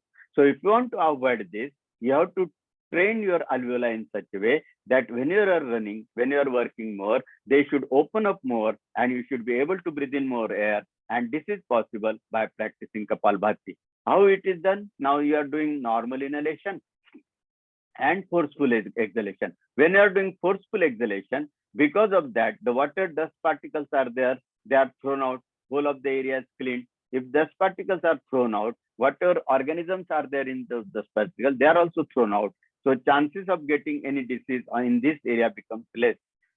Whole of the area is cleaned. The difficulty in breathing is not there. Proper oxygenation is happening and all the organs are getting proper oxygenation. So they are also working properly. So this benefit you get by doing Kapalbhati. Now, whatever organisms they enter into this passage in last 24 hours, if you practice Kapalbhati in the morning, before they get fixed over here, they will be thrown out and area will be clean. passage will be clean, you will not get any difficulty in breathing, and you will not get any disease. Suppose some of the organisms, they remain over here. They will grow. What is the favorable atmosphere for the growth of the organism? As you see at a house, home, if you clean everything, you will not find any mosquito over there. But where you find mosquito? At the backside where the drainage pipe is leaking, you will find a lot of mosquitoes over there. Why? Because that is the favorable atmosphere for the growth of the mosquito. Similarly, in this passage, air and dust particle combination is the favorable atmosphere for the growth of the organism.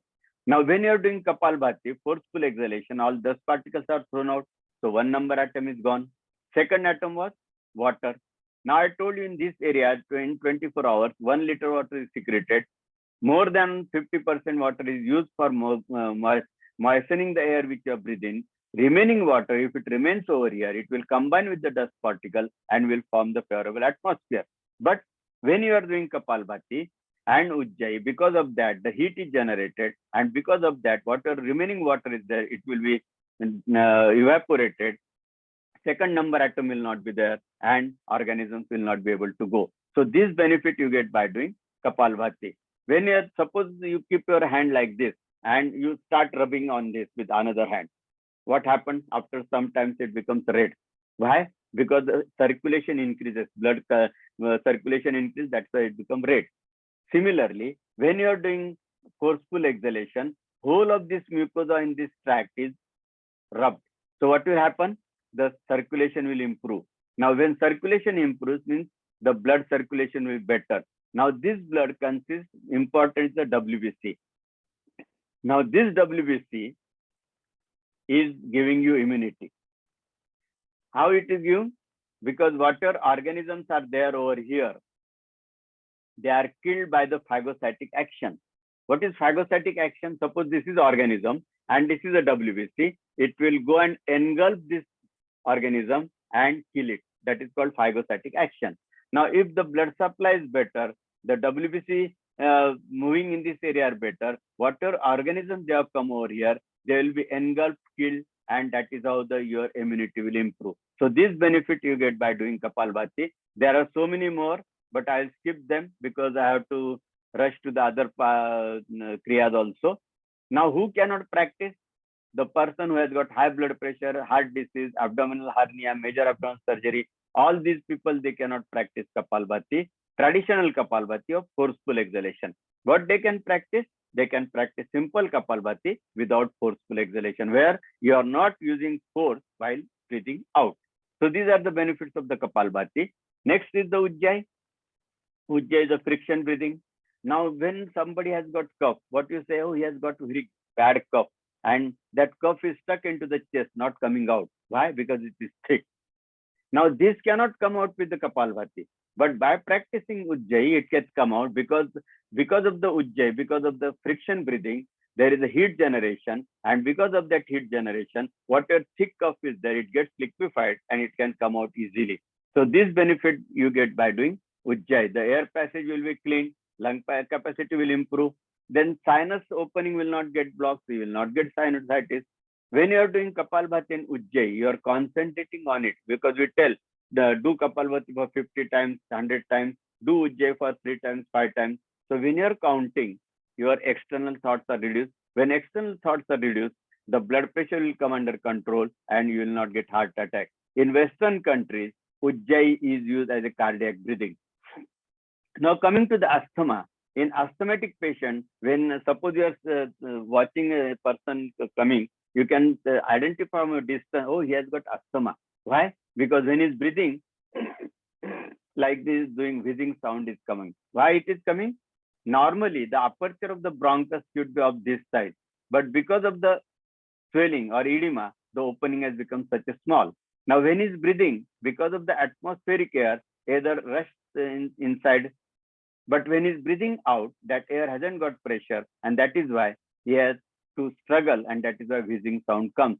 If you are practicing Ujjayi, this swelling will get reduced, and he will not have to use any pressure and struggle, and the wheezing sound will go. So this benefit you get by doing Ujjayi. I have tested it in 300 people by pulse oximeter, which is very familiar to all the people nowadays. Normal oxygen level is 100%. In normal, it was 97, 98, and after 3 months of practice, it became 100%. In heart attack patient, it was 95, 96. After 3 months, it became 98%. And in asthmatic patient, it was 90, 85. After 3 months, it became 96%. So this 11% rise that gives you health. Bhramari, I just now told you, these are the researches.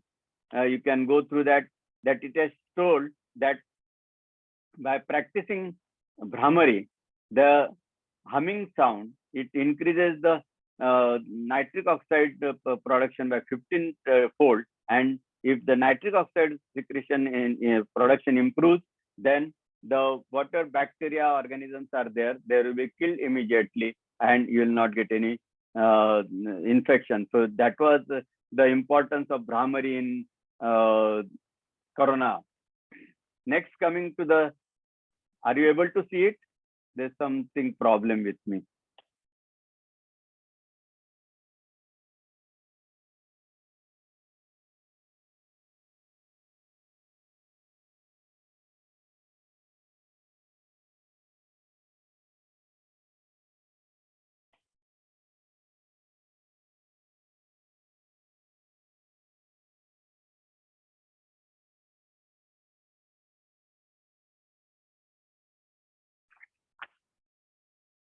Are you able to see the PPT? No, sir. No, sir. Wait a minute. I don't know what. Yes, sir. Now we can see. Yeah, but it's not moving. Anyway, I'll just go ahead. Next is the Agnisar and Udiyan. Now in Agnisar, what you do, we breathe out and then make movements of the abdomen in a exhale condition. When you are making movements of the abdomen, the intestines inside, they also move. The fat into that mesentery, it gets dissolved. If the fat gets dissolved, the burden on the mesentery because of the fat is reduced. So movements of the intestines will improve. If movements improves, the digestion improves. If digestion improves, the digestive problems are reduced. When you are doing Agnisar, now normally in the constipated patient, what happened? What he says, I had taken lunch, dinner, but today I have not cleared my bowel. Why? Because this fecal matter is getting collected into sigmoid colon and it is not voided out. By doing Agnisar, when there is a pressure onto the intestine, this fecal matter is pushed ahead and you get relief from constipation. So this benefit you get by doing Agnisar. The pancreas is situated into the upper abdomen over here. And because of the Agnisar, it is moved, there is a pressure onto that. And that is how you will get relief from, because more insulin is secreted. If insulin is secreted properly, the sugar level will come under control and you will not get diabetes. So this benefit you get by doing Agnisar. Then we have got 5 liters of blood into the body.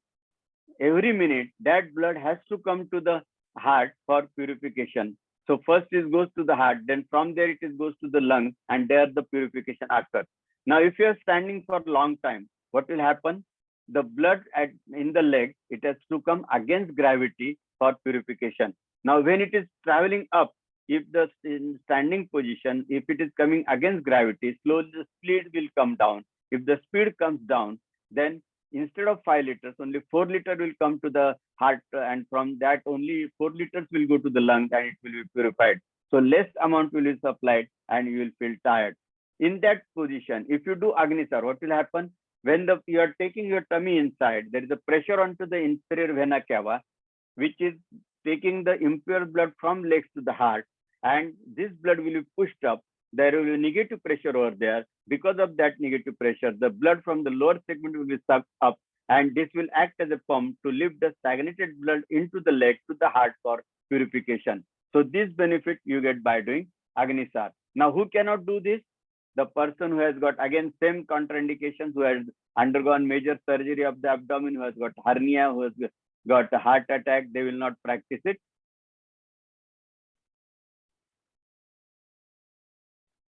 I will just close this and again come back. I will keep on continuing. Why it is not moving, I am not getting. You are seeing the Bhramari slide only, na?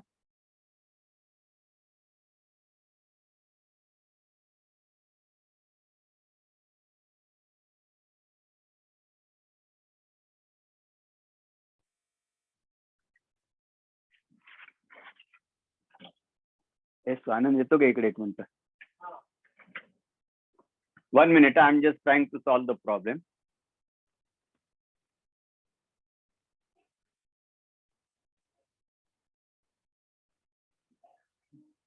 Equip करो जाईना पुढे ना. Presentation.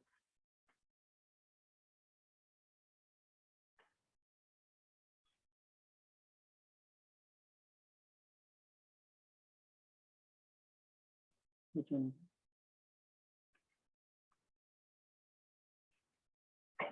Load up.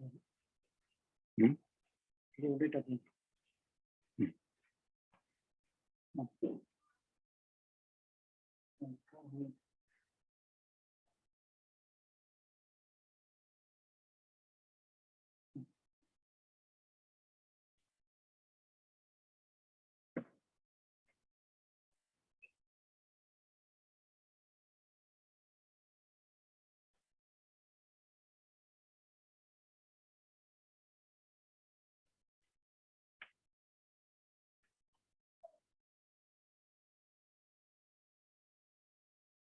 Are you able to see the PPT now? Yes, sir. Okay, thank you.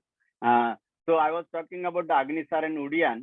So this is the pancreas over here. Because of the Agnisar movement, this is pressed and the blood into this is pushed ahead. So this impure blood, the pancreas secretes insulin, which is directly poured into the blood, and it will go into the circulation, and you will get relief from. This is I was telling you.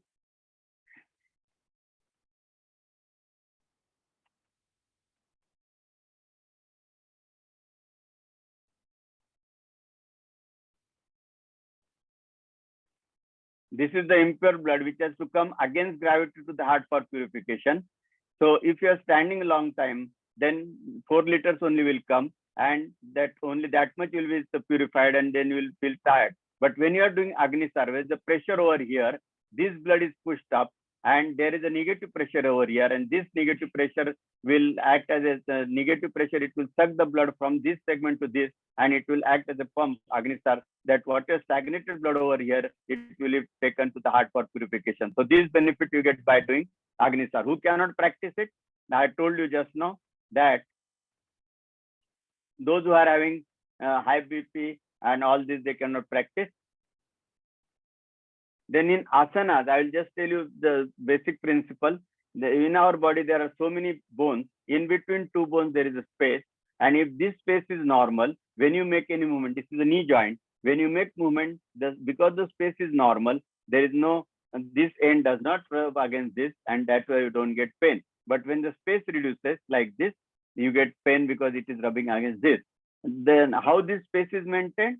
This is a thigh bone. All the muscles are removed, and here all the muscles are there.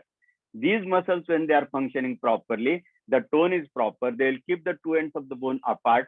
The rubbing is not there, and you will not get any joint pain. So to keep these muscles toned up and elastic, we do different type of asanas. Benefits of asanas is the tone of the muscles improves, the ligaments improve, so the distance between the two ends of the bone is maintained properly, and you will not get any joint pain.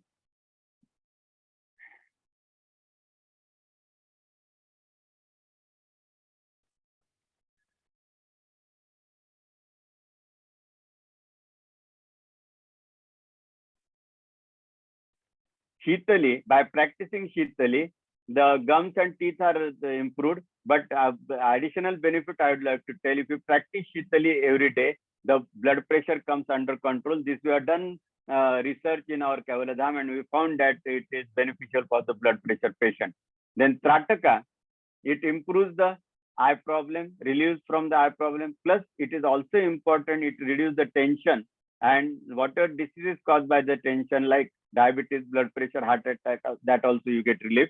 We have done this project on effect of Trataka on the teachers who are having problem during this mental stress during the Corona period. Shavasana, by practicing Shavasana, all the muscles of the body relaxes, particularly coronary arteries. And if coronary artery relaxes, more blood flows through the coronary arteries and more blood supplies there to the heart. And in 10 minutes Shavasana, you will feel fresh. A little bit about the Kriya Yoga, Anulom Vilom Omkar Gayatri. This keeps your mind thoughtless or equanimous. Our mind is always thinking something. Science says that you cannot keep your mind thoughtless for more than 6 seconds. If you are awake for 16 hours, maximum 10% you can make it. Otherwise, you are always thinking of something. Now, what is the importance of keeping your mind thoughtless? Because it activates the belief system. If belief system is activated, healing system starts functioning. That means it mobilizes the body resources in such a way that you heal on your own. But for that, you have to activate belief system and healing system. And this is possible by practicing Omkar. Because when you are practicing Omkar and making your mind thoughtless, alpha waves are generated. If you are more of thinking or very angry, lot of thoughts are there, what will happen? Beta waves are generated and your sympathetic activity increases, and that is where the problem occurs. Gayatri, the way you think you become, जैसे आप सोचते हो वैसे आप बनते हो. किसी को मैंने कहा क्या तुम अमिताभ बच्चन की जैसे दिखते हो, तो तुरंत उसको लगेगा मैं अमिताभ बच्चन हो गया, वो अमिताभ बच्चन के डायलॉग मानना शुरू करेगा. उसी प्रकार यदि हम कहेंगे हे सूर्यदेव मुझे तेरे जैसा तेज मिले, मेरी बुद्धि तेरे जैसी प्रगल्भ हो, तो ऐसी प्रक्रिया होती है, वैसे हम बनते. इसमें जात पात का धर्म का संबंध नहीं है, ये तेज की उपासना है.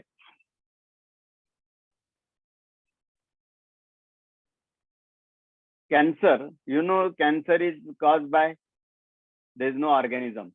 But in our body, lakhs of cells are dying and lakhs of cells are reproduced. When the mother cell produces 2 identical daughter cells, there is no problem. But when this division occurs, if the abnormal cell is produced, the collection of these abnormal cells is called tumor or cancer. Now, what is the peculiarity of this? It takes the nutrition from the parent cell or parent body, but does not function, does not carry out any functions of the body. And that is why the patient of the cancer is cachexis or thin and lean. Now, why this happens, we don't know. That is why we say that we don't know the cause of the cancer, so we don't know the treatment of the cancer. What we do, wherever the part is got affected because of the cancer, we chop it out, we remove it. And if some of the part cells remain, we give chemotherapy and radiotherapy. Now, how yoga can help this? That also I'm working for last 10 years on this. Now, for keeping yourself healthy, what you should practice, these are the different things: asanas on back, tummy, sitting, standing position. And most important in current era is the mental tension. And for that, Kriya Yoga and Kaivalazam tradition meditation with starting with eye closure technique will be beneficial. Now, how much time you should practice this? You practice with whatever you want to do in 24 hours day, you do for 23 hours. Only 1 hour if you practice yoga, you can keep yourself healthy. You will not get any disease. You will be a healthy man. If you look up back after 20 years by practicing yoga, that since you are practicing yoga regularly, you are not having any illness, you are a healthy man. And because you didn't have illness, you will not visit any doctor, not purchase any medicine. So your money will be saved. So you will be wealthy.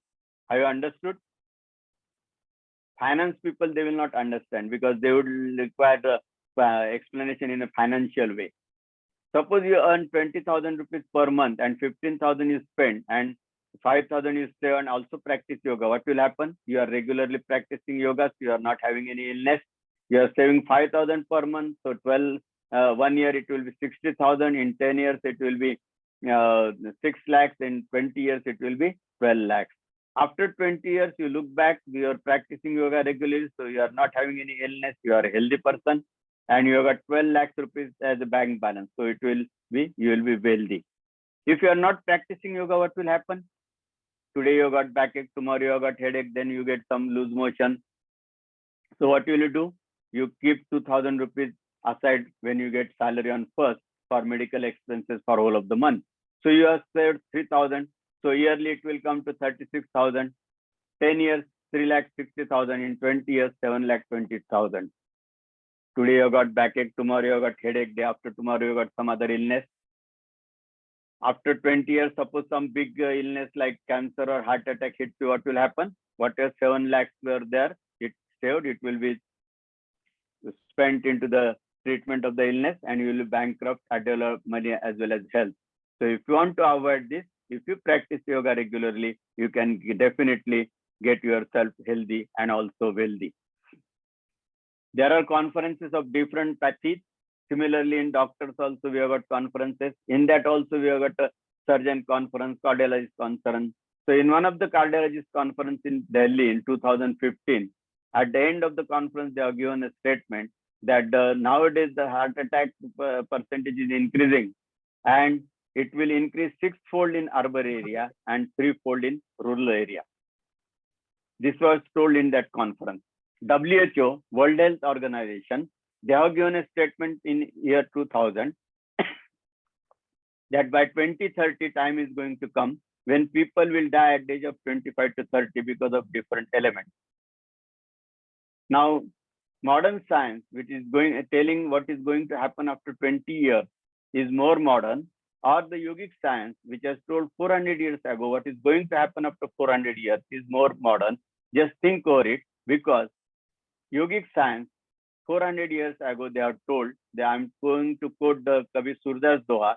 He said, "Re mana dheeraj kyun na dhare, re mana dheeraj kyun na dhare, सवत 2000 के बाद ऐसा योग परे 2000 साल के बाद ऐसा समय आने वाला है कैसा पूर्व पश्चिम दक्षिण उत्तर 14 काल फिरे सर के ऊपर मृत्यु मंडरा रहेगा 25-30 उम्र के लोग diabetes blood pressure heart attack इसकी वजह से मरेंगे पूर्व पश्चिम दक्षिण उत्तर 14 काल फिरे ये सुनने के बाद जो सुनने वाला था वो हैरान हो गया उसको लगा यदि ऐसा होगा तो पृथ्वी के ऊपर हाहाकार मच जाएगा कभी सूरदास बेचारे अंधे थे लेकिन उनको 400 साल के बाद क्या होना उसका पता था उन्होंने कहा काल व्याल से वही बचेगा जो हंस का ध्यान करेगा सोहम का ध्यान करेगा सांस की रफ्तार को नियंत्रित करेगा यह है हरि की लीला टाले नहीं टले ये तो होने वाला है लेकिन यदि हमें उससे बचना है तो हमें सांस की गति को रोकना है सोहम का ध्यान करना है और ये सांस की गति को नियंत्रित करने का शास्त्र मतलब योग शास्त्र है और इसीलिए इसका अभ्यास करो इसका महत्व जानो और अच्छी आदतें लगा लो क्योंकि आदत को इंग्लिश में क्या कहते हैं habit see the fun of the word habit itself HABIT remove H habit remains means still his habit is there remove A bit remains means still habit is there remove B it remains means still he goes to the hiding place and smoke a cigarette and do anything habit remains matlab once you get into any habit you cannot get rid of it so try to cultivate good habits and all those good habits are nothing but the yogic practices I pray almighty that you will all practice yoga regularly and you will keep yourself healthy thank you very much these are my books this is the one book Yoga Abhyas Dr. Chashmetun and there is another English book same translation here whatever today I have told and whichever part I could not explain because of the time constraint all they are given in to this book all the kriyas I explained what anatomical physiological changes occur in our body while practicing these different yogic kriyas and this another book this is the yoga as therapy on this I am going to talk to you tomorrow where I explained the different diseases in body what are the symptoms which part of the body is affected and whether can you give yoga practices to this patient if you can give what yoga practices you can give if you cannot give why you cannot give so all this is explained in this book which I am going to discuss tomorrow so thank you very much once again I thanks the organizer Dr. Savanji for giving me opportunity to share my thoughts with all you there are 5 minutes if you want you can have question answer session for 5 minutes thank you very much yeah if anyone has question over here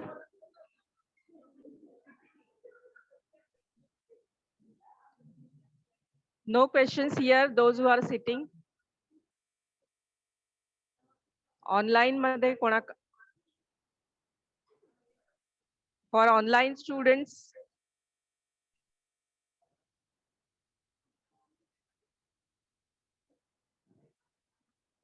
there are no questions it seems yes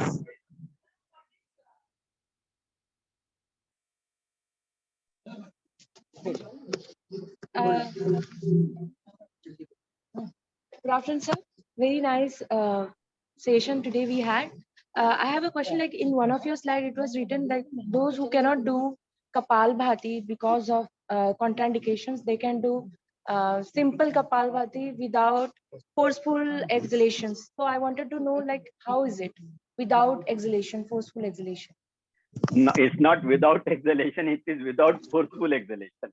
See, I will show you, or tomorrow when I'm coming, I will demonstrate you. Anyway, when suppose you are doing Kapalbhati, now see the position of the hand just below the umbilicus and its movement when I'm doing forceful Kapalbhati. Okay. Are you able to see the effect? The movement of my hand? Now, when for the normal Kapalbhati without forceful exhalation, when I am doing, just see the movement of the hand, it is not there much. This is the difference. Tomorrow I am coming physically over there, so I will be able to demonstrate it little better way to you. So when you are exhaling, you should not use pressure.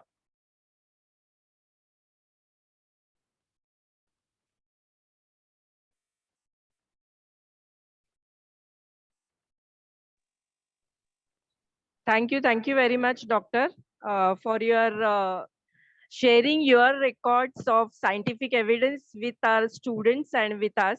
And during the corona, actually there were many conceptions about doing Jalaneti, whether it is to be done, it is good or bad, and you have explained it very well with the evidences that how Jalaneti is useful during corona, and also shared your statistics and records about curing of blockages and diabetes. You have shown it before yoga and after yoga, and that was wonderful. And the explanation of chakras related to the body anatomy was also equally good. So thank you very much, sir, and looking forward to your visit tomorrow for another lecture. Thank you so much. So thank you very much. Tomorrow I will be getting both of. Thank you very much. I will be getting my books with me tomorrow. If somebody wants to buy, you can buy it tomorrow. Okay. Thank you very much. Okay. Thank you so much. Okay.